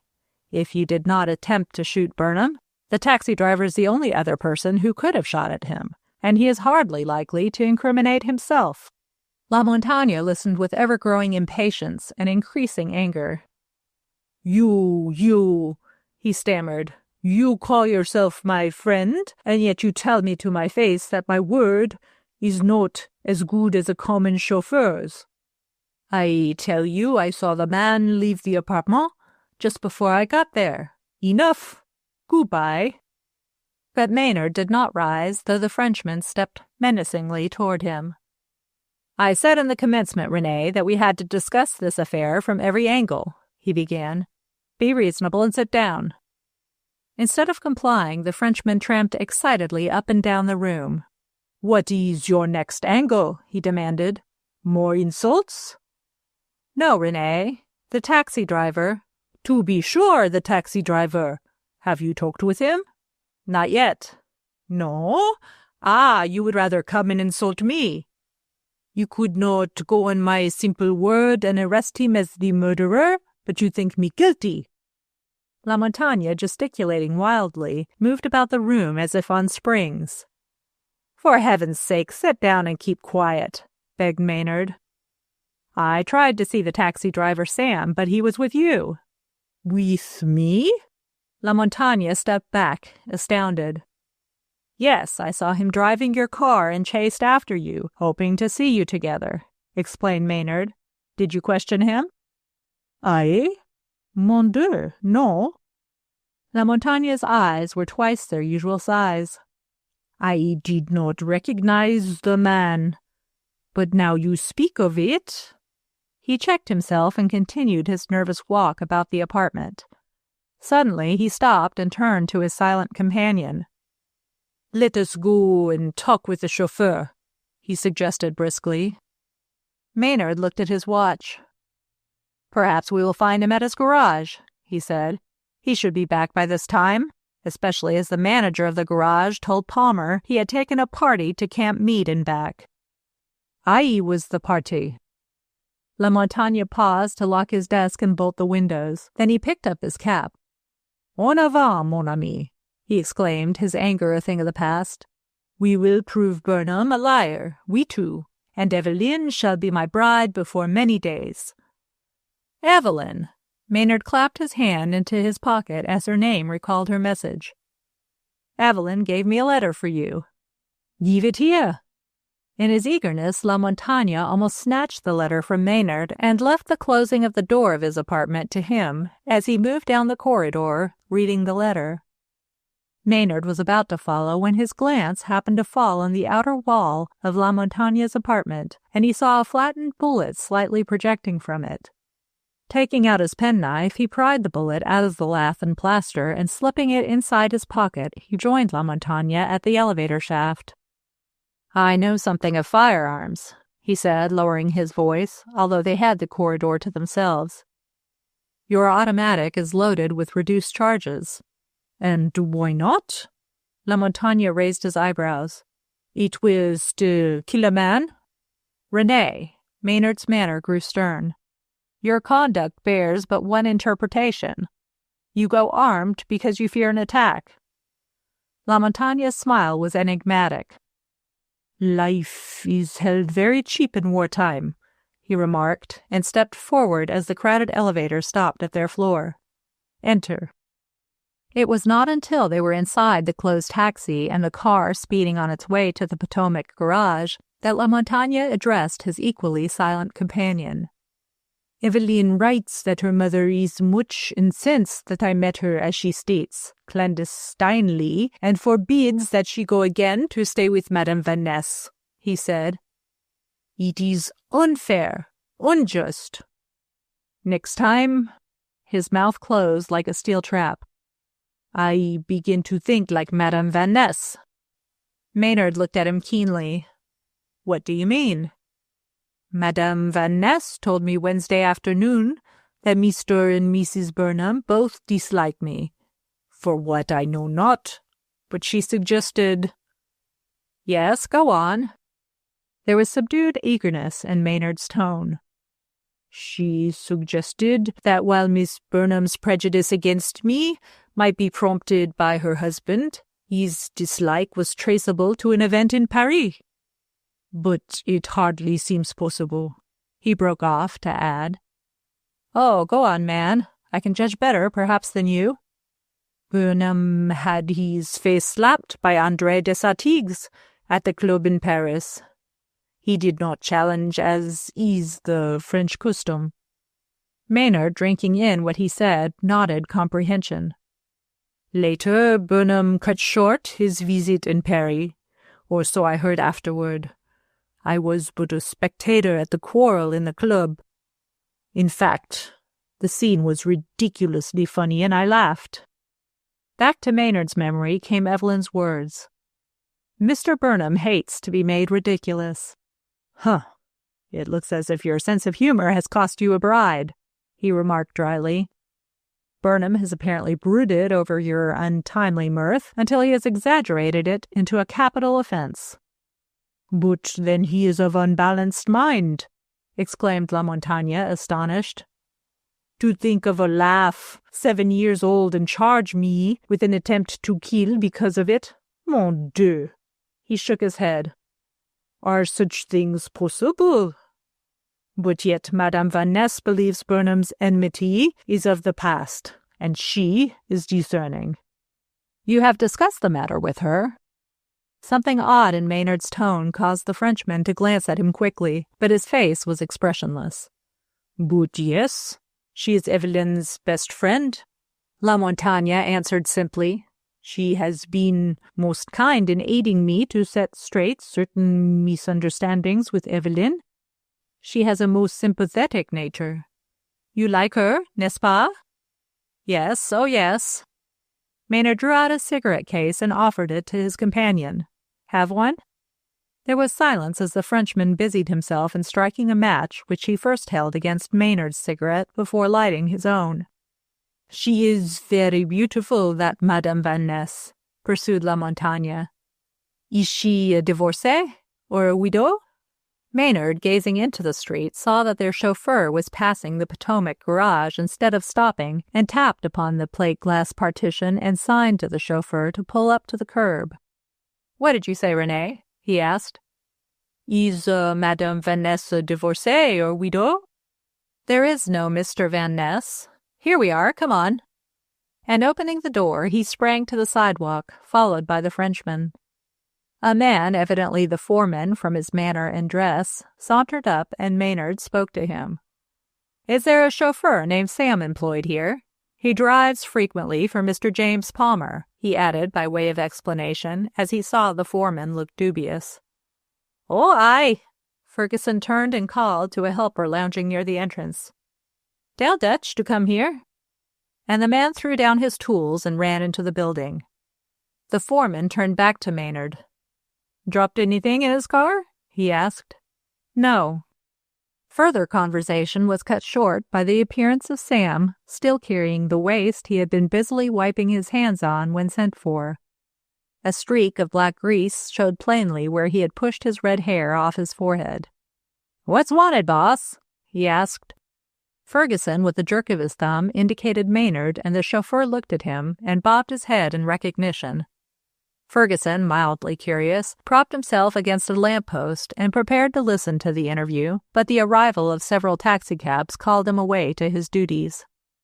Maynard waited an appreciable moment for La Montagne to speak, but as the Frenchman said nothing, he addressed the waiting taxi driver. You were in the Bellevue apartment house last night between 9 and 10 o'clock. It was an assertion, but Sam took it as a question and answered briskly. Yes, sir. I went there to take Colonel Jean. Sam's pronunciation was somewhat faulty. To the train. He kept me waiting so long we most missed it. Why did you stop at Mr. Palmer's apartment on your way to the Colonel's rooms? I didn't stop, boss. Quickly. I went up in the elevator without getting off until I struck the Colonel's floor. I wasn't near Mr. Palmer's apartment. Sam's eyes never flickered under Maynard's level gaze. There was a brief silence. Then La Montagne, who had been studying Sam with eager intentness, shook his head. He is of similar build and height, and his clothes the same as the man I saw leave Mr. Palmer's apartment, he said. But I cannot swear to his identity. You cannot? Maynard stared aghast at him. No. La Montagne looked hard at Sam, who gazed back at him unmoved. No, I did not see the taxi driver's face. Chapter 13. The Blotted Page. Marian Van Ness turned the latchkey and stepped into her apartment with reluctance. After her visit to the hairdresser, she had persuaded Evelyn, against the latter's better judgment, to take a light dinner downtown with her, and had prolonged the walk home because of her desire for companionship. It was Mammy's church night, and Marian dreaded the long evening by herself before the return of the faithful old servant, who had been her mother's personal maid years before. Mammy was a privileged character, and her shrewd comments and homely maxims frequently whiled away the tedium of evenings at home. When Marian felt the strain of overwork and long hours at the State Department, Mammy, on her return, would put her to bed and nurse her as she had done in infancy. Her large black hand possessed a magic touch healing in its soothing influence every tortured nerve and bringing sleep in its train. She would have made her fortune as a masseuse, but loyalty to her child kept her in devoted attendance, sharing Marian's varying vicissitudes with fortifying courage. Marian's light footfall made no sound as she crossed the tiny dining room on her way to the kitchenette opening from it. A peep inside disclosed Mammy dozing in a comfortable arm wicker chair. Marian's surprised ejaculation awoke her. "Laws, honey," she ejaculated, straightening her white turban. "Yo am late tonight. Just take your things off and Mammy'll have supper in a jiffy." "Don't trouble, Mammy. I had my dinner downtown." Marian looked up at the kitchen clock. "You are late, dear. Hurry and get your things on." "I isn't going to church this evening, honey." "You are not?" Marian's surprise increased, for Mammy to miss her weekly devotional was almost unheard of. "Aren't you well?" "Oh, yes, I's well, but I's tired." Mammy sighed as she reached across to a corner and pulled forward an electric vacuum cleaner. "I's been wrestling with this here contraption most all day. 'Tain't any use of talking. Honey, the store man cheated yo for this here cleaning machine ain't no good. The vacuum's done gone out a bit." Marian concealed her amusement from the tender old eyes watching her. "I'm afraid, Mammy, you are too addicted to dusters and brooms," she remarked. "Beats I expect that's so, honey. An old broom knows where the dust is."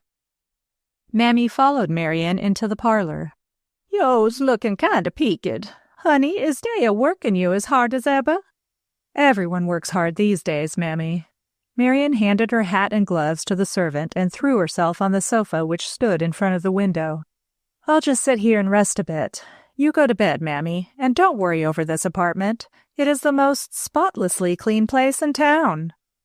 "Yes, honey." Mammy carried Marian's belongings into her bedroom and returned with a lightweight summer afghan which she spread over Marian, who had curled up in a corner of the sofa and was lying back with closed eyes. She did not stir, and Mammy, with a final pat, stole from the room and went back to her quarters there to doze in comfort. Marian lay quietly on the sofa for more than an hour, and when she sat up, darkness had succeeded the twilight. Too tired to move, she leaned back and propped her elbow on the window ledge and looked out. The view was more attractive than that generally seen from back windows. The rows of neat backyards, however, were devoid of light, and the houses they belonged to were also lightless, except the Burnham mansion. From where she sat, Marian could see that lights burned in the octagon-shaped wing of the mansion on several of its floors, and her familiarity with the house's architectural arrangements enabled her to locate the different rooms. Mrs. Burnham had neglected to pull down the shades in her boudoir, and Marian saw her knitting by the aid of a movable standing electric lamp, while Peter Burnham, sitting before the desk, was examining some papers. In the room above, only a faint light glowed, and Marian wondered if the housekeeper, Mrs. Ward, had left her bedroom and resumed her duties.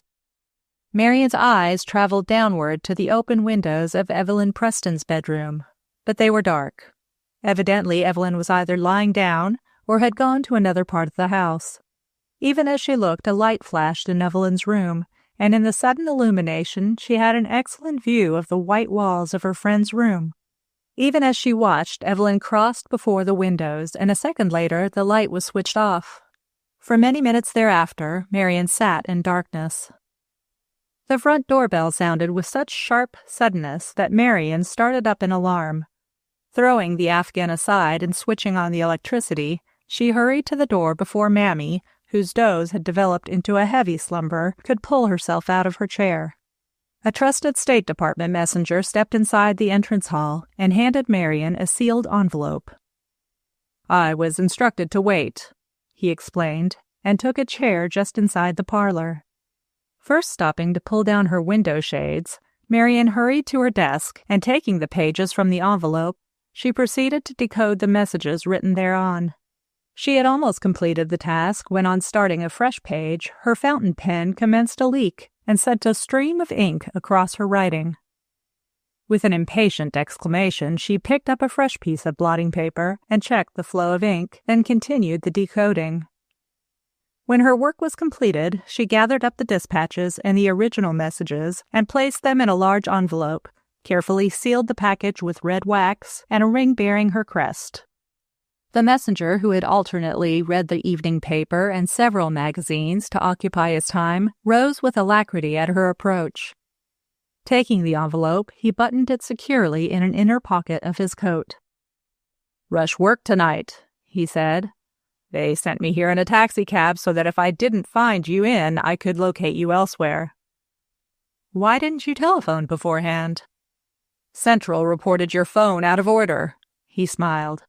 "Ain't it fierce? Good night." And opening the door, he stepped outside and almost on top of Dan Maynard, whose hand, outstretched to ring the bell, struck him sharply on the chest. With a muttered word of apology, the messenger hastened toward the elevator and left Marian and Maynard facing each other. "May I come in?" he asked. His voice was very winning, and there was a certain wistful appeal in his eyes as they met hers, which possibly accounted for the sudden color in her cheeks. She stood in doubt for a brief second, then stepped back to admit him. "I won't take up much of your time," he commenced, laying his hat down on the desk and turning to face her as she stopped in the middle of the parlor. "I have a message from Renée Lamontagne. It is rather long." He glanced about and then back at her. "Then suppose we sit down." Marian was regaining her old poise. Moving over to the sofa, she ensconced herself on one end of it as Maynard pulled forward a chair. "You look," staring at him steadily, "a trifle weary." "I am." Maynard pushed back his short hair from his temples. "These are strenuous days." His manner grew more earnest as he bent forward. "Now for my message. Renée desires to know if you will accompany Evelyn to Rockville, Maryland, next Tuesday." She looked at him inquiringly, and he added, "Renée plans to marry Evelyn there." She did not answer immediately. "Can Renée secure a license?" she asked finally. "Yes." His penetrating gaze never wavered as he studied her. "You will help them?" "I will." Maynard lowered his voice. "Do you quite realize what your promise implies?" he asked anxiously. "The Burnhams will bitterly resent your part in Evelyn's marriage, and they are in a position to make things most unpleasant for you." "Are they?" Marian's back stiffened. "I am not afraid of the Burnhams, or anyone." Maynard sat back and glanced away from her. "Then you are fully determined to assist Evelyn and Renée to elope?" he asked. "I am." "Why?" "Why?" Marian eyed him in surprise. "Because of my affection for Evelyn." "You think, then, a hasty marriage is wise?" Marian's fingers played with the afghan. "Circumstances alter cases," she said composedly. "Evelyn and Renée are very much in love and deserve their happiness." Maynard again leaned nearer. "You have so much sympathy for another's romance, and for your own you have none. Do you never think of yourself?" "Too much." Marian's smile was strained. "I would rather you left my feelings and my affairs out of the discussion." "Certainly, but—" Maynard hesitated a long moment. "Your husband?" "Died long ago." Both her voice and manner precluded further questioning, and biting his lip, Maynard sat back and contemplated her in silence. A deeper appreciation of her beauty stirred his pulse to a quicker beat. Anxiety and hard work, which embitters some natures, had softened and rounded out Marian's character. Maynard was unaware of the passing seconds as he sat musing, and Marian, controlling her restless longing to be alone, sat like an image, thankful that she had a back to lean against and the side of the sofa on which to rest her elbow. She felt inexplicably weary. Why would Maynard persist in raising the specter of the past? How could he allude to— A loud ring of the bell came as a welcome relief to Marian. Before she could start to answer it, old Mammy appeared in the entrance hall from the dining room, having gone there upon awakening to find out whose voice it was she heard talking to Marian. The next instant she had ushered James Palmer into the parlor. "Don't get up, Mrs. Van Ness," he entreated, moving forward with as much speed as his bulk permitted. "I only stopped in for a moment. Don't think me unneighborly if I confess I came to see Maynard," laying his hand on the latter's shoulder. Marian laughed vexedly. Did everyone in the apartment house keep tabs on her visitors, or was it only Palmer's curiosity which had brought him there to find out if by chance Evelyn and her French lover were with her? Palmer's next remark to Maynard caught her by surprise in its direct answer to her unspoken question. "The elevator boy, Jim, told me you were looking at the vacant apartment next to this, Maynard, and he had seen you afterwards stop at Mrs. Van Ness's door, so," added Palmer, "I took the chance of finding you here." "Do you wish anything, Palmer?" Maynard rose reluctantly. He had hoped to prolong his tete-a-tete with Marian. "It is nothing so very important," replied Palmer. "Peter Burnham has telephoned several times to ask if you were with me. He wants you to play chess with him. I tried to locate you in several places, as I judged from Burnham's voice that he was getting excited, and I thought a game with you might quiet him down." "We can try it." Maynard, picking up his hat, inadvertently knocked several papers from the desk. Picking them up, he laid them with the red blotter back on the desk, and then he turned to Marian and held out his hand. She shook it with perfunctory courtesy. "Do I understand you have taken the next apartment?" she asked, and there was a catch in her throat which Palmer was quick to detect. "I plan to." Maynard preceded Palmer to the door. "You will find me a quiet neighbor. Good night." Palmer, following Maynard closely, was surprised at the speed with which the door was closed behind him, almost upon his back, in fact. He was about to comment upon it, but his companion's preoccupied expression and air induced him to remain silent. Mammy, who had shut the door with such precipitancy, leaned against its panels and looked with staring eyes at Marian. "I's recognized him now, honey," she gasped. "At last I's recognized him. I mean his voice." "Stop!" Marian laid a warning finger on the old woman's trembling lips. "We mustn't tell all we know. Come and help me get to bed. I am tired, oh, so tired." And to Mammy's consternation, she burst into violent weeping as she ran into her bedroom. 1, 2, 3 chimed the clock on the mantel in Marian's parlor, and the sound drowned the faint noise made by the turning of the lock of the front door. The next instant the door opened and a figure slipped in, listened a moment, then slipped with incredible swiftness into the parlor. A second later a flashlight played over the furniture, never ceasing in its rapid movement until the rays of light disclosed the scrap basket. The intruder turned over its contents, then the basket was replaced, and once again the flashlight played about the parlor to linger longest on the desk. Underneath a pile of correspondence lay a piece of red blotting paper. The intruder picked it up. A few words were discernible on its almost unused surface. With a soft sigh of thankfulness, the intruder pocketed the blotter and silently stole from the apartment. Chapter 14. Burnham prefers charges. Mrs. Ward, going about her work languidly, distracted Jones from his usual duties. He was not quite certain what was expected of him, to attend to the housekeeper's whims, or to valet Peter Burnham, whose continued indisposition had developed a fondness for being waited on. The butler searched in vain for Mrs. Burnham to ask for orders, but the only person he located on the second floor was Evelyn Preston. "Indeed, Miss Evelyn," he protested. "What am I to do? Mrs. Burnham says Mr. Burnham is to stay abed, and Mr. Burnham says he wants his clothes, and Mrs. Ward comes along and says I am to pack Mr. Maynard's bag." "Mr. Maynard's bag?" Evelyn sat down in the hall chair. "What are you talking about, Jones?" "I don't rightly know, miss.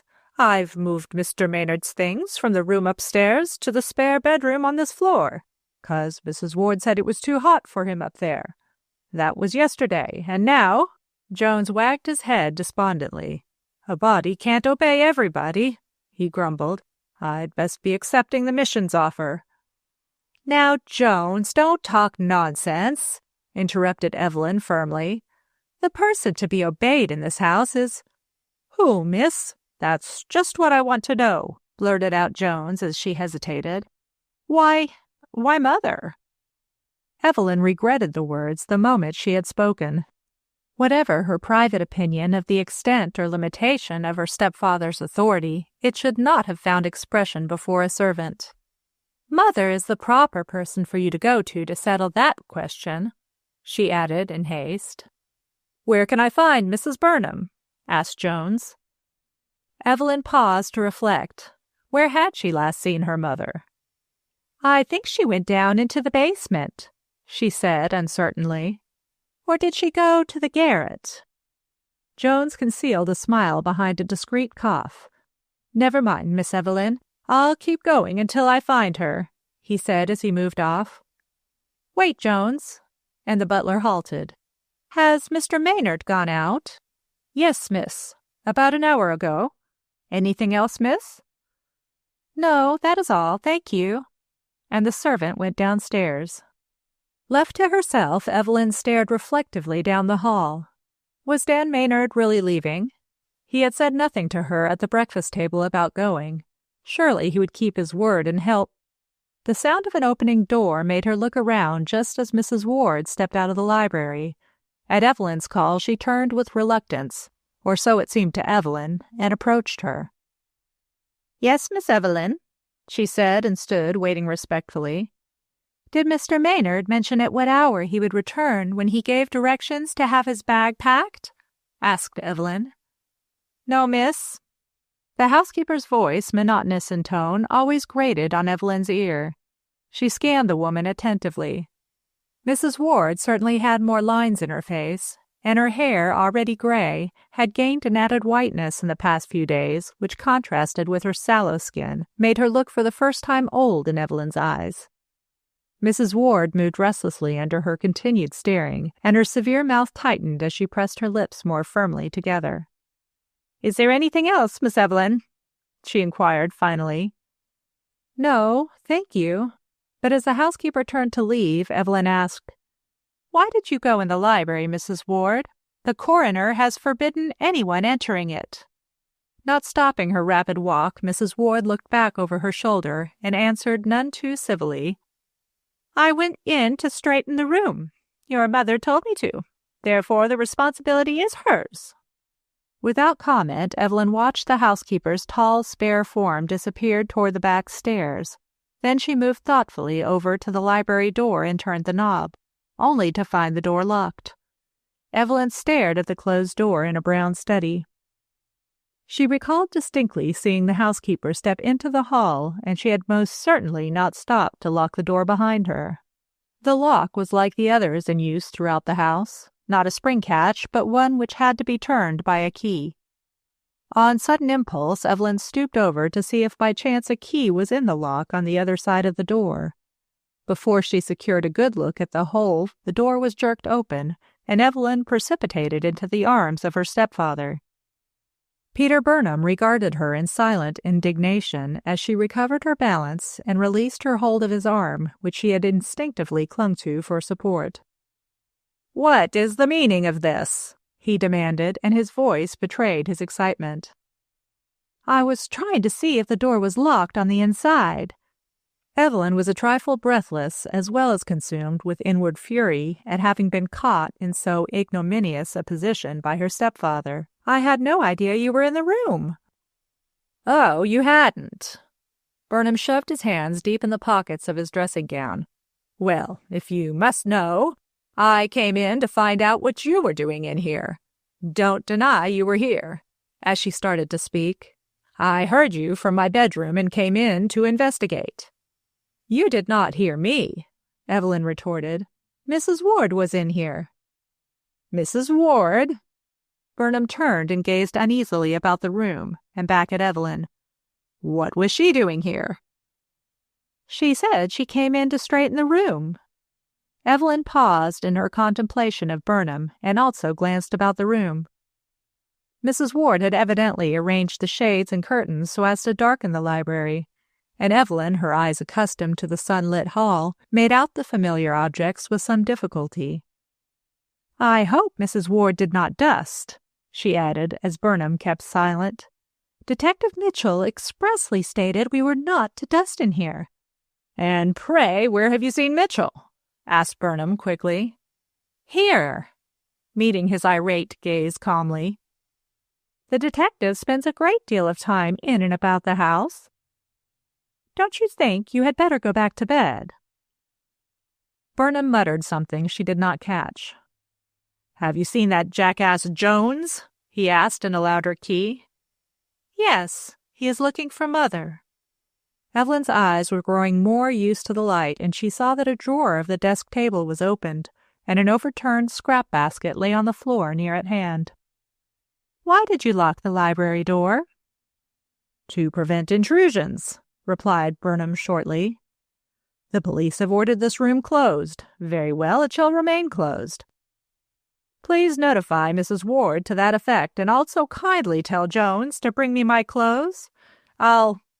A coughing spell interrupted him. Tell Jones I'll discharge him if he doesn't, he added as soon as he could speak. Also, ask him if he sent that telephone for Dr. Hayden. I heard him do that, volunteered Evelyn. The doctor said he would be in after his morning office hours were over. Oh, all right.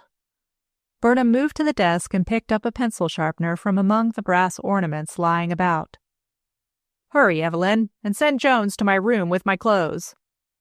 But Evelyn did not start at once on her errand. There was a feverish anxiety about Burnham which puzzled her. His explanation of his presence in the room was plausible. It was a natural impulse to look in the library if he heard anyone moving about in the room closed by order of the coroner, and perfectly proper to lock the door to prevent others entering. But why had he not looked into the hall on first entering the library to see who had left the room? Why wait nearly 5 minutes, for that time at least had elapsed while she, Evelyn, had engaged the housekeeper in conversation, before jerking open the door? And why select the moment when she, and not Mrs. Ward, was standing before it? Come to think of it, she had rattled the knob in trying to open the door. Of course that would attract Burnham's attention and cause him to find out who was trying to enter. Satisfied with the sudden solution which had occurred to her, Evelyn woke up to the fact that Burnham was thumping nervously on the door which he held invitingly open. "Hurry! Hurry!" he reiterated, and Evelyn sped out of the room. Burnham waited a moment after closing the hall door and locking it securely. Then, taking out his bunch of keys, he slipped the key on its silver ring and dropped them back in his pocket. Next, he hurried over to the desk and gathered some papers from the drawer, closed it, picked up the scrap basket and placed it under the desk, and taking a pocket chessboard from the table, he returned to his bedroom through the communicating door, closing it carefully behind him. After pulling up the shades and pushing back the curtains and flooding the room with light, he clambered back into bed and commenced reading over the papers he still clutched in his hand. He was absorbed in working out a difficult chess problem on the pocket board when a rap on his hall door disturbed him. "Come in, Jones," he called, but instead of his butler, Dr. Hayden walked in. Burnham's worried expression changed to one of relief. "I thought you would never come," he exclaimed, pushing aside the chess diagrams lying on the counterpane. "Draw up a chair and let's talk. Don't bother about that thermometer," frowning. "My temperature is normal. I've taken it," pointing to a silver-encased instrument lying on the bedstand.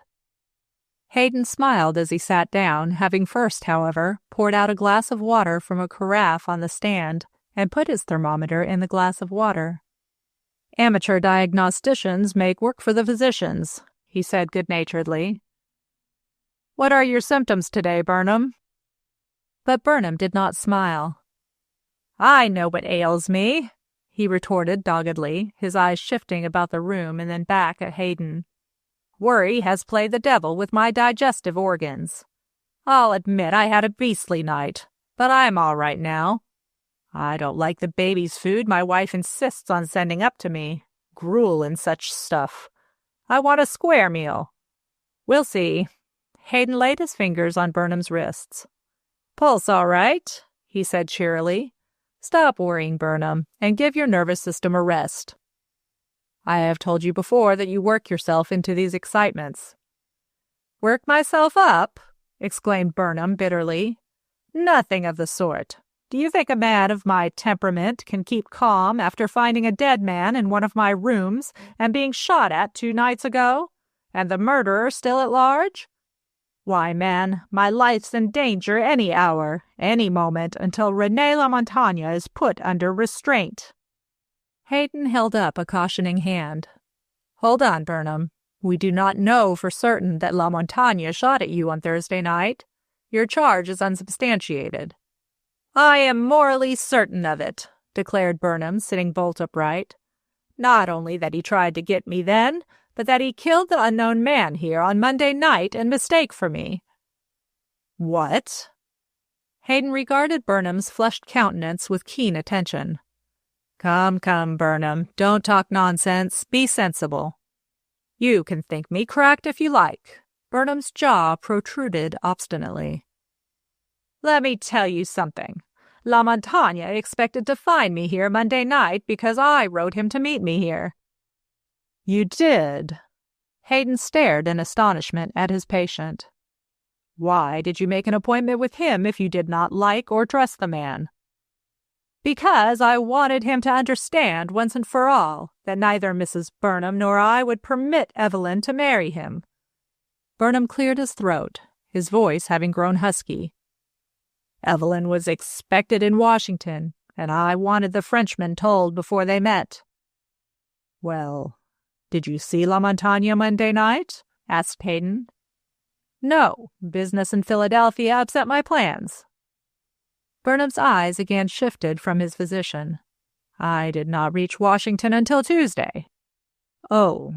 Hayden stroked his chin reflectively. Burnham was certainly working himself into a state of nervous agitation, and the astute physician was wondering how much reliance to place upon his statements. It was very obvious, however, that Burnham was bent on talking to someone, and Hayden decided it was better to thresh the subject out with him rather than have him bottle up his spleen and nurse his wrongs, fancied or otherwise. Let us look at the situation sensibly and without excitement, he said. You believe LaMontagne killed this unknown man in mistake for you? Yes. Hayden's next question was checked by the entrance of Evelyn, whose overbright eyes indicated suppressed excitement. Jones has gone, she announced, hardly greeting Hayden as she walked over to the bed. Gone? Gone where? Burnham half rose. I don't know. No one knows. Evelyn waved her hands. He just left. Walked out? I suppose so. Glancing in surprise at Burnham, who had almost shouted the question, he noted her expression and modified his tone. What have you in your hand, Evelyn? For answer, she laid a small package on the bed, and Burnham half extended his hand and then drew it back. It's been opened, he exclaimed. Who opened it? I don't know. I found the package on the hall table downstairs when I went to answer the front door. Burnham pulled off the outer covering of the package with such vigor that its contents fell in a shower over the bed. It's only your chess problem diagrams from Europe, exclaimed Evelyn, picking up one which fell at her feet. Why make such a fuss about them? Observing Burnham's growing wrath. He changed the subject with abruptness. Your mother has repeatedly told you not to go to the door, Evelyn, but to wait for one of the servants. It is not dignified for you to answer the doorbell. I only went because I did not wish to keep Detective Mitchell standing on the steps any longer, she protested, coloring under his rebuke. Mr. Mitchell said you had telephoned for him. So I did. Why didn't you say at once that he was here? Glaring at her. Ask him to come in. And as Evelyn made for the door, he added, in an aside to Hayden, "When I send important messages, I telephone from the library." He leaned over and spoke in a confidential whisper. "I know I'm watched. They can't fool me." "Come in, Mitchell," he called more loudly, and frowned as Evelyn, her curiosity piqued by the situation, walked determinedly in behind the detective. Then his frown changed to a smile, and he dropped his eyes so that the others might not see the sudden crafty malice which lit them. "Draw up a chair, Evelyn," he suggested politely, but disregarding his remark, she walked over to the bed and leaned against the footboard. Detective Mitchell likewise remained standing by Hayden and waited for Burnham to address him. "Found the murderer yet?" asked Burnham. "No, sir." "Identified the dead man?" "Not yet, sir." Mitchell shifted his weight somewhat and rested one hand on the bed. "It is only a matter of hours now." "Ah, indeed. Well, I'll assist in pushing the clock hands forward." Burnham paused to sip some water from a glass on the bedstand. His throat was getting dry. When he addressed his companions, he spoke with deliberate impressiveness. "The dead man was murdered in mistake for me," he began, "and by the same man who on Thursday night again tried to kill me. That time by shooting." Mitchell bent eagerly forward. "Who is this man?" "René Lamontagne of France." "You lie!" Evelyn, her eyes blazing with wrath, shook the bed to emphasize her words. "You lie!" "I don't." Burnham glared back at her and smiled triumphantly. "I can prove my statement. Take down the charge, Mitchell." "One moment." Hayden rose. "Let us talk this over a bit, Burnham. You say that the unidentified dead man was murdered in mistake for you by Captain Lamontagne. Did Captain Lamontagne know you by sight then?" "Of course he did," testily. "We met years ago in Paris." Hayden shook his head in bewilderment. "Then your theory that Lamontagne mistook this unidentified dead man for you, Burnham, hardly is borne out by the medical evidence." "What do you mean?" The question shot from Burnham, down whose hot face perspiration was trickling. "Why, simply that the man was killed by a dose of hydrocyanic acid." Hayden spoke deliberately to make sure the excited man understood him. "If these two men were drinking together, as seems a natural supposition, Lamontagne would have known his companion was not you. It would not have administered the poison. He wasn't shooting at you in the dark." "Not then, perhaps." Evelyn, who had shot a grateful look at Hayden, whitened as she caught the venom in Burnham's tone. "Listen to me, Mitchell. I want your full attention. Lamontagne has great reason to dislike me, to even fear me." "Be quiet," as Evelyn endeavored to speak. "I had an appointment to meet Lamontagne here on Monday night." "You did?" Evelyn stared, astounded at her stepfather. "But I was detained and could not keep the appointment," went on Burnham. He moistened his dry lips before continuing. "I take back what I said about Lamontagne mistaking the dead man for me. He undoubtedly brought the man here to assist in assassinating me, and finding I did not arrive, killed the man from a double motive: to get rid of a witness who might possibly betray him, and to convict me of the crime." Evelyn stared at Burnham and then at her companions, her eyes half out of her head. "You are mad, utterly mad," she gasped. "So that is your cue, is it?" Burnham laughed heartily, immoderately, and Hayden edged nearer the bed, ready for any emergency. Mitchell was the first to speak. "That's a very neat theory," he said, and his calm manner had a quieting effect upon Burnham. "You say you had an engagement to meet Captain Lamontagne here, sir, but that you did not keep it. Then how did Captain Lamontagne and this unidentified man, you claim his companion, get inside your house?" Burnham slipped his hand under the pillow and dragged out a sheet of notepaper. "Here is a copy of my letter to Captain Lamontagne making the appointment for Monday night. In it, you will see that I said that my train might be late, and not wishing to keep him standing on the doorstep in what might be inclement weather, I enclosed my latchkey."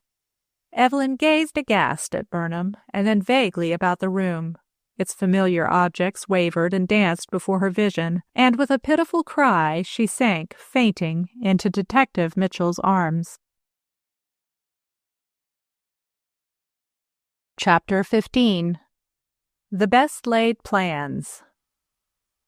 Maynard, pacing with nervous strides back and forth in Palmer's apartment, paused in front of Dr. Hayden.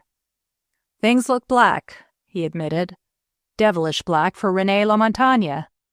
Hayden made a last entry in his daybook and slipped it inside his pocket before answering. "I'm afraid they do," he agreed. "Any news from police headquarters?" "Only to say that Detective Mitchell is still out. I left word for him to call here." Maynard flung himself down on the lounge by Hayden. "I wish I had been with you when Burnham preferred charges against René. Rotten luck being detained downtown and missing all the excitement." Any comment Hayden might have made was checked by the noisy entrance of Palmer from his workshop, a small room at the back of his apartment which he had fitted up with office appliances and draftsman's tools. "Have you seen Siki?" he asked. "I have," replied Maynard. "I sent him on an errand, Palmer. Siki told me it was his time off, so—" "That's all right. Glad you got some work out of the beggar." Palmer wheeled an armchair forward and dropped wearily into it. "Night work is playing the devil with me. What is the latest bulletin from the Burnhams, Hayden?" "Burnham ill, and Evelyn better," answered the physician tersely. Maynard laid down his cigarette case unopened. "Had Jones reported back when you were there, Hayden?" At the butler's name, Palmer looked up inquisitively. "Come to think of it, I didn't inquire," exclaimed Hayden. "The housekeeper, Mrs. Ward, opened the door for me, and I went right upstairs to see my 2 patients." Palmer stared abstractedly at his highly polished shoes, then looked over at Maynard. "Have you notified Chief Connor that Jones has decamped?" he inquired. Maynard waited until his cigarette was lighted before replying. "I have not," he said, "chiefly because I am not altogether certain Jones has decamped. On inquiry, I found that Jones has taken French leave in the past, always to return some days later with some very pat explanation for his absence." Hayden laughed. "The Burnham household is a singular one," he said. "Whichever way you take it, there are Mr. and Mrs. Burnham, 2 totally opposite characters. There is Evelyn, young, impulsive, and charming. There is Mrs. Ward." He hesitated. "A curious sort of woman, morose, secretive. Then there is Jones." He laughed again. "Jones is an oddity. So odd that I have spent nearly 24 hours looking up his past career," said Palmer dryly. "And I've dug up some interesting facts. For instance, Jones has never taken out his naturalization papers." "His naturalization papers?" Hayden sat bolt upright. "Isn't Jones an American?" "He is not," replied Palmer. "Some day, Hayden, if this district is ever declared a barred zone for enemy aliens, many Washington hostesses will find themselves left servantless, and the Kaiser will get just so much less first-hand information about American war preparations." "Do you mean Jones is a German?" demanded Maynard, and into his mind flashed the recollection of his first impression when Jones admitted him on Tuesday night at the Burnhams. He had then detected the faint trace of a foreign accent in his speech, but the butler's knowledge of English had made him forget his first impression. "He is a German." Palmer was enjoying the surprise his information was creating. Not liking his full name of Johannes, the butler, then about 22 years of age, shortened it to Jones, and lengthened his given name, Adolphe, to Adolphus. "Now, Maynard." Palmer's manner grew serious. "We must tell Burnham of his servant's double dealing." "Just a moment, sir, if you please," put in a voice behind Palmer, and he jumped at the nearness of Detective Mitchell, who had walked in a second before, unperceived by the 3 men. "Kindly make no mention of Jones to Mr. Burnham. Chief Connor is handling the matter now, and it's not for us to interfere." Palmer colored warmly at the detective's peremptory tone, but controlled his anger as he remarked, "So Chief Connor has come around to my theory that the dead man was a German spy, has he?" "I can't say, sir, what Chief Connor thinks. He does not confide in me," replied Mitchell. "But I do know that when he requests a person not to interfere in the handling of a case, it is healthier for the person to do what he says." Seeing the gathering wrath in Palmer's still flushed countenance, Maynard hastily broke into the conversation. "Your spy theory doesn't seem tenable, Palmer," he remarked. "If the man was caught spying, why doesn't the man who killed him come forward and state the case? No one is going to be condemned these days for exposing, even killing a German spy in line of duty." "That's a specious argument," scoffed Palmer. "It is just as convincing to say that if the dead man had been a member of the Secret Service, killed by a German, his identity would be known to American officials." "Well, so it would," declared Hayden, glancing in surprise at Maynard and Palmer. Maynard's usually tranquil manner had deserted him, while Palmer's expression was a clear indication of his feelings. "It may be that the dead man was a member of the Secret Service, but that does not necessarily mean that the Secret Service is going to announce that fact to the public. Eh, Mitchell?" "Quite true, Doctor," answered the detective.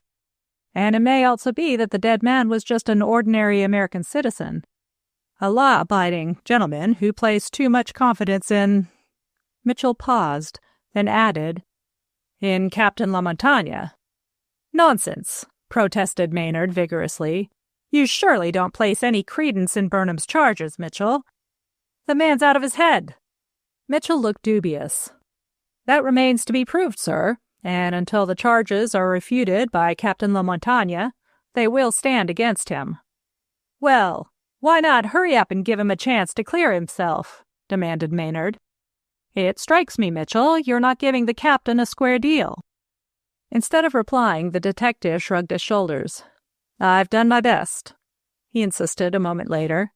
"I've tried to find the captain ever since the scene this morning, but he is not in his quarters or at the hangar, nor could I find him at the office of the French High Commission." "Did you try the French embassy?" "I did, but he had not been there today." Palmer rose and offered the detective a cigar and match. "Sit down," he suggested as Hayden made room for Mitchell on the lounge, then asked, "Can you arrest a French officer detailed here for murder?" "If I can prove he's guilty, yes, Mr. Palmer." Mitchell puffed contentedly at his cigar.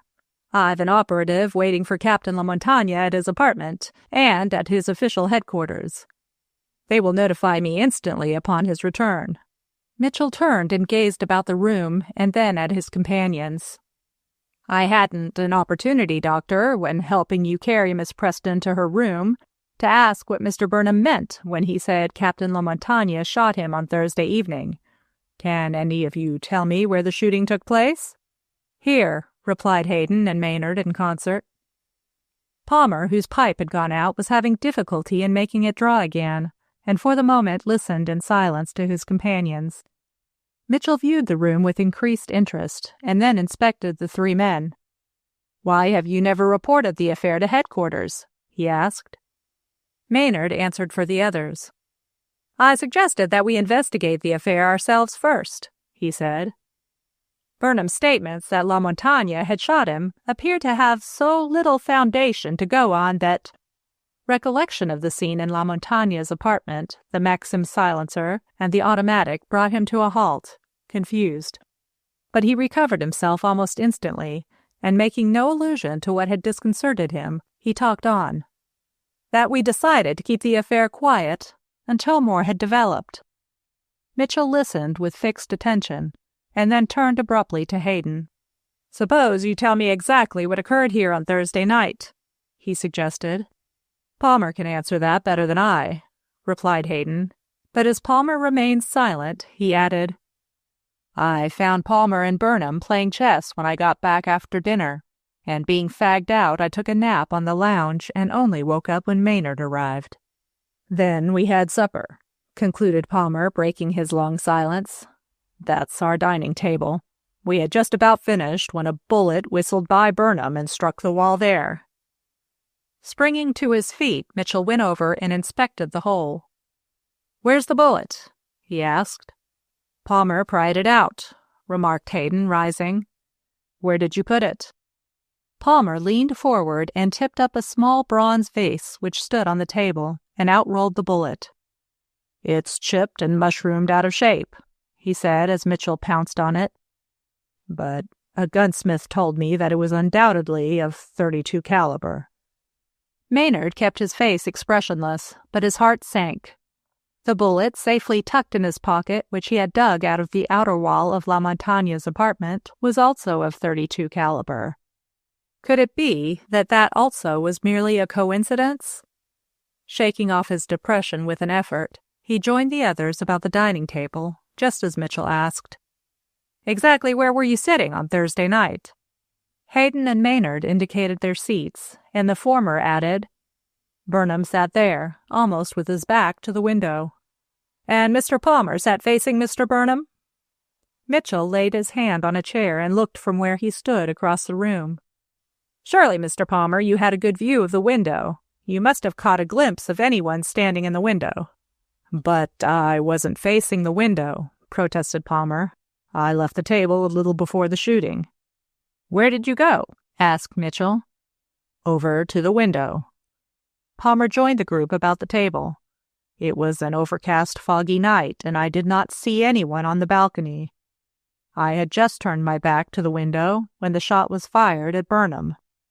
Mitchell thought for a moment, then walked over to the window and looked out.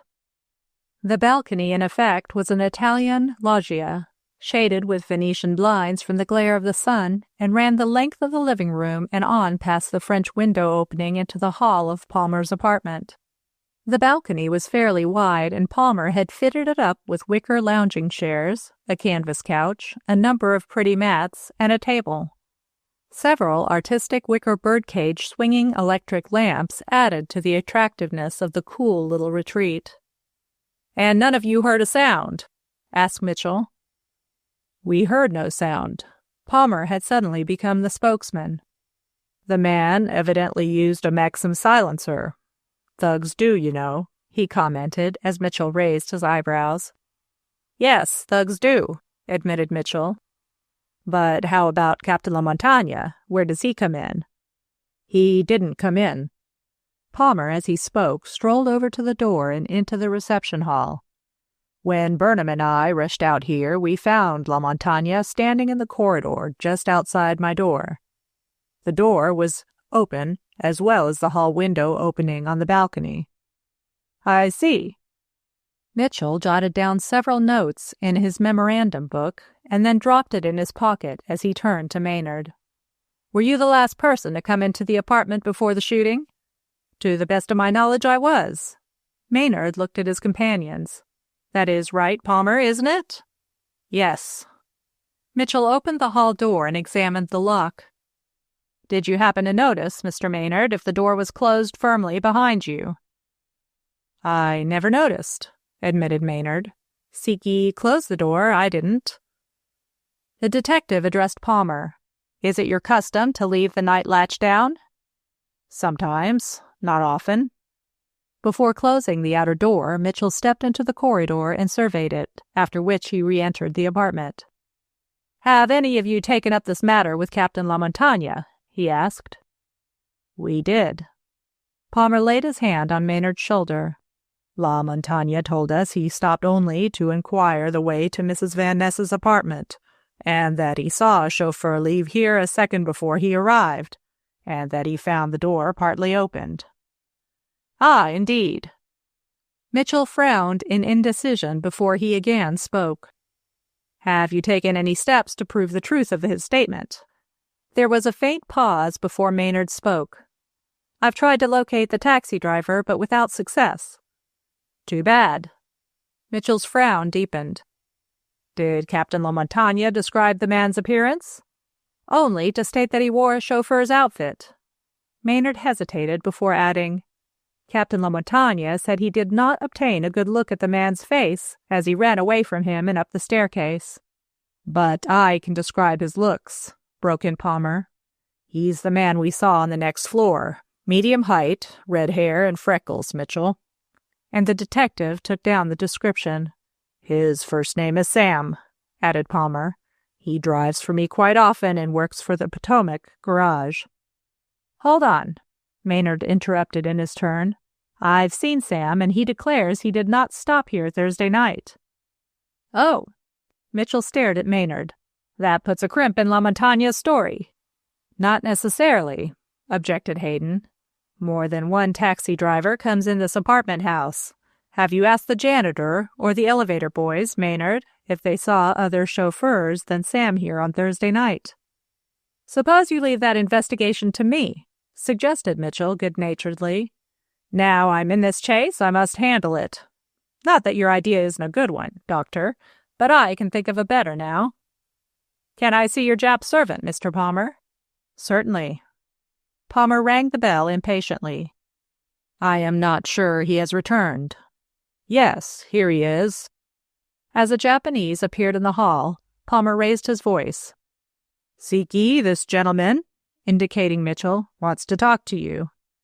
The servant moved rapidly towards them and bowed profoundly, then stood silently waiting. "Siki," began Mitchell, "did a taxi driver stop here about—" He wheeled back to Palmer. "What was the time?" "Between 9 and 10 o'clock on Thursday night last," answered Palmer. "Did he come here, Siki?" "No, honorable sir." Siki again bowed, fingertips together and elbows aslant. "No taxi driver came?" Maynard looked eagerly at the Jap. "Think, Siki. Don't make a mistake." "My memory is of the most good." Siki spoke with positiveness. "No such man called. You, Honorable Mr. Maynard, were the last that night." "See here, Siki." The Jap turned to face Hayden as the latter addressed him. "If the taxi driver didn't come to this apartment at that hour on Thursday, what were you doing in the hall just at that moment?" "I came to answer the bell, Honorable Doctor," responded Siki. "It rang." "We did not hear it," declared Maynard. "It rang in the pantry." Siki's oblique black eyes stared unwinkingly at his questioners. "How long a time elapsed between the ringing of the bell and your answering it?" asked Mitchell. "Just so long as it takes me to slip on white jacket and come from pantry here." And Siki sped lightly down the hall and back again. "Just so long, honorable sirs," he said, and there was no quickening of his breath, although he had moved with unusual rapidity. "Obviously, La Montagne rang the bell," commented Palmer, as Mitchell picked up his hat from the hall stand. "Obviously, but not proven," retorted Maynard, and he also took up his hat. "Wait, Mitchell, and I'll walk along with you. See you later, Palmer. Will you be at the tableau tonight, Doctor?" "Yes. Mrs. Burnham has very kindly asked Palmer and me to go with them in their box." "Then we will meet at the theater." Maynard nodded goodbye and stepped into the corridor. He had taken but a few steps when Siki hurried to his side. "Here is the answer, honorable sir," he said, handing him an envelope. "Oh, thanks, Siki, I had forgotten." Maynard slipped some loose change into the servant's hand and then hastened down the corridor to where Mitchell waited for him. "That's an odd coincidence," remarked the detective, keeping step with him. "Did you notice it?" "No, what?" "Why, the ringing of a bell preceded the discovery of the dead man in Burnham's library, and the ringing of another bell preceded the attempt to kill Burnham in Palmer's apartment." "It did not precede, it followed in this case," corrected Maynard. His attention was caught by the elevator, which shot upward past their floor, and he paused to wave his hand to Mrs. Burnham, its one passenger. Outside the apartment, Maynard turned again to Mitchell. "Do me a favor, will you? Lend me a photograph of the dead man." "Sure." Mitchell accompanied him around the corner and stopped in front of the Burnham house. "Shall I send it here?" Yes." Maynard hesitated. "Yes, I have rented permanent quarters." He glanced at the unopened letter in his hand. "But I'll be at the Burnhams a day longer." "Don't forget, Mitchell." "I'll send the photograph by special messenger this afternoon." Goodbye, sir." And Mitchell swung on down the street. Maynard, while waiting for the Burnhams' front door to be opened, took out the enclosure in the envelope handed him by Siki. The letterhead bore the firm name of a well-known real estate dealer. September 19th, 1917. My dear Mr. Maynard, pursuant to your telephone call this morning advising us that you would rent apartment 25 in the Bellevue, we took up the matter with the owner. We regret to inform you that the owner had early this morning leased the apartment to Mrs. Marianne Van Ness. We understand Mrs. Van Ness plans to furnish and sublet the apartment. Therefore, we advise that you get in touch with her. Maynard read no further. Thrusting the letter into his pocket, he walked mechanically into the house, totally ignoring Mrs. Ward, who stood holding the door open, with every intention of addressing him if opportunity offered. Chapter 16. In the Limelight. The impatient crowd, regardless of the early hour, clamored for admittance before the closed doors of the Belasco Theater. From his vantage point behind the ticket seller's window, James Palmer smiled at friends and acquaintances as they pressed forward to buy tickets for the Tableau of the Allies, or secure those already engaged. Not only would the Red Cross reap a rich harvest from the tableau, but the amateur performance would be viewed by a representative Washington audience, judging from the presence of high government officials, members of the foreign missions detailed to Washington, diplomats, and Army and Navy officers among the men and women who thronged the lobby of the theater.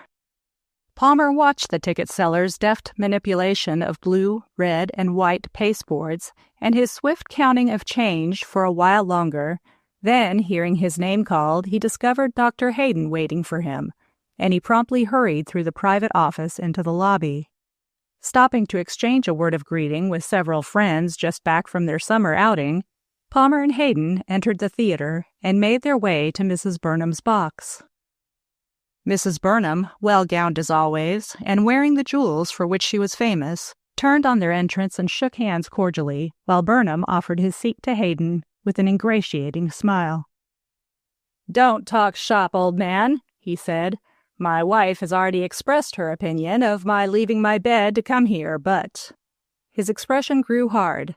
"Evelyn persisted in taking part in the tableau tonight, so we thought it, The playing of the Star-Spangled Banner heralding the approach of the President and his wife drowned his words, and rising, he and his guests and the whole house stood until the last bars of the anthem were played. After reseating herself, Mrs. Burnham unfolded her lorgnette and inspected first the audience and then her program. "Upon my word, I had no idea so many of my friends were back," she remarked, exchanging bows with the hostess in the next box. "It is a regular winter audience, and not such as you usually see in September. What's the first tableau on the program?" "The Navy," answered Hayden, to whom the question was addressed. There was no further time for conversation as the lights went out and the curtains parted on the tableau, which elicited rounds of applause, and the Marine Band played the famous Navy song, "Anchors Aweigh." There was some delay in the showing of the next tableau, and Hayden, idly glancing over the program which Mrs. Burnham held so that both could read it, grew conscious that her eyes traveled more often to her husband, who was talking in fits and starts to Palmer than to the printed words before her. "What's the idea of so many women in the tableau and no men?" she questioned abruptly, breaking the silence, and Hayden marveled inwardly at the shrillness of her usually well-modulated tone. "I believe each girl personifies the spirit of our allies in the tableau picked out for her," explained Palmer, who had caught Mrs. Burnham's question. "Some are more artistic. I was called in to advise about the scenery and saw some of the rehearsals. Hadn't any idea we had so many allies," announced Burnham, glancing over the program. "Here's Siam and... Hello, what's this to be?" "Somewhere in France." Hayden laid the program, which had slipped out of Mrs. Burnham's hand, back in her lap. With lights extinguished, the audience sat in expectation. Suddenly, before them appeared a faint pink glow which growing brighter, disclosed a trench outpost overlooking no man's land. The scene of utter desolation and destruction confronting the solitary watchful sentry, crouching gun aslant, was finally done, and Mrs. Burnham winked away a tear as she whispered to Hayden, "One of our boys." "Yes." Hayden borrowed her opera glasses. "Why, it's Maynard." "It's an excellent tableau," exclaimed Burnham, taken out of himself, and he applauded vigorously. "No mistake about it, Lillian. Maynard makes a magnificent soldier. Strange, as handsome and fascinating as he is, that he is never married." Mrs. Burnham nodded absent agreement as her foot kept time to the tune Columbia, the Gem of the Ocean. Repeated calls for an encore of the tableau brought other views of trench life, so excellently portrayed that Maynard was far over the time set aside for him to be the center of the stage.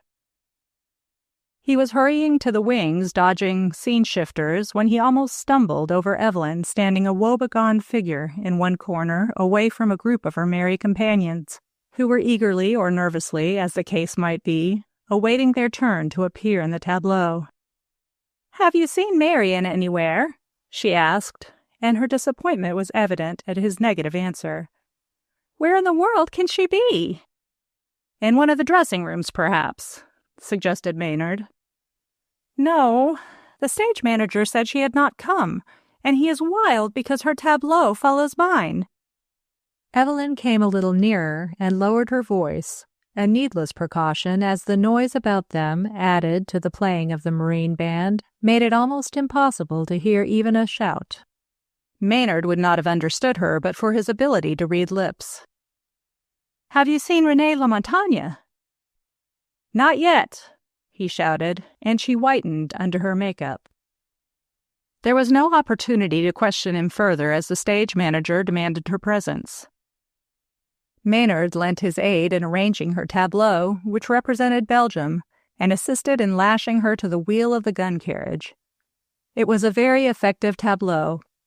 Evelyn half knelt, half crouched against the wheel, and raised her eyes at the stage manager's husky command and gazed in despair ahead of her, the hushed audience nowhere in sight as her mental vision conjured up her gallant French lover in the toils of circumstantial evidence. Maynard halted near one of the wings out of sight of the audience to watch the tableau. A sudden draught of cold air caused him to look around, and he saw Marian Van Ness just emerging from the circular staircase, which gave access not only to the dressing rooms under the stage, but to the stage door opening upon the alley. Marian did not pause until she reached the wing where he was standing, and he forbore to address her, noticing her absorption in the tableau. "And what does Jeanne d'Arc think of modern Belgium?" he inquired a few minutes later. Marian started violently at sound of his voice. "Jeanne's mantle has fallen on the women and men of Belgium," she answered readily, but her hand tightened its grasp on the sword she carried. "How lovely Evelyn is tonight." "Yes." Maynard, who had drawn nearer to let a stagehand pass, made her a courtly bow. "Congratulations on your costume. You have carried out every detail of the celebrated picture of the Maid of Orleans." "Thanks."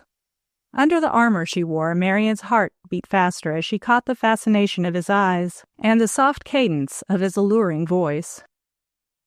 "Evelyn is having great applause. Ah, the tableau is over." "Mrs. Van Ness!" The agitated stage manager pounced upon her. "I feared you hadn't come." "We worked late at the State Department." But what else she said was lost to Maynard, who had gone to Evelyn's assistance. "Mrs. Van Ness will be in the next tableau," he said, as Marian, stopping but a second to congratulate Evelyn, followed the stage manager to the center of the stage. "We can't see it very well from the wings. Suppose we slip out to the audience. We can come back again," he added, as Evelyn made no move to accompany him. "Won't we be seen?" she asked. "No, we can stand in the aisle. Come this way." And his familiarity with the playhouse enabled him to guide her to the door opening into the auditorium. They stopped just beyond the entrance in the aisle, and from there had an excellent view of the tableau. Marian's pose was striking, and something of the fire and mysticism of the heroic Frenchwoman whom she impersonated lighted her beautiful face. "She's wonderful," whispered Evelyn, enthralled as spontaneous applause filled the theater. In the semi-darkness, a man hurrying to the stage door bumped into Maynard, and at his muttered apology the latter recognized Detective Mitchell. His expression caught his attention, and he checked him. "What's up, Mitchell?" he asked, lowering his voice to a whisper so that his words would not reach Evelyn, who, absorbed in the tableau being shown again, had slipped into a vacant aisle seat. "Mr. Maynard." Mitchell halted. "Beg pardon, I didn't recognize you. Can you slip out here just a minute?" observing Maynard's backward glance at Evelyn. Maynard tiptoed to Evelyn's side and whispered in her ear, "Come out through the door when you're ready. I'll wait for you on the stage." She nodded her comprehension, and Maynard stole out after Mitchell. He found the detective impatiently waiting at the foot of the circular iron steps leading to the stage. "Headquarters has just been notified that Captain LaMontagne is to sing here tonight," he said, taking care to keep his voice low. "I've got to see him." "But not here," protested Maynard sharply. "Tuh, you don't want a scandal." "It's bound to come," retorted Mitchell philosophically. "We can't postpone making an arrest any longer over this Burnham business. Why, the whole town is holding us up to ridicule." "Better be ridiculed for masterly inactivity than be excoriated for committing a blunder," cautioned Maynard. "Let me talk to LaMontagne first." "No, sir." "Well, wait and get him alone at his apartment." "I've been trying for 12 hours to reach him at his apartment," replied Mitchell. "He is too elusive to let out of my sight." "Coming up with me?" as Maynard lagged back. Before the latter could step forward, the door opening upon the alley swung in, and René LaMontagne appeared. He started past Maynard with but a courteous salute at sight of the latter's uniform, but his voice halted him. "Ah, mon ami, is your tableau over then?" he exclaimed. "I have tried many times to speak with you on the telephone, but alas, the central would not listen to my directions." He paused in his rapid French to glance upward at Mitchell, who loitered on the step above them, and addressed the detective in English. "Pardon, monsieur, will you permit that we pass?" "In just a minute." Mitchell looked significantly at Maynard. "Please explain to Captain LaMontagne who I am," he requested. His manner was not to be denied, and Maynard accepted the situation. "René," he began, "this is Detective Mitchell of the Central Office. He is in charge of the investigation of the Burnham mystery." "The Burnham mystery?" The Frenchman wrinkled his forehead. "You refer to—" "The dead man found in the Burnham library," volunteered Mitchell. "This morning, Captain LaMontagne, Mr. Burnham made the statement that you were responsible for the man's death." "I? Responsible?" LaMontagne, in his astonishment, stepped backward on the narrow platform, and but for Maynard would have lost his balance and fallen off the step and down the circular staircase to the floor below. "Mon Dieu! You are not sane." "Yes, I am," responded Mitchell, nettled by LaMontagne's contemptuous smile. "Mr. Burnham preferred the charges against you." At Burnham's name, LaMontagne's surprise changed to indignation. "And does he dare to go such lengths in his hatred as to accuse me, a cadet, of a noble house, of a crime so base?" With a violent effort, LaMontagne controlled his temper. "Upon what grounds does he make such a charge?" he inquired more calmly. "That he had an appointment to meet you Monday night in his house, and that he sent you his latchkey to get in with, so that you would not have to wait outside the house for him," explained Mitchell, watching carefully to see the effect of his words. But his long statement had given the Frenchman time to pull himself together, and he was master of his feelings as he answered. "I had the appointment," he stated, "but I did not keep it." "Why not?" demanded Mitchell. "Because I lost my way in the storm. You recall the storm of Monday?" Mitchell mumbled a reluctant yes, and LaMontagne continued rapidly. I am not familiarly acquainted with your circles and streets, and I lost my way in the blinding rain and hail. I wandered about for many weary hours, and returned to my hotel drenched to the skin." Mitchell stared at him. "Have you any witnesses to prove your statement?" he asked, and the Frenchman flushed hotly. "My word, monsieur, is good." Yes, but you may have to face a court of law," warned Mitchell. "Go slow," commanded Maynard, breaking into the conversation. "Recollect, Mitchell, in your zeal you may overstep your authority." Mitchell contented himself with a glare at Maynard as he again addressed the Frenchman. "Witnesses are a very good thing, sir," he said wisely. "Just a word more. Do you admit that Mr. Burnham sent you his latchkey?" La Montagne disregarded Maynard's indignant ejaculation and answered promptly, "I received the key, monsieur. What then?" "Well, I guess that's enough." Mitchell stepped nearer the Frenchman, who faced him calmly. "I will add," said La Montagne, and his voice was very quiet, "the latchkey was not in my possession on Monday night." "It wasn't?" Mitchell almost shouted the question, while Maynard stared in wonder at the Frenchman. "No, monsieur," continued La Montagne tranquilly. "The latchkey had been stolen from my apartment on Monday afternoon." Mitchell gazed open-mouthed at his two companions, but before he could think of anything to say, the stage manager ran down a few steps and stopped at sight of La Montagne. "Hurry up!" he exclaimed, much relieved. "You're to sing the Marseillaise now. The audience is waiting." And he almost dragged the Frenchman up the few steps, Mitchell standing back to let him pass. But he was hard on his heels a moment later and only stopped in the wings as La Montagne walked out towards the center of the brilliantly lighted stage. Maynard, who had followed his companions more slowly, came face to face with Marian Van Ness at the head of the stairs. "Have you seen Evelyn?" she asked anxiously. "I want her to go home with me." "I'll tell her," he promised, and she smiled gratefully at him. "Do, please. I'll run and get my cloak, which one of the maids put in our dressing room." And she disappeared as Maynard hastened down the steps. He had been gone but a second when Mrs. Burnham, assisted by Dr. Hayden, clambered up the staircase and looked helplessly at the busy scene. "Dear me, where will we find Evelyn?" She turned to address a scene shifter, but the man passed without paying the slightest attention to her hail. "Just sit here, Mrs. Burnham." Hayden guided her to a chair standing against the wall. "I'll look up the stage manager. He will know where Evelyn is to be found." And he darted behind some scenery. Mrs. Burnham listened with interest to the echoing chorus of the Marseillaise, which was being played by the Marine Band and sung by the audience. Suddenly spying a bevy of girls toward the back of the stage, she rose and walked in their direction. Mitchell, observing that La Montagne was singing an encore, turned away just as Hayden appeared at the entrance of the wing and promptly accosted him. "Have you seen Miss Preston?" he asked as the detective paused by him. "Haven't laid eyes on her." Mitchell looked over toward the staircase. "Isn't that she?" And he and Hayden stared at a heavily cloaked woman standing with her back toward them.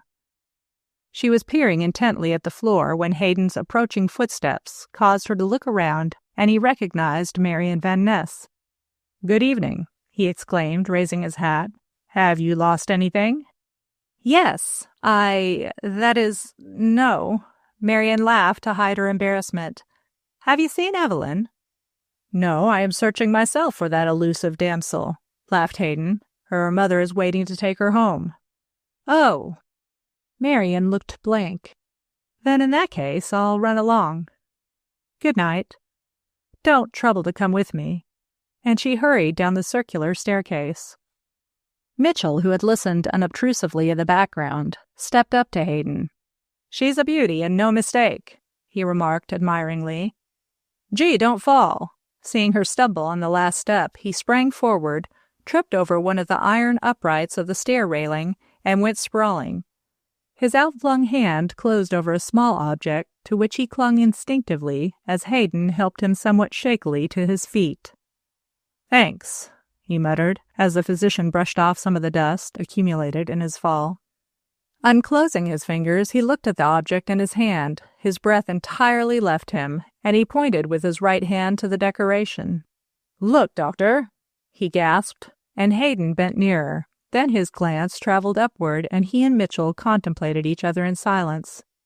A hand on Mitchell's shoulder caused him to start violently. "What have you there?" asked Maynard. For answer, the detective raised his hand until the nearest electric light fell full upon it. "The Iron Cross," he exclaimed, and his voice was shaky.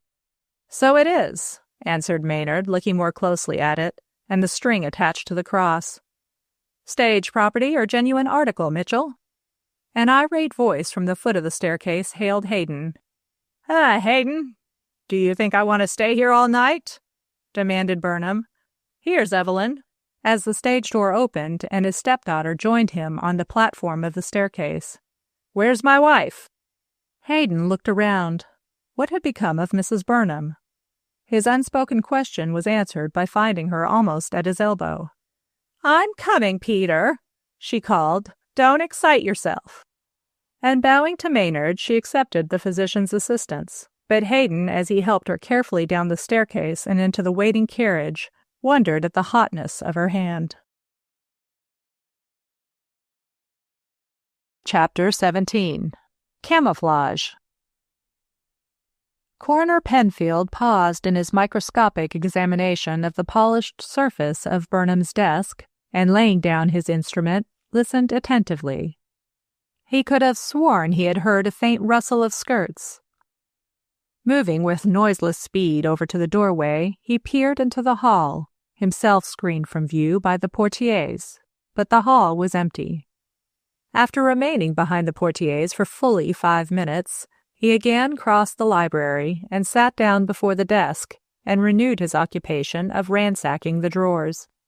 With the aid of a skeleton key, he unlocked first one and then another, but only neat rows of filed bills and canceled checks rewarded his search, and he sat back finally, gnawing his underlip. His eyes strayed about the room, and he frowned meditatively at the clock as it chimed the hour. 10 o'clock was early for an amateur performance to be over, but Penfield closed and locked each drawer and replaced every ornament on the desk where it had originally stood, its place clearly indicated by the accumulation of dust which, by his order, the servants had been forbidden to remove. Rising, he took a thorough survey of the library. Mrs. Burnham had evidently seen that his instructions about keeping the room intact had been carried out. Every piece of furniture was where he recalled seeing it after the discovery of the dead man sitting in the chair by the fireplace 5 or was it 6? Penfield stopped to count. Had 5 days elapsed since then? No arrests, no identification of the dead man in that time. Memory of a stinging editorial in a local newspaper on the subject of police inefficiency in handling the case made him wince. The editorial had hardened his resolve to make another examination of the Burnham residence, and upon hearing of the family's contemplated absence at the theater that night, he had decided to take the opportunity to once again go over the premises. Crossing the room, Penfield again examined the huge armchair in which the dead body had been found. He shook his head despondently over the same blank results which had met his former investigation of the upholstery of the chair. There was no clue to be found in its spotless and unbroken surface, no niche where a paper might have been secreted, or spot where telltale finger marks had been left to aid in identifying the criminal. With something very like an oath, Penfield straightened up from his fruitless search and again transferred his attention to the library. 4 questions confronted him: the identification of the dead man, how he had been carried into the library, from where and by whom. The coroner stared at each piece of furniture, at every section and corner of the large room, but no solution of the problem met his eager gaze in his orderly surroundings. His idea of being of aid to Detective Mitchell by a quiet examination of the room was a failure. No new viewpoint of the crime had presented itself. Penfield turned restlessly about and faced the massive carved mantel which added much to the attractiveness of the library. The high brass andirons, their globe-shaped tops reaching almost to his chest, were badly in need of polishing, and the fire irons and screen were equally dingy. They were the only furnishings of the room which showed the result of closing the house during the summer months. Penfield's eyes traveled upward and along the high shelf of the mantel which stood some distance above his head. The small bronze figures on either end of the shelf were handsome, but his eyes did not linger on them and passed on to the next objects, candlesticks, and then were focused on the center ornament, the mantel clock. The clock was evidently of French make, and the coroner admired the handsome gilt-work which encased the glass globe inside of which were exposed the works of the clock, its dial and the pendulum, which in that instance was obviously the loose base of the clock, and revolved slowly half around and back again as the seconds and minutes were ticked off. But it was the dial of the clock which had claimed the coroner's wandering attention. Taking out his notebook, he turned its pages hurriedly until he came to an entry under the date of Tuesday of that week. Clock and library going at time of discovery of dead man, and time registered accurate to the minute with my watch. Penfield frowned at the clock. How had he come to overlook questioning Evelyn regarding the clock? Had she set it going on entering the library Tuesday morning? If she had not, it would effectually prove his theory that someone had occupied the house in the absence of the Burnhams.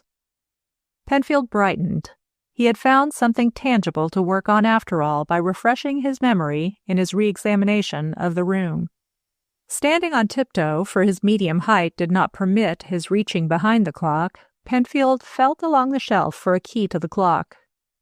Meeting with no success, he pulled forward a chair and, mounting it, looked behind the clock, then under the bronze figures, and lastly under the candlesticks, but he could find no trace of a key.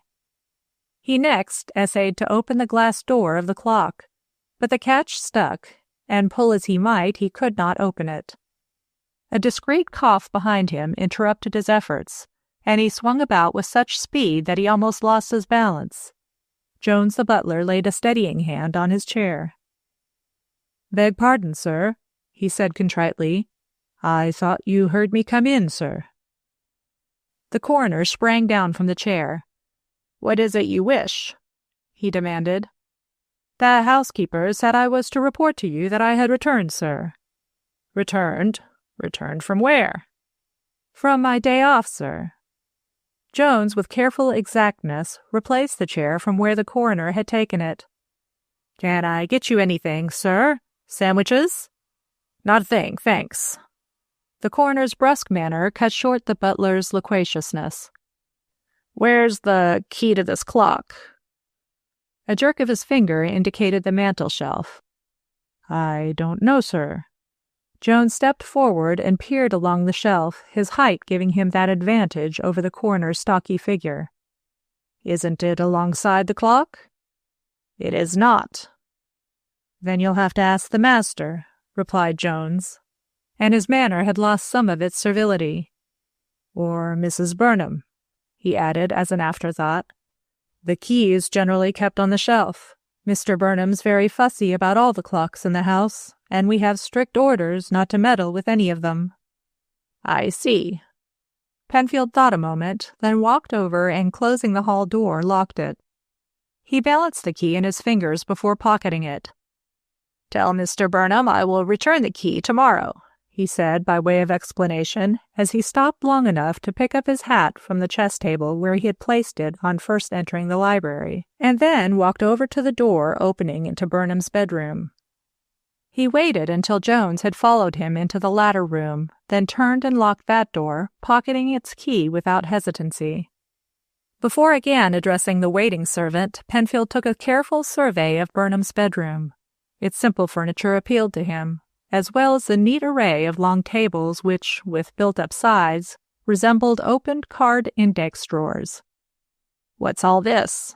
he asked, approaching the tables. "Mr. Burnham keeps his chess problems and records filed there," explained Jones. "He receives problems. He calls them from all over the world, and the time he spends fussing over them." Jones rolled his eyes. "It's enough to make him daffy. Here, don't touch him, sir," as the coroner removed several chess problem diagrams. "Mr. Burnham will raise—" He stopped as Penfield, after a cursory glance at the red and black markings in the small squares, dropped the diagrams back into place. "Mr. Burnham's terrible passionate when he's roused, sir," he added apologetically. "I only thought to caution you, and no offense was meant." "And none taken, Jones," answered Penfield. "So Mr. Burnham is of a passionate nature, is he?" Not waiting for the butler's fervid yes, he walked out of the bedroom, Jones just behind him. In the hall he stopped. "Which way is Mr. Maynard's bedroom?" "Right down the hall, sir, to your right," and Jones led the way past the open door of Mrs. Burnham's bedroom, which adjoined that of her husband, to the room he had indicated. Stepping inside, he switched on the electric light, and Coroner Penfield looked into the room for a moment only. "Cozy quarters," he remarked. "And who has the room across the way?" "Miss Evelyn." Jones stepped to one side to permit Penfield to return to the hall. "And that room?" Penfield indicated a doorway at the back of the hall, a little to one side. "That leads to Mrs. Burnham's boudoir, sir, in the octagon wing of the house. Leastways, that is what they call it," explained Jones. His voice gained in impressiveness. He would have made his mark as a lecturer, and the house was his hobby. "There's a lot of surprises about this house, sir. It's bigger than most folks think." "I have been over the house." Coroner Penfield paused by the staircase. "I thought Mr. Maynard had a room on the 3rd floor." "So he did, sir." Jones led the way down the stairs. "But Mrs. Ward had his things moved into the spare bedroom downstairs, as Mrs. Burnham feared it was too hot for him on the 3rd floor.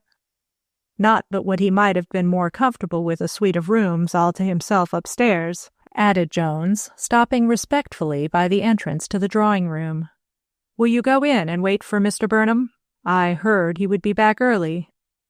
Penfield considered a moment, then moved toward the front door. "I will be around in the morning," he said. "Please tell Miss Preston I desired to see her." "Certainly, sir."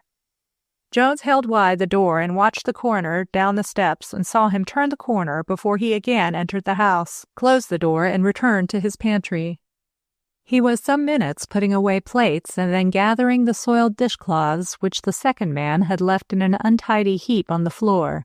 He turned off the light and went downstairs. The light in the lower hall had been left burning but dimly, and in the almost complete darkness Jones stumbled against a heavy object and with difficulty kept his balance. "Look out for my bag!" exclaimed a cold voice back of him. "Schweinhund!" The word slipped between the butler's clenched teeth as he tenderly nursed his bruised chin, and with difficulty suppressed his desire to kick the bag down the hall as a small vent to his feelings. Suddenly he straightened up and, turning up the gas jet under which he stood, glared at Mrs. Ward, but her wooden expression gave no indication of having heard his ejaculation or observed his sudden, badly concealed fury. Controlling himself by a supreme effort, he hid his feelings under his familiar suave manner. "Why do you leave your bag in the way?" he asked, at the same time stooping to stand the suitcase upright against the wall. "Shall I carry it upstairs for you?" "No, put it down." Mrs. Ward's acerbity was unmistakable, and Jones released his hold of the bag with alacrity, while silently marveling at its weight. "Go answer the bell, imbecile! Do you not hear it ringing?" Casting down the soiled dishcloths on top of the bag, Jones dashed by the housekeeper and ran upstairs, the front bell keeping up a ceaseless din as he hurried along. But in spite of his haste, he paused long enough to scratch his bald head before opening the door. "The bag had an M on it," he muttered. "It was no W. I have a mind." Another imperative summons on the bell sounded, and he jerked open the door. "Is Mr. Maynard in?" asked Marian Van Ness as she stepped across the threshold. "Mr. Maynard," stuttered Jones, his surprise at sight of Marian plainly evident. "No, miss. No, ma'am." Catching sight of her expression, his own changed to one of concern. "Are you ill, ma'am?" "No." Marian rubbed her cheeks, forgetting they were rouged, and unaware that it was the expression of her eyes which had alarmed the butler. "I have lost— I would like—" She pulled herself up short. "Has Miss Evelyn returned from the theatre?" "Not yet, ma'am." Marian moved over to the hall seat and sat down wearily. "Get a sheet of paper and a pencil, Jones," she directed. "I want to leave a note for Mr. Maynard." "Surely, ma'am." Jones fumbled around on the hall table and produced a much-chewed pencil and a small piece of folded paper. "Just write your message here, ma'am, and I'll give it to Mr. Maynard." Marian threw back her cloak, and the butler inspected her striking costume of Jeanne d'Arc with admiring eyes. Forgetful of Jones's presence, Marian stared at the blank paper, then wrote a few lines and folded it into a cocked hat, added Dan Maynard, Esquire, in her distinctive writing, and handed the note to Jones. "I will be greatly obliged, Jones," she said, stepping to the door, "if you will not mention my presence here tonight to anyone, but give my note to Mr. Maynard." "Certainly, ma'am, I understand." But the butler's face was blank as he closed the door behind Marian and went slowly downstairs. He quickened his footsteps on hearing subdued voices in the hall leading to the basement front door, and reached there just in time to see the housekeeper hand her suitcase to a taxicab driver. "Here, wait," he called, but instead of complying, the taxi driver slipped outside, and Mrs. Ward shot the bolt into place before turning to face the irate butler. "Hold your fuss," she exclaimed authoritatively, "and mind your own business." "It is my business to know who comes here at night," stormed Jones, giving vent to his bottled-up anger at last. "Think you Mrs. Burnham likes to have hangers-on at her kitchen door? And think you she likes to have such companions as you bring here?" Mrs. Ward's blood was up. "The man whom the police want, the man you have kept here—" Jones looked involuntarily over his shoulder. "Not so loud," he cautioned. "Heinrich has joined the mission. He seeks divine guidance." "Then let him seek it elsewhere than in this house." Mrs. Ward turned contemptuously away. "Pick up your clothes and be off." Jones gathered up the soiled dish towels in silent fury. As he tucked them under his arm, some dark stains on one cloth caught his eye. "Ah, paint, is it, or ink?" He sniffed at the cloth, holding it close under his nose. "And why did you put fresh paint on your suitcase?" Instead of replying, Mrs. Ward walked into the servants' dining room and, sitting down composedly, picked up her knitting. Jones hesitated uncertainly in the hall, then thrusting the note which Marian had given him inside a pocket, he followed Mrs. Ward into the room and stationed himself opposite her. "Why did you alter the initial on the suitcase?" he demanded, and waited in growing wrath for an answer. Receiving none, he again addressed the housekeeper. "Silence will not help you," he announced. "I know all." "Then why ask me questions?" inquired Mrs. Ward practically. "Because I desire to know why that taxi driver is here so often, in the back way, in the window yonder," pointing to the one opening on the walk which separated the Burnham residence from its next-door neighbor and which gave light and air to the rooms on that side of the house. "What does he here of so secretive a nature?" Mrs. Ward laid down her knitting and met his angry gaze with one equally furious. "What concern is it of yours?" "That is my affair." "That is no answer." Mrs. Ward shrugged her shoulders disdainfully. "Then shall I say—" The butler leaned closer. "Shall I say that the man's jack-in-the-box presence in this house is for you a menace?" Mrs. Ward's laugh did not quite ring true. "Since you must know," she commenced, and paused to glance over her shoulder. "Yes." Jones came nearer. "What?" "That man you call a jack-in-the-box—" "The taxi driver," prompted Jones. "Go on, woman." "That man—" The loud buzzing of the front doorbell interrupted her. "Answer the bell." Yes, in a moment." Jones came yet nearer. "The taxi driver. Who is he?" A detective. Now go." And Mrs. Ward resumed her knitting. Chapter 18. The Handwriting on the Wall. By the time Jones reached the front hall, he found the door open and Mrs. Burnham awaiting his arrival with an angry sparkle in her eyes. "Late again, Jones," she remarked, and her tone caused the butler to flush uncomfortably. "Help Mr. Burnham off with his coat and then assist him to bed." Burnham rejected the butler's aid with the same petulance he had shown to Maynard when the latter offered his assistance. "I'm not a baby," he remarked through chattering teeth. "What if I did catch a chill coming home, Lillian? It's nothing serious. Here, take my keys, Jones, and bring me some whiskey from the sideboard." Jerking the bunch of keys from the front door lock where he had left it dangling in his haste to enter the house, he tossed it to the waiting servant, and laying his hand on Maynard's arm, started with him up the staircase. Mrs. Burnham turned to follow when Evelyn, who had remained in the vestibule, stepped inside the house, closed the door, and called her softly by name. "Come in the dining room, Mother dear," she said. "I must have a word with you. Alone." And the quiet emphasis on the last word belied her unnaturally high color and brilliant eyes. "Please, Mother." Seeing Mrs. Burnham hesitate, she moved forward and gently encircled her waist with her arm. "Spare just a moment to me?" Mrs. Burnham bent forward and kissed her with warmth. "Of course, Evelyn," she said cheerily. "Say as many words to me as you want." And she led the way into the drawing-room, pausing only long enough to turn on the lights. "Sit by me here," she suggested, making herself comfortable on the sofa. But Evelyn, too nervous to remain quiet, only paused in her restless moving about to stand in front of her. "Mother," she began, and in spite of her determination to keep her voice steady, it shook. "I love Renée La Montagne." Mrs. Burnham's expression altered. "You think you do, Evelyn," she corrected gently. "No, Mother." Evelyn's gaze never shifted. "I love Renée, and I intend to marry him." "Need we get into that?" Mrs. Burnham smiled not unkindly.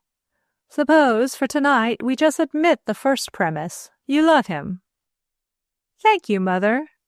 Evelyn rested her hands against the table at her back and steadied herself. "Renée," she blushed hotly, "Renée loves me."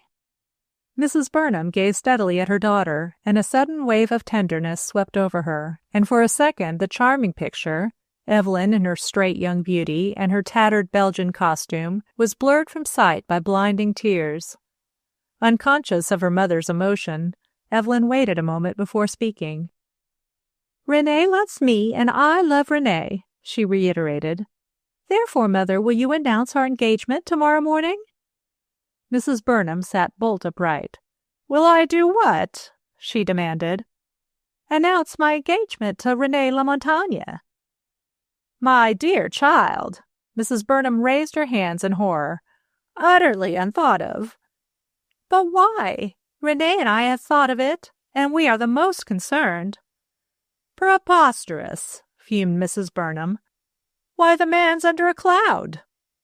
"Exactly, Mother. That is why I wish our engagement announced." Evelyn stood proudly erect.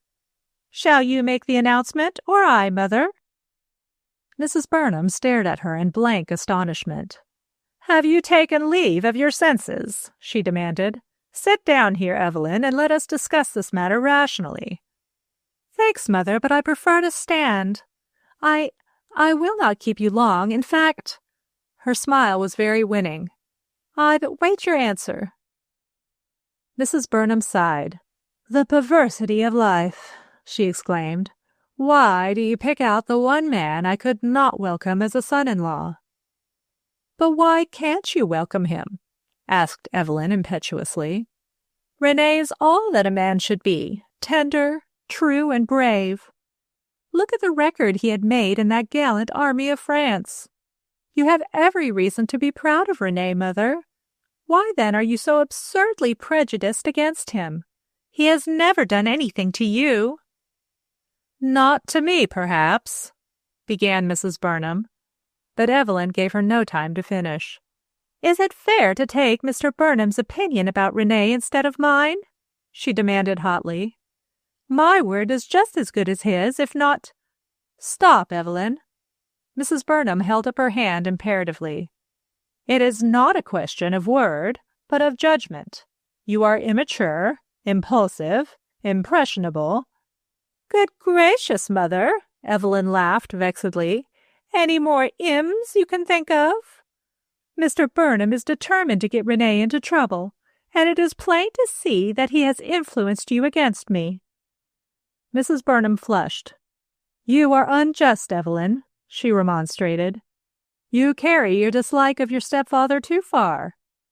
You mean he has carried his dislike of Renee too far, retorted Evelyn, bitter resentment against Burnham getting the better of her determination to curb her anger.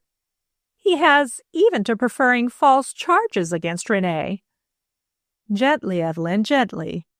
Mrs. Burnham rose. Do not say things in anger which you may bitterly regret later. I shall never regret one word I say in defense of Renee, responded Evelyn with undaunted spirit. And when Mr. Burnham charges Renee killed that unknown man in our library, he lies.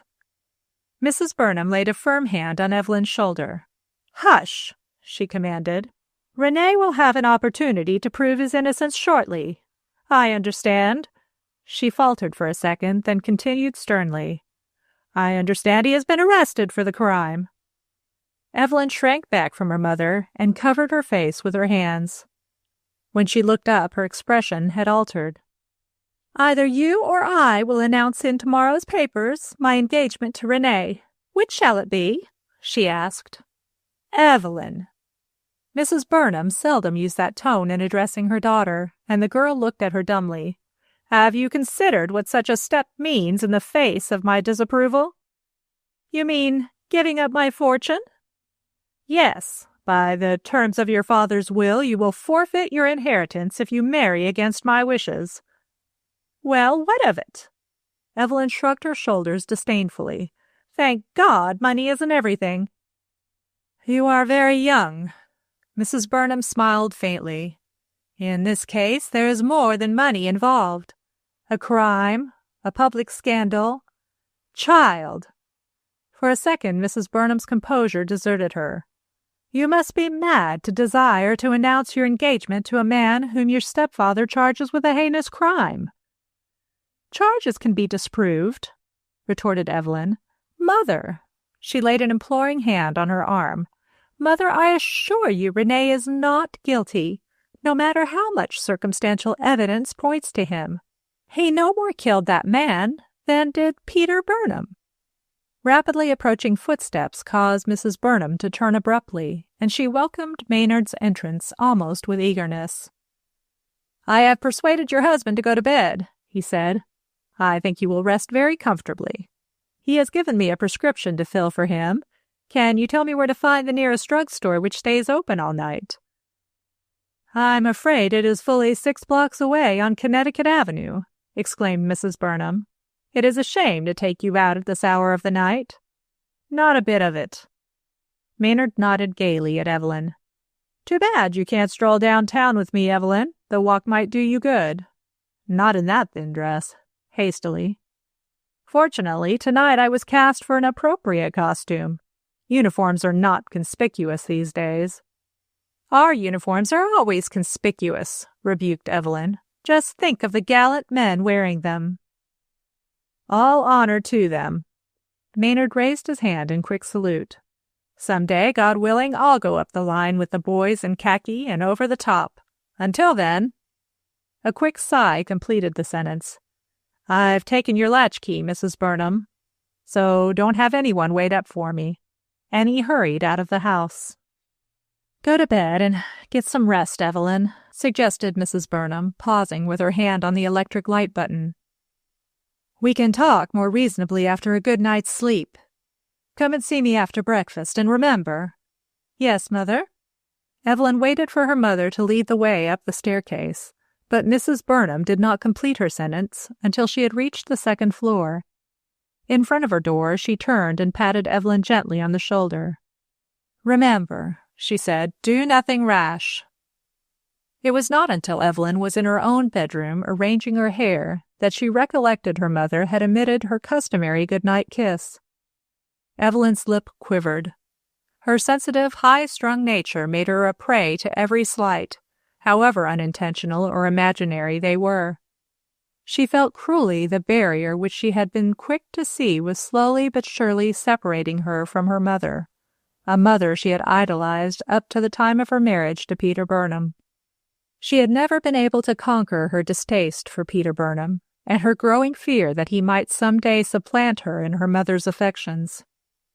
She had little hope that she could win her mother's consent to her engagement to René La Montagne, and still less that her mother would announce the engagement. But Evelyn came of a loyal, courageous race, and her fighting blood was up. Her lover, alone in a strange country, faced, in her opinion, unjust imprisonment for a crime he had not committed, and she was determined to offset her stepfather's charges against him by the announcement of their engagement. Let tongues wag in society and scandal be whispered. If she showed her faith in René La Montagne, others would rally to his aid. There was Marion Van Ness and Dan Maynard. A tap on her door awoke her from her abstraction. "What is it?" she called.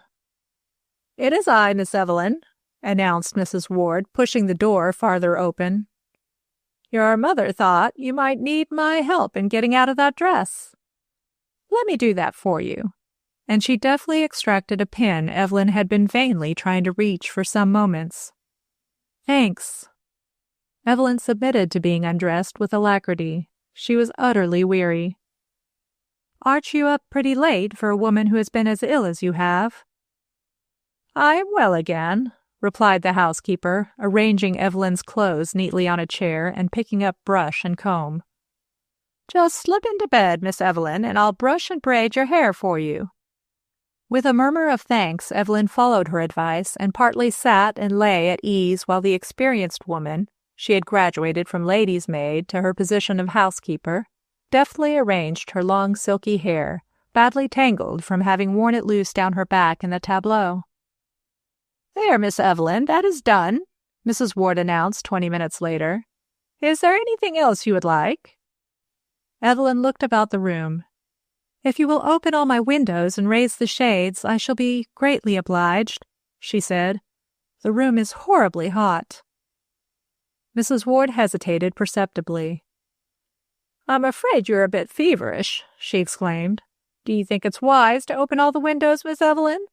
This room really isn't any too warm." "I can't sleep in it as it is," exclaimed Evelyn. "I must have air. My head is swimming. Don't worry about my catching cold, Mrs. Ward. I always sleep with the wind blowing on me." "Very well, Miss Evelyn." The housekeeper went to first one window and then the other and pulled up the Holland shades, then flung the windows wide open. On her way to the door, she stopped by the bed and looked thoughtfully down at Evelyn, then without speaking glided from the room to return a moment later with a silver whistle.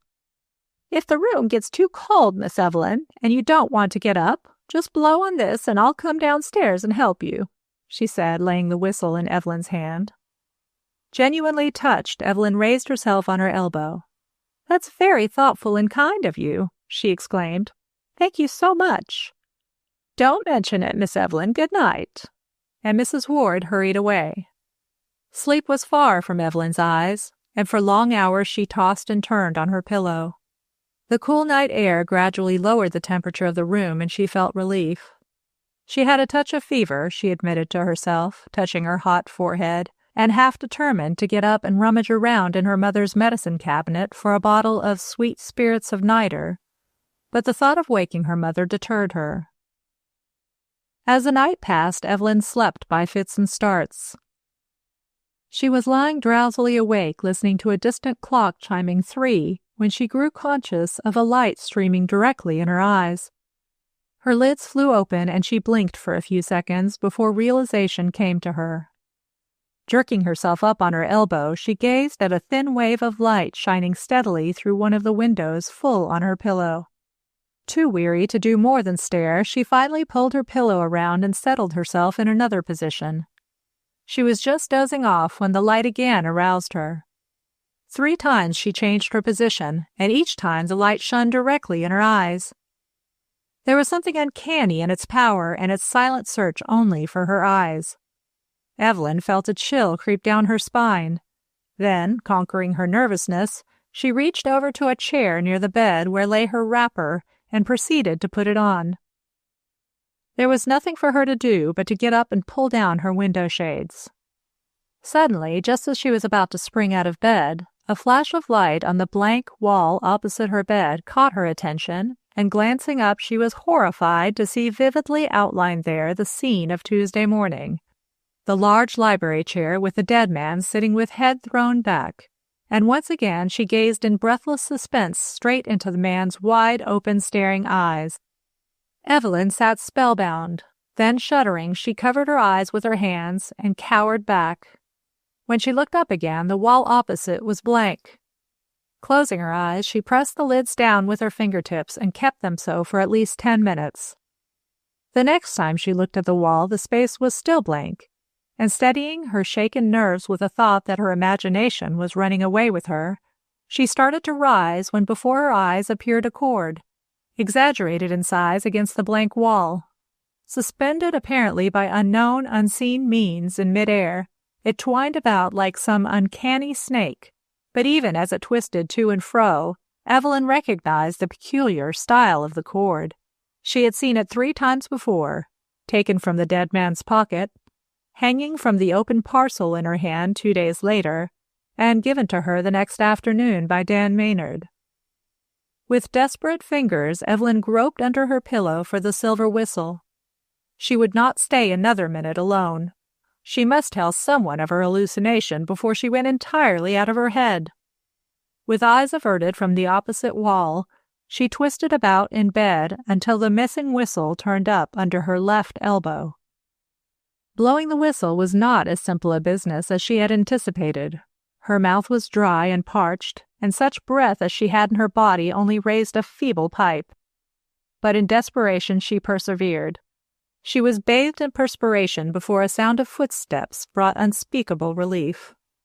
"Hurry, hurry!" she gasped as a white-robed figure stepped just inside her room. "Come nearer, look!" And with her eyes averted, she pointed to the opposite wall. She was conscious of the figure's approach at her hoarse whisper, but the continued silence snapped her last remnant of self-control. "Tell me you see it," she begged piteously. "The string, Mrs. Ward. You see the string?" And she caught the woman and swung her about, imploring, eyes upraised. The woman who faced her was not the housekeeper, but her mother. "Be calm, Evelyn," she said, stroking the girl's hot head. "What is the meaning of this?" "Can't you see the string on the wall?" asked Evelyn, clinging to her. Mrs. Burnham looked in the direction Evelyn pointed. "No, dear," she whispered soothingly. "Look for yourself." Slowly, reluctantly, Evelyn turned and looked full at the wall. Her mother was right. It was blank. But even as she stared at it, the wall lightened, and once again she gazed into the eyes of the dead man seated in the chair facing her. "See, Mother!" she cried. Like one carved from stone, Mrs. Burnham stared at the opposite wall, motionless, almost with breathing suspended. She continued to look ahead of her. Suddenly she spoke, and it was a voice Evelyn had never heard before and would never have recognized as hers. "I see nothing, Evelyn," she said. "The wall is blank." Chapter 19. Bribery. James Palmer felt his clean-shaven chin with nervous fingers and turned away from contemplating himself in the mirror with a dissatisfied scowl. Kicking aside his tumbled clothes, which lay half on, half off of the bed, he hurried into the living room of his apartment in time to catch Dr. Hayden as the latter was leaving on his round of professional visits. "Give me a bracer, Hayden," he demanded. "My nerves have gone to pot." Hayden scanned him closely and noted with professional interest his bloodshot eyes and shifting, ever-moving restless fingers. "Go back to bed," he directed. "You are not in shape to be about this morning, Shape or not, I've got to be in my office Sunday or no Sunday. Government contracts don't wait on nerves, time, or day. Those cantonment plans must be shipped to—" Observing Hayden's obdurate manner, Palmer's peremptory tone changed to one almost of pleading. "Don't send me to bed. I tell you, I can't sleep and I'll go crazy if I remain inactive. I had to work last night. God knows if I can't sleep at night, I can't sleep in daylight." Hayden considered him a moment. Then, drawing out his prescription pad, he wrote down directions, and tearing off the slip, handed it to Palmer, who, impatient to be off, stood twirling his hat from one hand to another. "This mild bracer will give you relief, Palmer, but only temporarily." Hayden's serious manner impressed Palmer, in spite of his open disinclination to follow his advice. It is trite but true that no man can burn the candle at both ends. Working under pressure day and night creates the necessity for sanitariums. Palmer frowned, then smiled as he tucked the prescription safely away in his vest pocket. "The work will lighten up shortly," he declared. "Come along. Oh, damn. There's the phone." "Don't wait, I'll answer it." And Hayden turned back into the apartment as Palmer hurried down the corridor. Just as he reached the head of the staircase, a sound of voices drifted to him, and glancing over his shoulder, he saw Mrs. Burnham leave the elevator and walk toward his apartment.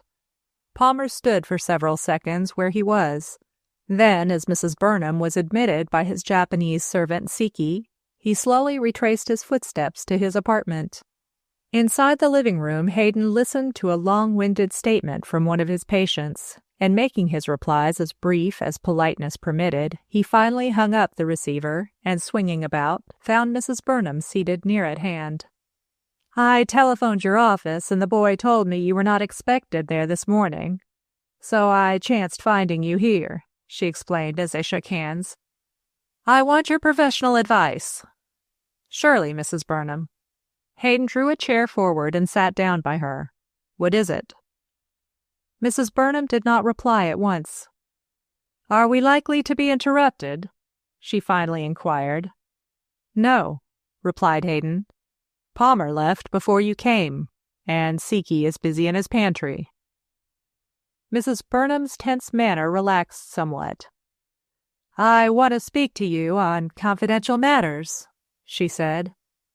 "You will kindly mention my visit to no one?" "Certainly not," Hayden bowed. "Proceed, madam." It was some minutes before Mrs. Burnham again addressed him. She seemed at first uncertain how to commence.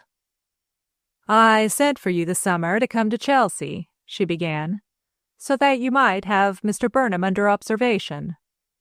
I told you that at the time." Hayden bowed again. "You said then that you observed a tendency on his part to brood, and to withdraw himself from the society of his friends." "True," responded Hayden gravely. His chief relaxation, aside from long solitary walks, seemed to be to lock himself in some room and work over chess problems. I advised you to use your influence to induce him to be more with people." "I have tried to do so." Mrs. Burnham was exerting her superb self-control to keep her voice tranquil, without, however, satisfactory results. "Now, he even dislikes my society." Hayden glanced at her keenly. "A morbid tendency very often makes people turn against those they love the most," he said gently. "As Burnham's physical condition improves, he will shake off his mental depression. In my opinion, Mrs. Burnham," he added more lightly, "half the murders and suicides today are the result of a torpid liver." Mrs. Burnham's answering smile was wan. "Then you think his, shall we say, distorted views of people and events are the result of physical illness reacting on his mental condition?" "It is possible," conceded Hayden. Again he eyed her keenly. "You have mentioned no specific case." "I am coming to that." Mrs. Burnham bent forward in her earnestness. "How much reliance can I place on my husband's active dislike for Captain René Lamontagne and the charges he has brought against him?" Hayden considered the question. "It is difficult to answer," he admitted. "I do not know the grounds, if any, your husband has for hating. Frankly, on the surface it amounts to that," he added hastily, "for hating the Frenchman." Mrs. Burnham colored painfully. "As I understand it, Captain Lamontagne was a passive witness of an unfortunate scene in a club in Paris, in which my husband did not, she faltered, did not cover himself with glory. But I must say, in justice to him, that he was brought up in the tenets of the Quakers, and dueling or fighting of any kind is—" "I know," broke in Hayden kindly. "It is highly probable that Burnham has become possessed of this notion, this dislike of Lamontagne, contradictory alike to common sense and his own experience, until it has developed into almost a monomania with him." Mrs. Burnham drew a long, long breath. "Then, do you think he has brooded over a long past incident and centered his resentment on Lamontagne until it has become an obsession?" she asked. "Yes, so it seems to me." "Then you think he has taken the shall we call it chance?" Mrs. Burnham whitened. "The chance of that unidentified man having been killed in our empty house, to involve Captain Lamontagne in the crime, so as to punish him for an imaginary grievance? In his mental condition, exaggerated out of all proportions to its real significance?" "It may be."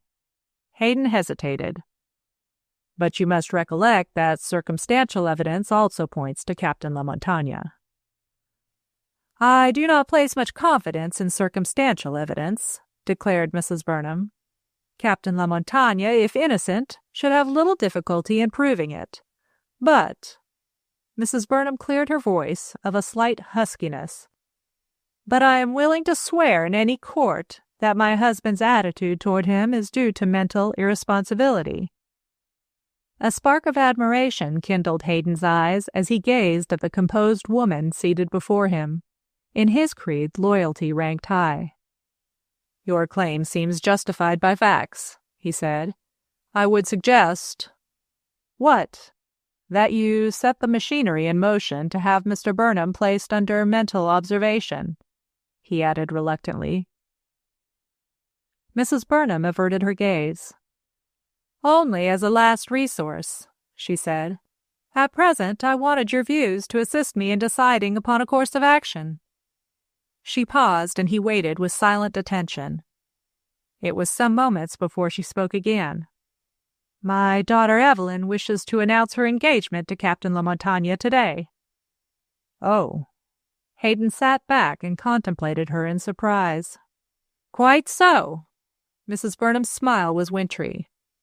"Evelyn's behavior complicates the situation," she admitted with candor. "I've had quite enough gossip about my private affairs." Her tone grew bitter. "People perhaps do not think I know the things which were said at the time my engagement to Mr. Burnham was announced, but there are always kind friends." She laughed mirthlessly. "Women do not spare their own sex, Doctor. Even my daughter's intimate friend, Marion Van Ness, stated I only married Peter to get rid of him." The frantic ringing of the telephone bell interrupted her, and with a hasty apology, Hayden crossed the room to the instrument. Mrs. Burnham seized the opportunity to relax in her chair. The interview had taxed her strength. Happening to glance in the direction of the door, she saw the Japanese servant pass down the hall, long wall brush and dustpan in hand. Another instant, and Dr. Hayden was back at her side. "Evelyn is in a state of mind to do anything," she stated as he resumed his seat. "She is quite as possessed in favor of Captain Lamontagne as my husband is opposed to him." "A pleasant situation for you," acknowledged Hayden, and his sympathetic manner was a tonic to her frayed nerves. "Do you anticipate an elopement?" "No, oh no." Mrs. Burnham spoke more rapidly than ordinarily. "Evelyn simply desires the immediate public announcement of her engagement under, in my opinion, a mistaken sense of loyalty to Captain Lamontagne. I have begged her to tell only her intimate friends and relatives." "Ah, then you have agreed to the engagement?" asked Hayden quickly. "Yes," reluctantly. "Frankly, Doctor, Evelyn's condition this morning worried me, and I thought the best thing to do was to accede as far as possible to her wishes. It quieted her, and she spent the remainder of the night without seeing visions." "Visions!" exclaimed the astonished physician. "Yes," tartly. "I was awakened by a whistling noise which seemed to come from Evelyn's room, and on going in I found her sitting up in bed, apparently frightened half out of her senses, and declaring that she saw against the opposite wall the unidentified dead man sitting in the chair as she had found him in the library on Tuesday afternoon." "Upon my word!" Hayden stared at Mrs. Burnham. She was certainly serious in her statement. Was the entire Burnham household going mad, or was his hearing defective? "Evelyn seldom speaks of the scene in the library," went on Mrs. Burnham, "but finding the body must have made a greater impression upon her than any of us realized. She was very much wrought up to a feverish degree. Mrs. Ward told me this morning, by an interview she had with me about René Lamontagne just before going to bed, and I'm afraid her mind must have reverted back to the dead man, and her mental distress projected her vision of him on the wall," ended Mrs. Burnham. "Isn't that what you physicians call it?" Hayden looked puzzled. "An illusion, counterfeit appearances," he explained, "is an incorrect impression of the senses. Has Evelyn ever had other illusions?" "Never to my knowledge." Mrs. Burnham rose. "I have left her in bed in Mrs. Ward's care. I wish you would come in sometime during the day, Doctor, and see her.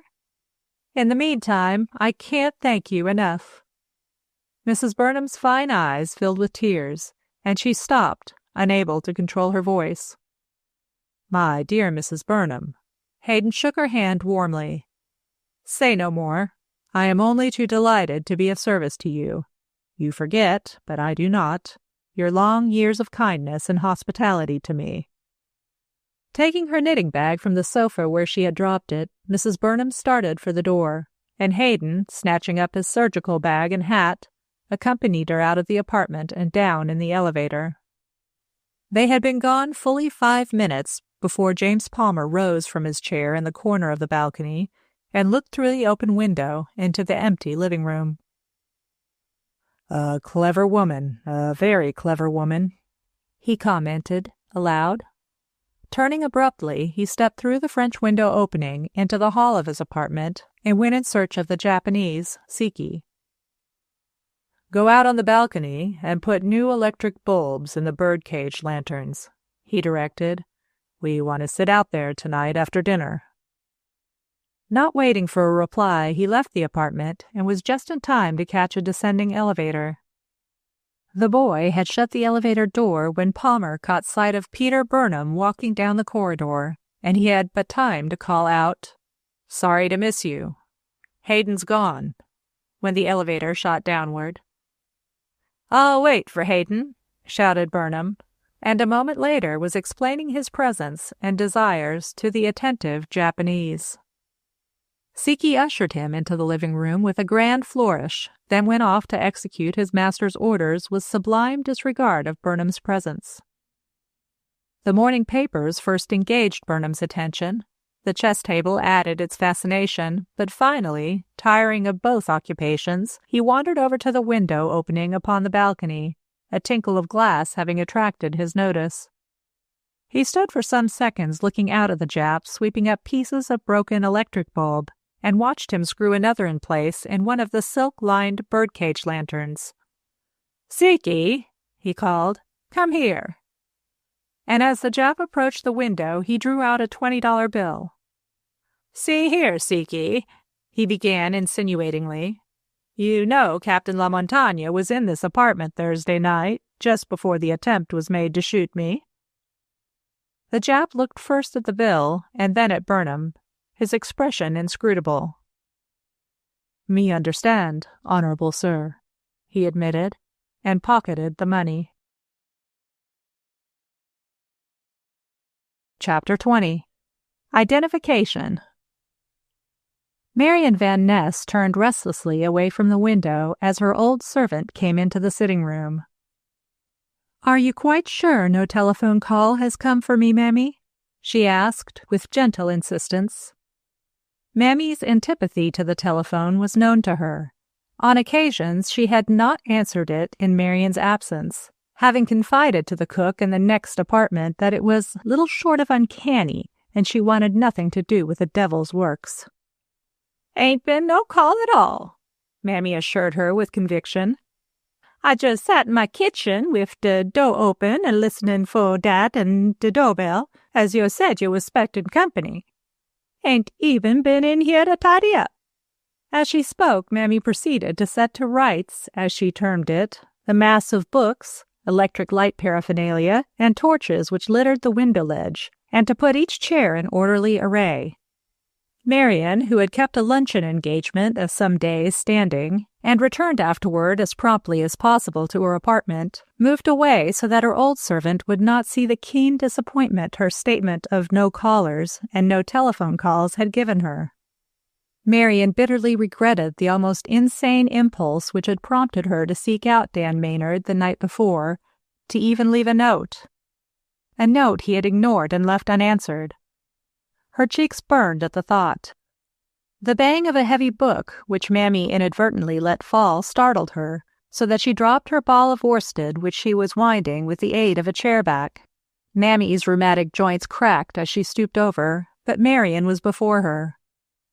"Don't bother, I'll pick it up," she said, and retrieving her ball, which had rolled under a table, she sat back somewhat flushed from her exertions, the book balanced open in her lap. Looking more closely, she saw it was an edition of Who's Who, and in sheer idleness turned over its leaves as she continued winding the ball. Suddenly her eyes traveled listlessly down one page, stopped, arrested by Dan Maynard's name. Putting aside the worsted, she lifted up the book and read the long paragraph devoted to his accomplishments, his stage career, and his place of birth, Berlin.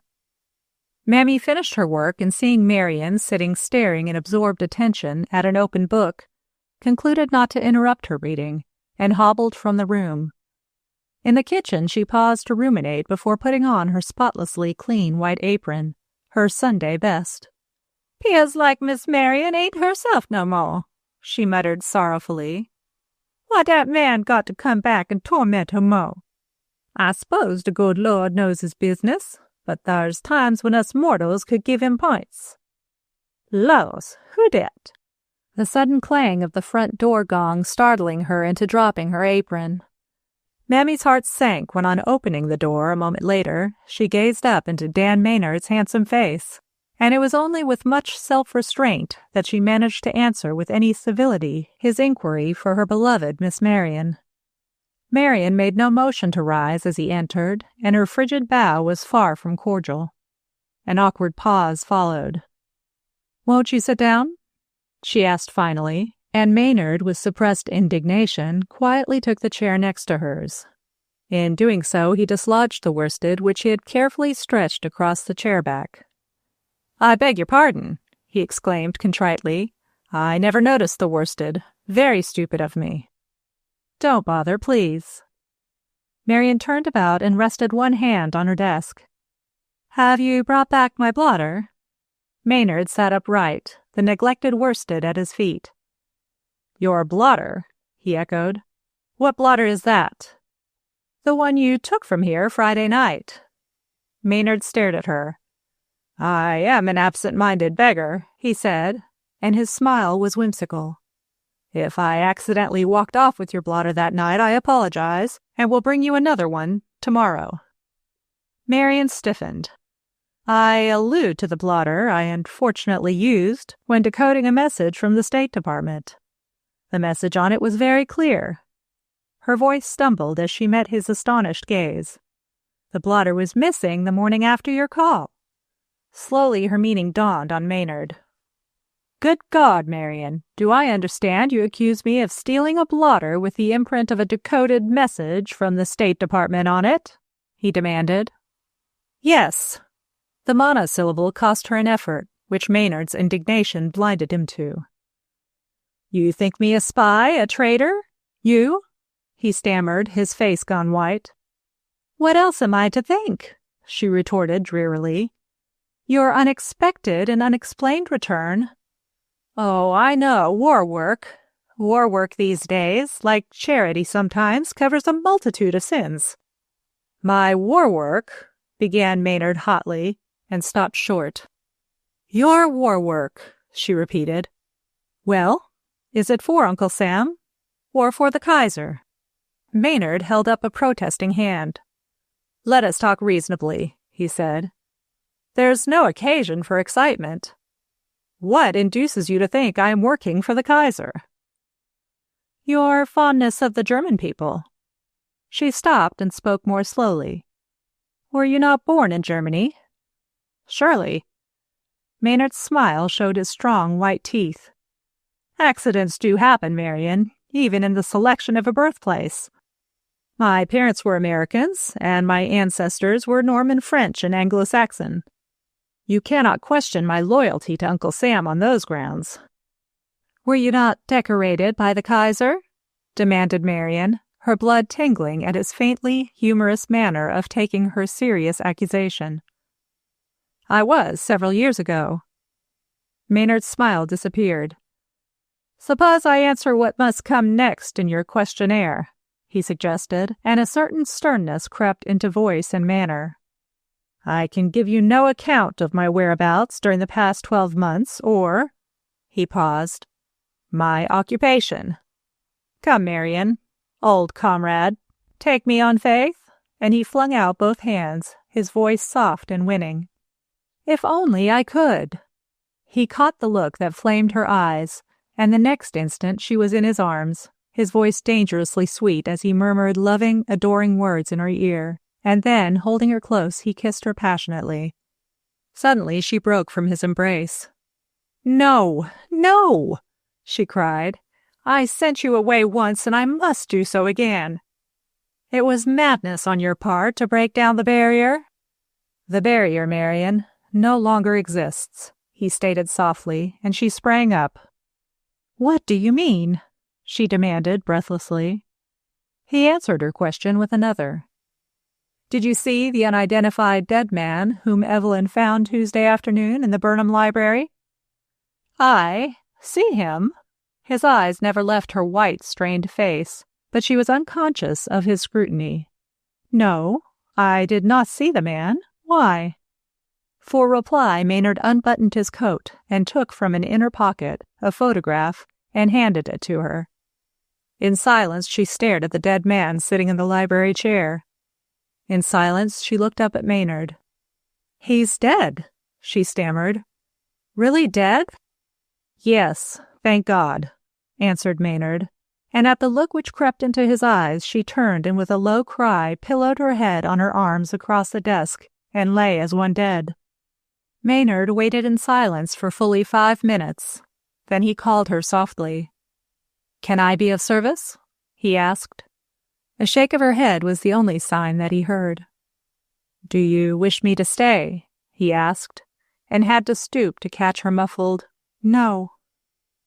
Picking up his hat in the hall, he paused in uncertainty. Then recollection of Mammy's presence in the apartment convinced him that he was not leaving Marion alone, and opening the door, he went slowly down the corridor to the elevator shaft. He had been gone a scant 3 minutes when Mammy's black face peered out from Marion's bedroom.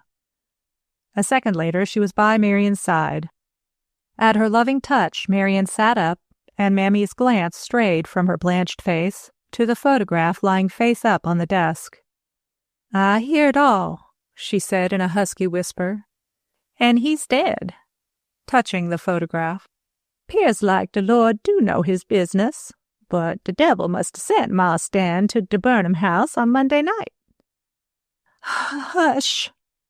And Marion clasped her in an agonizing grip as her terrified eyes swept the pretty room.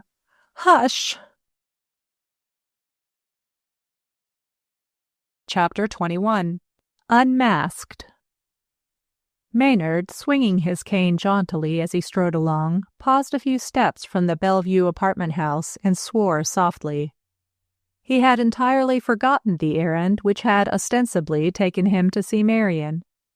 Retracing his footsteps, he persuaded the telephone operator to give him a small envelope, and writing on his visiting card, "Evelyn wishes to see you at your earliest convenience," he enclosed it in the envelope and ensured its immediate delivery by a liberal tip to the grinning elevator boy.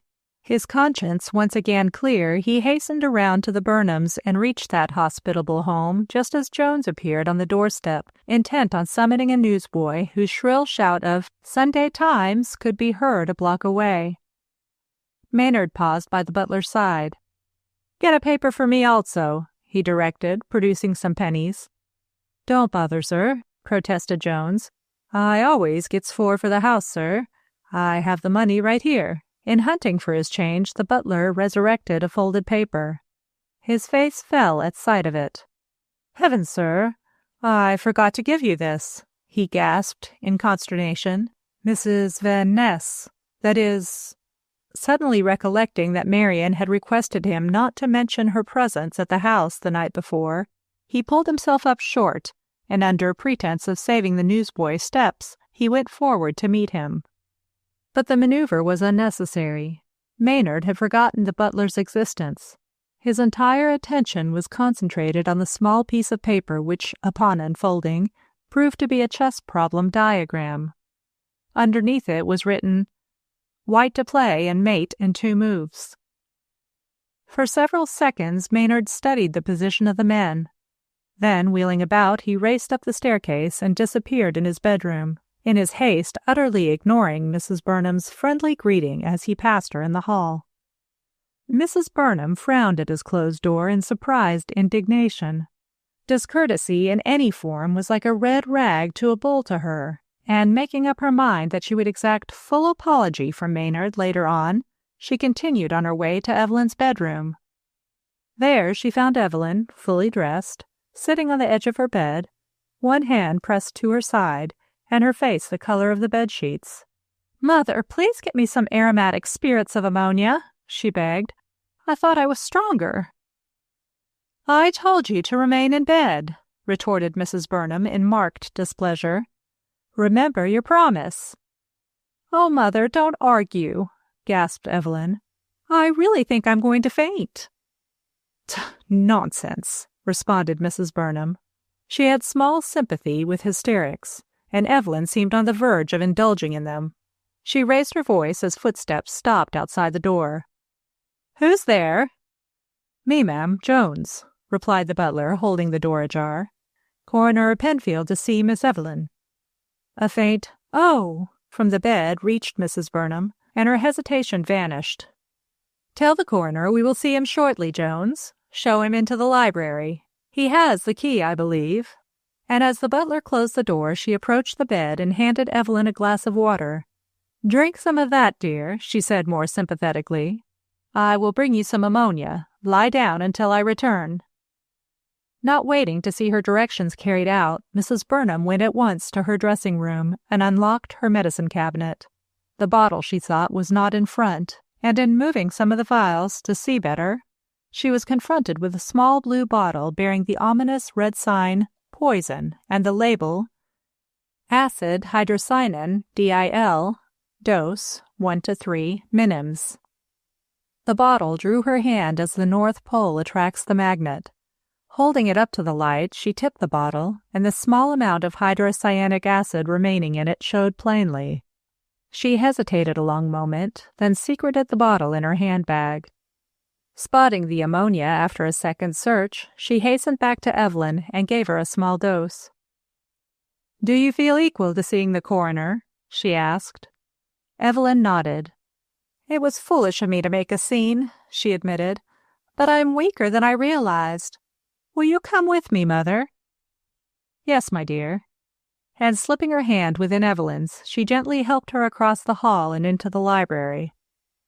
There was distinct rumbling of thunder in the darkness preceding the heavy electrical storms, almost tropical in their violence, which visit Washington occasionally, was creeping up, Even the air was oppressive, and Mrs. Burnham shivered involuntarily as she entered the library with Evelyn and greeted the coroner. "Sorry to keep you waiting," she said graciously. "My daughter is not very well, so you must excuse us." "I'll not detain you long, Miss Preston." Penfield noted Evelyn's haggard appearance with concern. "There are just one or two questions I must ask you. For instance, did you, on your arrival here Tuesday morning, wind that clock?" pointing to the mantel. "No, but it was going," replied Evelyn positively. "Ah, then someone besides yourself wound it."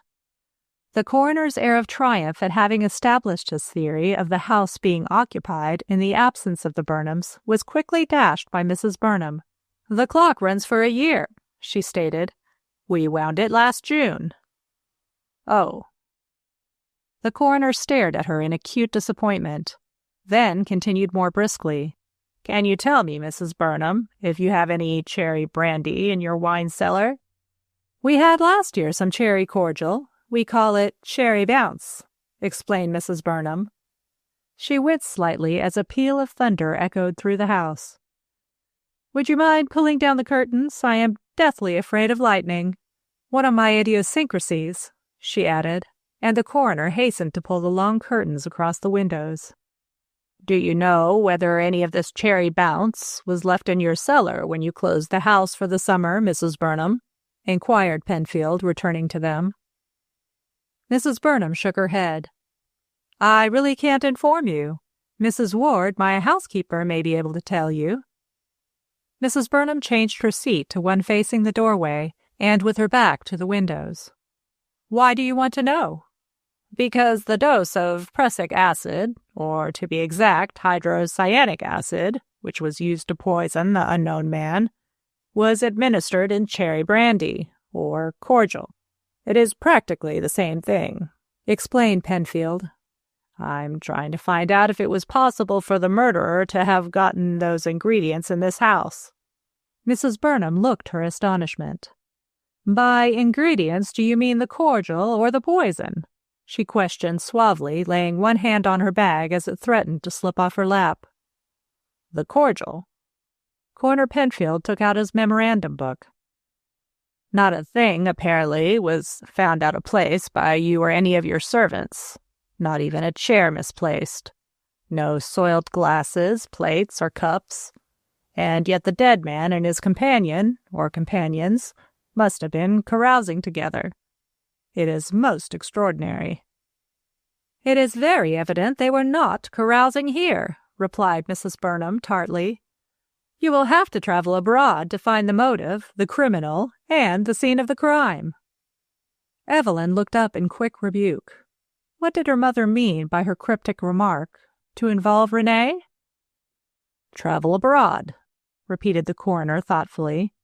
"To some extent we have done that. A warrant has been issued for the arrest of that young French ace, Captain La Montagne, and we hope to have news of his whereabouts before night." "You can have news of his whereabouts now," declared Evelyn before her mother could intervene. "My fiancé, Captain La Montagne, is dining with us tonight." "Your fiancé?" Penfield stared, astounded.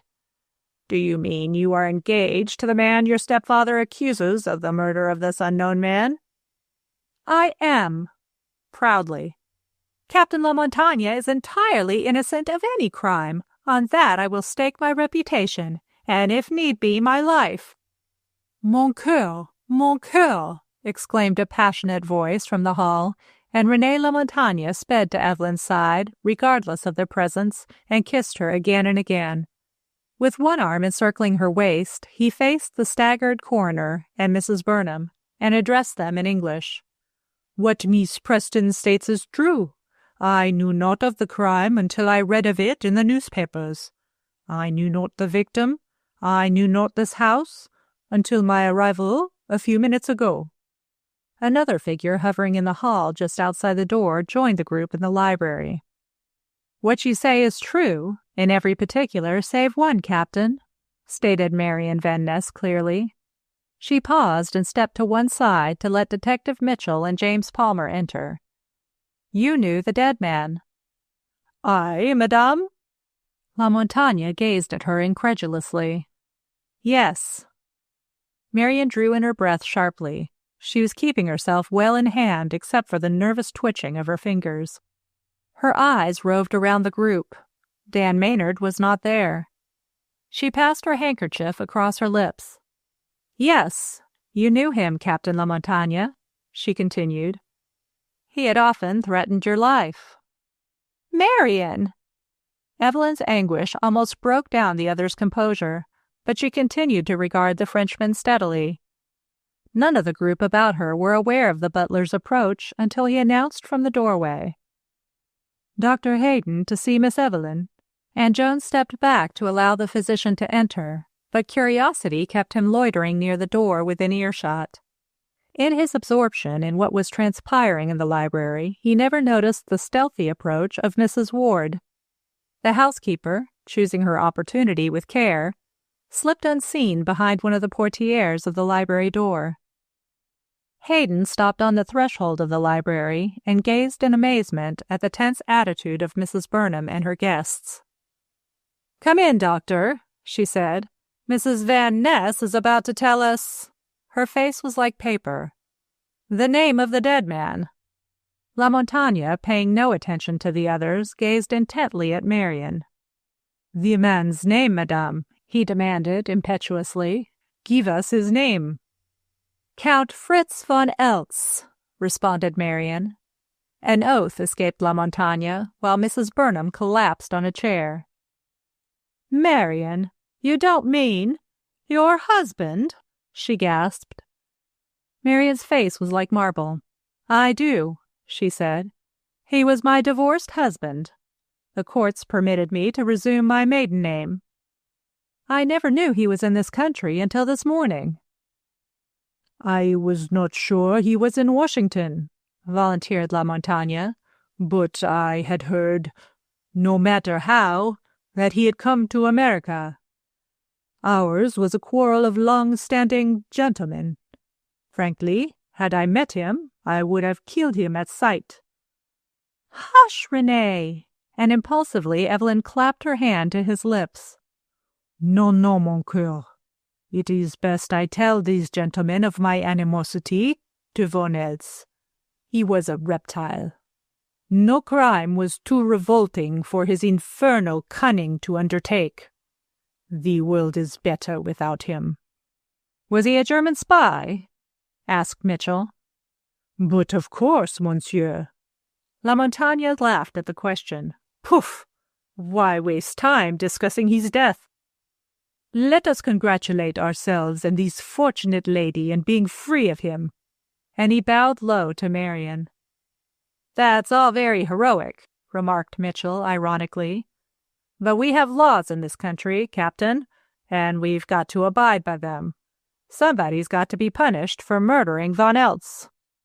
A sudden shout from the next room startled Evelyn, and she swung about just as Mrs. Burnham, her face ashen, started for the door leading into her husband's bedroom. A premonition of impending evil made Evelyn follow her. The coroner, speeding ahead, unlocked the door. "Come," Evelyn called over her shoulder to the others, and they flocked after her. Jones, bringing up the rear of the little procession, almost collided with James Palmer, who lagged behind the others. Peter Burnham, sitting up in bed, his hands clutching numerous papers while others were scattered loose over the counterpane, glared at his wife and those back of her until he saw James Palmer.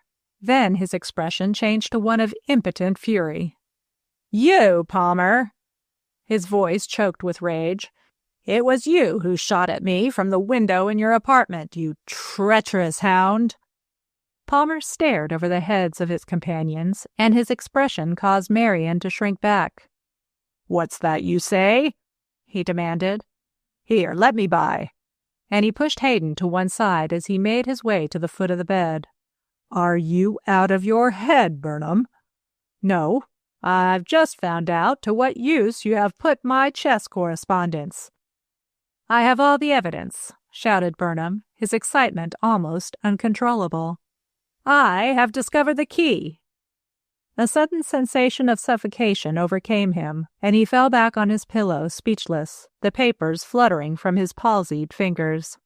"Quick, doctor," pleaded Mrs. Burnham, while Detective Mitchell, his mind in a whirl, edged nearer Palmer, at the same time keeping an alert eye on Renee LaMontagne, who had drawn Evelyn to one side and shielded her from the sight of the pitiful figure on the bed.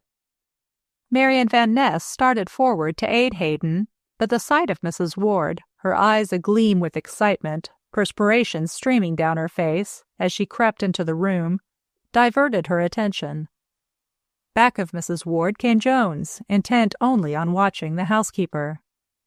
Hayden, his quiet professional manner in striking contrast to the excitement about him, prepared some stimulant and then bent over Burnham. Slipping his arm deftly under the unconscious man's head, he lifted him up and placed the small glass to his lips and tipped it slowly upward. The next instant the glass was plucked from his grasp, and an iron hand hurled him to the floor. "Quick, Mitchell, there's your prisoner," shouted the man in the bed, and with leaping pulses and reeling senses, Marian recognized Dan Maynard's voice.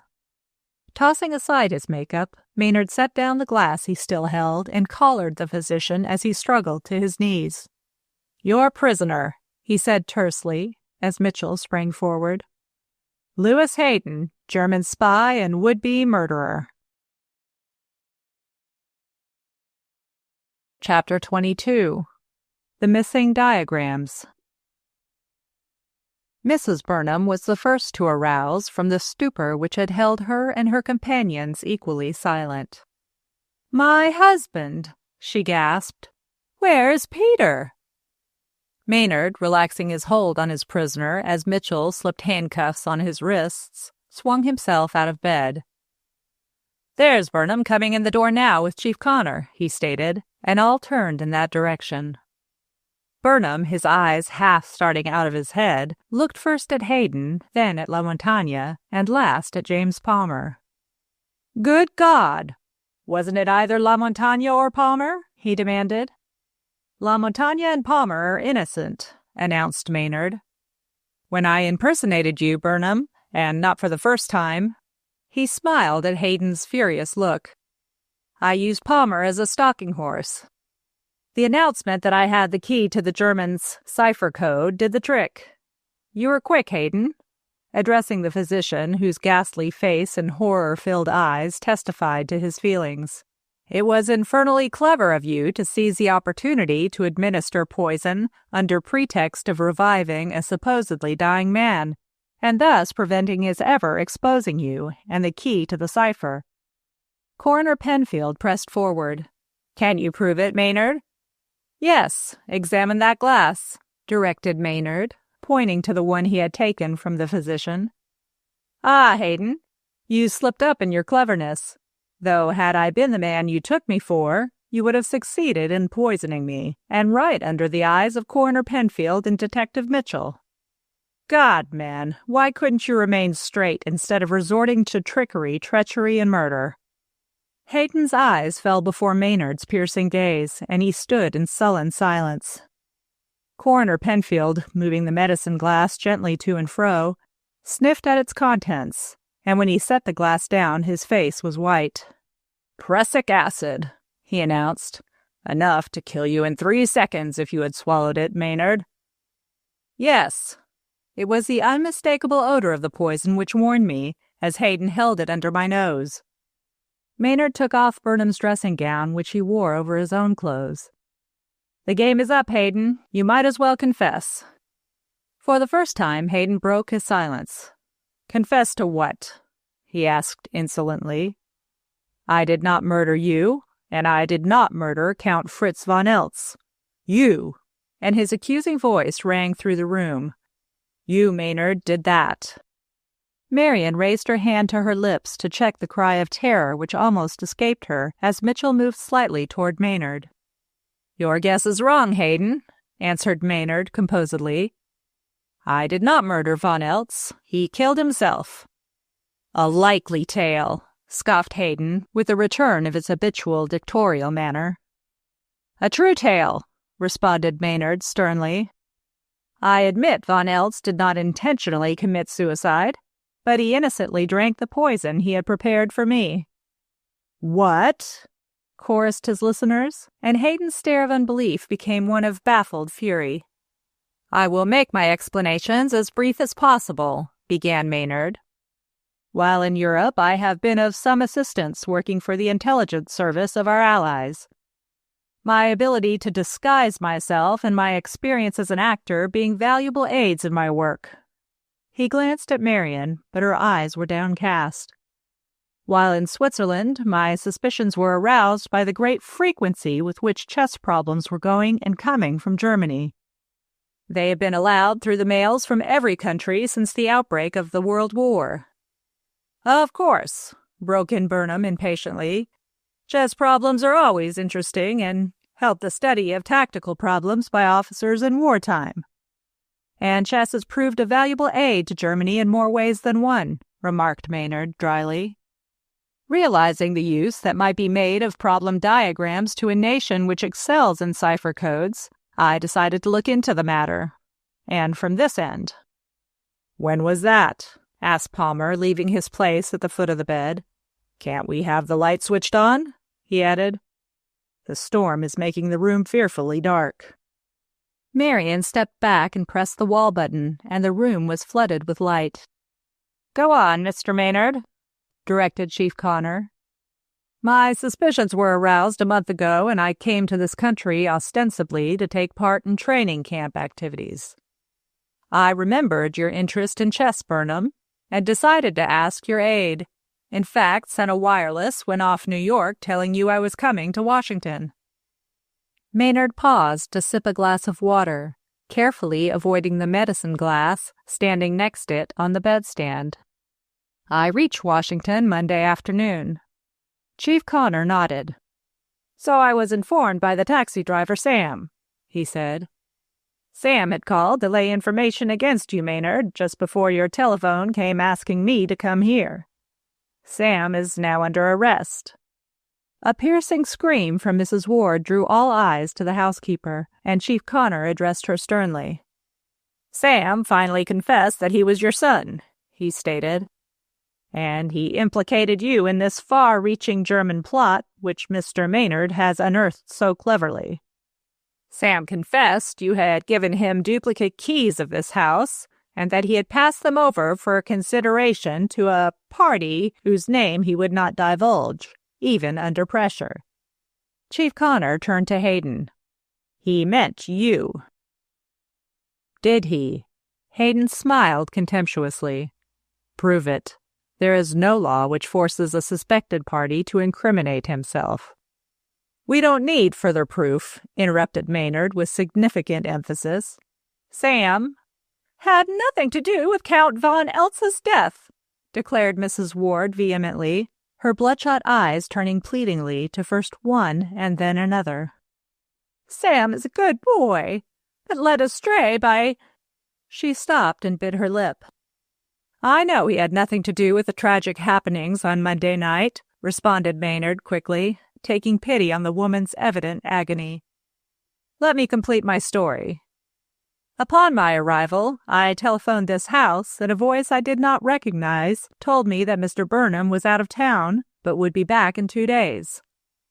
I had seen in the newspapers that La Montagne was in Washington and hunted him up.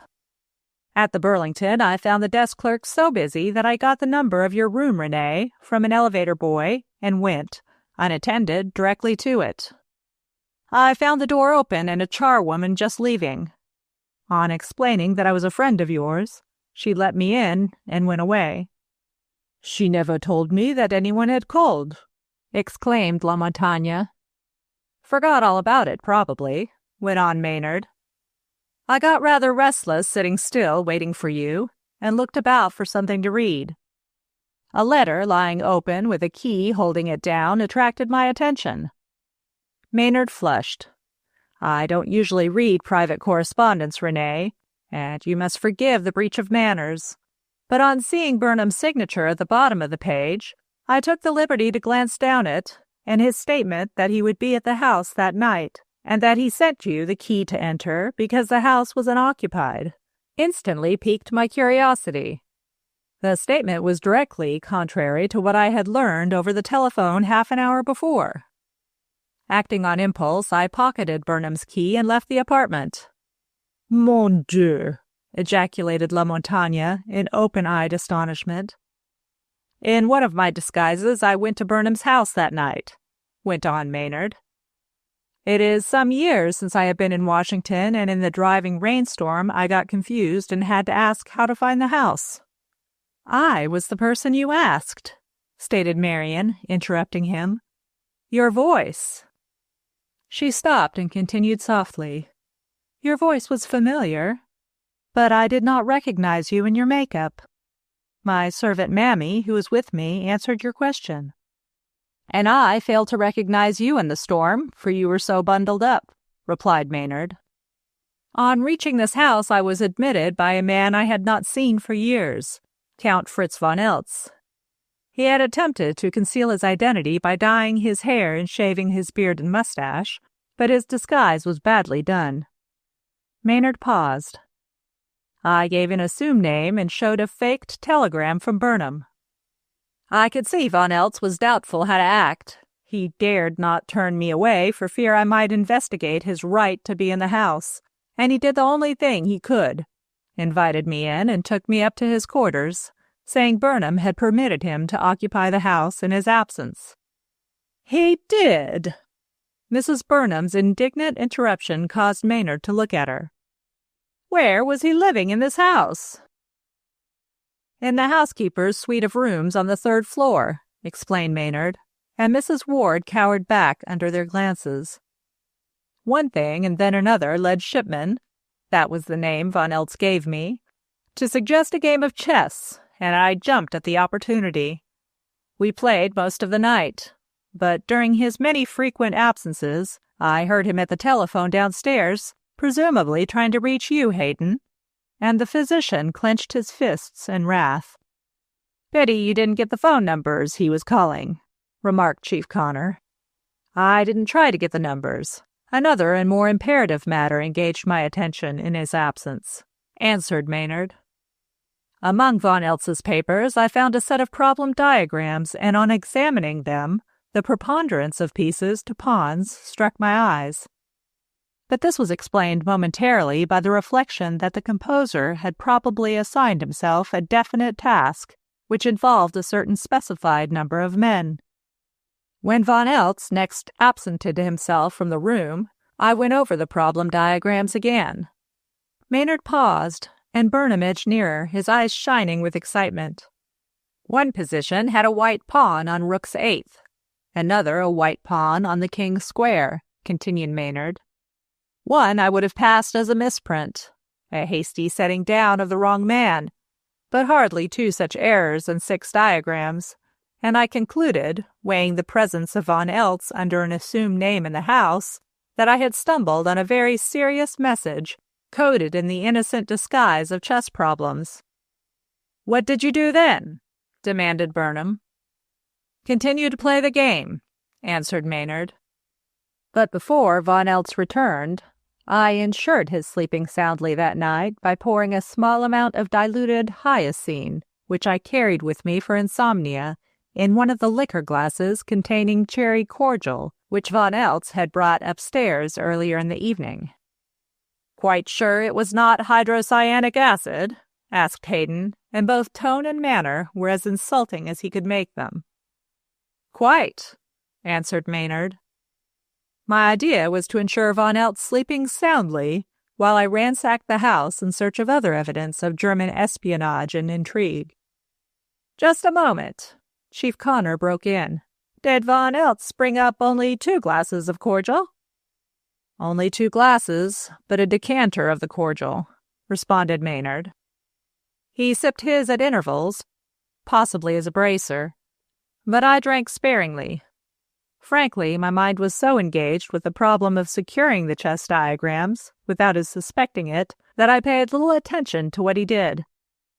I do remember, however, that previous to a vivid flash of lightning, followed by terrific thunder, which put out our lights temporarily, Von Eltz had refilled both glasses, and at his urging I tossed off mine just before I went to bed. "Well, what then?" demanded Hayden.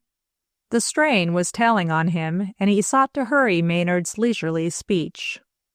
"Then, contrary to my expectations, I slept heavily all night," answered Maynard, unruffled by his questioner's manner. "On rising, I went into the sitting-room, Von Eltz having insisted that I should occupy his bed, and he take the sofa there, and I found him lying on the floor, dead." Coroner Penfield broke the silence that followed. "When did you make this discovery?" "About 8 in the morning." "Good gracious! Were you hiding in the house when I arrived at 10 o'clock?" gasped Evelyn. "No, I was stunned by my discovery, but half awake, and my first thought was that I had inadvertently given Von Eltz an overdose of hyoscine and killed him," explained Maynard. "In my confused state of mind, I dressed immediately and left the house, taking my suitcase which I had brought with me, as well as the 6 chess problem diagrams. First, however, I searched Von Eltz's body and found nothing, not even a pocket handkerchief. I overlooked a string which you discovered later, Penfield." "And which I promptly lost," and the coroner made a wry face.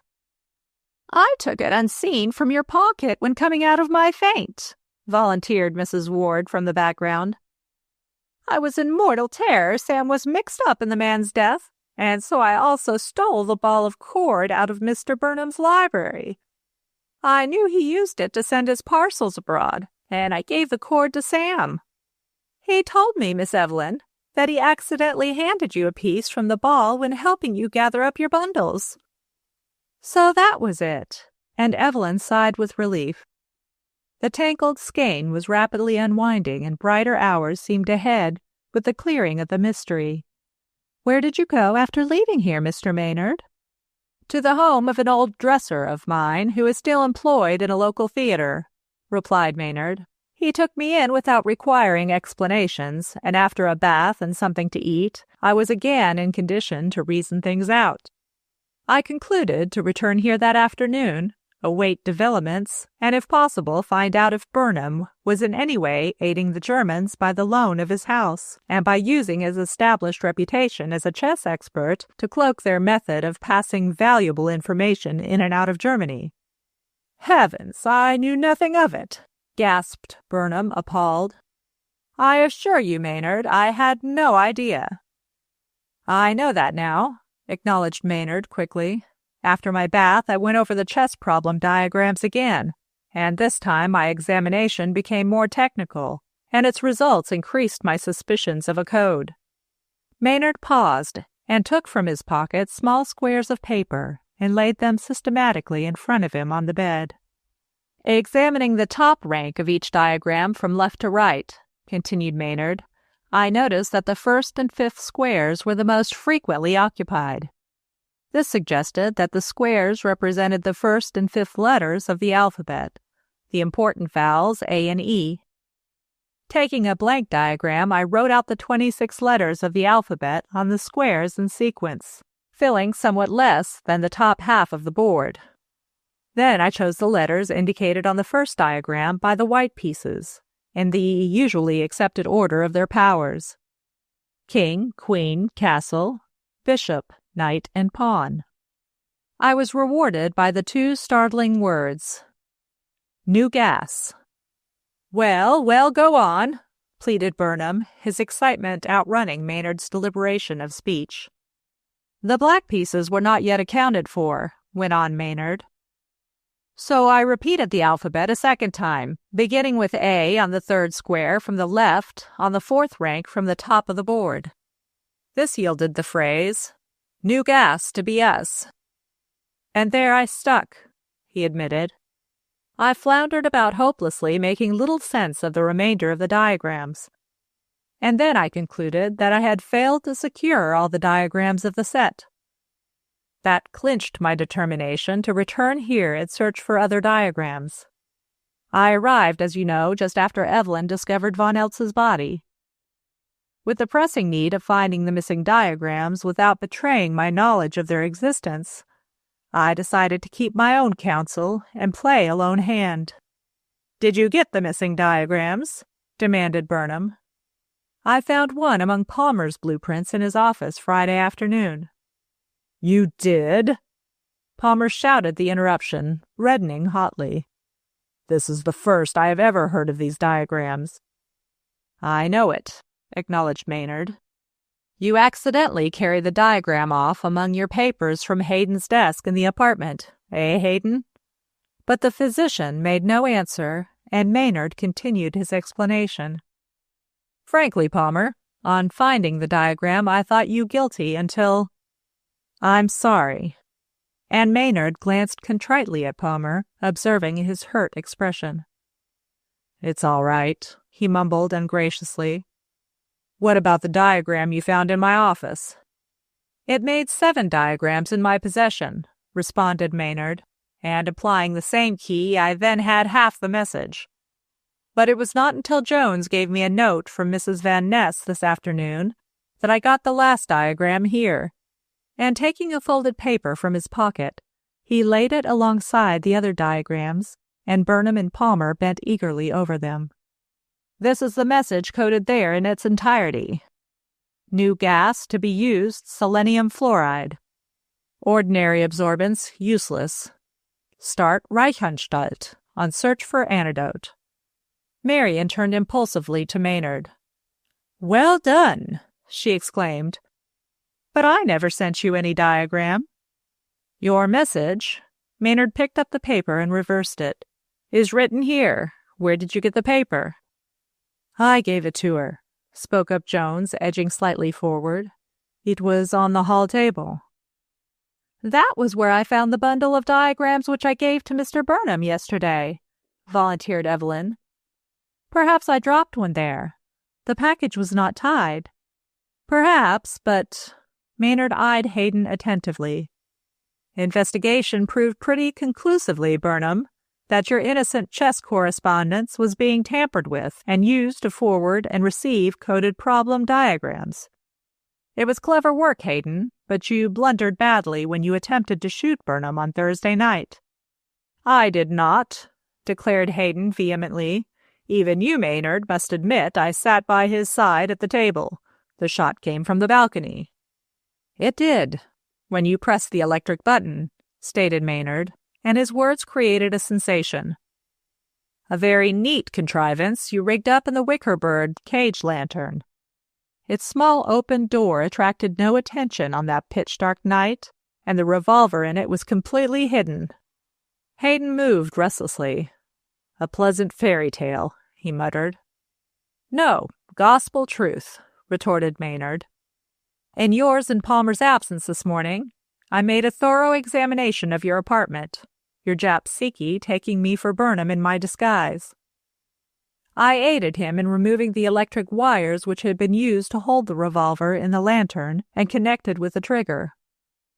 Also, I took full note of the fact that the lantern, by aid of a pulley on which it swings, can be raised or lowered at will. The electric current which pressed the trigger was supplied and controlled by the electric wires running from the bell attached to the dining table and the pantry. That was the bell the Jap heard when you fired the revolver at Burnham." "Was it?" snarled Hayden. "Your statement is not borne out by facts. Fully 5 minutes elapsed before Palmer and Burnham rushed into the hall after the shooting, and they found Siki answering the bell then, which had just rung." "Siki distorted the truth to shield his negligence," replied Maynard. "On investigation, I found he was out on the fire escape talking to your neighbor's pretty cook, and he was late in answering the bell in consequence." "I am glad Siki's leaving," declared Palmer. "If he had been prompt that night, La Montagne might have been spared some uneasy moments." He shrugged his shoulders and looked away from Evelyn. He could not bear with equanimity just then her happy face as she stood by her lover. "I noticed the lantern hung pretty low that night, but never gave it another thought. It swings directly in front of the balcony window." "And right in line with where Burnham sat," added Maynard. "I made another interesting discovery, Hayden, in your apartment, the significance of which I did not recognize until later.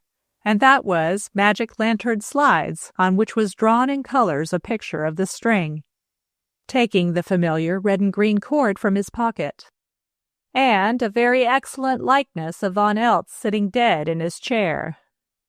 I also saw that Palmer's window was at such an angle that the slides could be thrown directly in Evelyn's bedroom. It was a bit of deviltry which frankly infuriated me. "Thank God it was no illusion on my part!" exclaimed Evelyn fervently. "But, Mother, you must have seen the dead man as well as I." Mrs. Burnham blushed hotly. "I did," she confessed. "But I recognized the man as one who had traveled to Chelsea to blackmail my husband, and God forgive me, I feared Mr. Burnham had met him here, and in a moment of desperation poisoned him with some of the hydrocyanic acid which had been prescribed for stomach disorders for him when we were in Florida last winter. I knew the bottle was in the house somewhere, that we had plenty of cherry cordial, and that Mr. Burnham had left for Washington on Monday." Burnham, who had listened with increasing anxiety, exclaimed hurriedly, "My train did not reach here until Tuesday morning, and I went to a Turkish bath and later got my breakfast and lunch downtown. Then came up to this house, saw the windows opened, and on entering went directly to the library and rang for Jones, supposing he was downstairs. Glancing about the library, I saw the dead man, Von Eltz, or Shipman as I knew him, realized I had promised to meet him that afternoon, that I threatened to make trouble if he blackmailed me again, and not stopping to think, bolted out of the house and into the taxi which was still standing at the curb." "But I don't understand how the dead man got in the library," exclaimed Evelyn. Hayden raised his head and addressed them sullenly. "I carried him there," he admitted. "There's a side entrance to our apartment house which opens directly on your court, Burnham, and with the pass keys which Sam gave me, I could enter this house at any hour unobserved. I came in about 2 o'clock Tuesday and stole upstairs to Von Eltz's usual quarters and found him lying there dead. It was a fearful shock." Hayden passed his hand across his mouth. "I was uncertain whether Von Eltz had committed suicide or been murdered, or who had murdered him.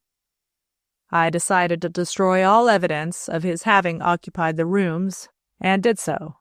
No very difficult job, as Von Eltz had planned to go on Tuesday anyway, and we had sent away practically everything."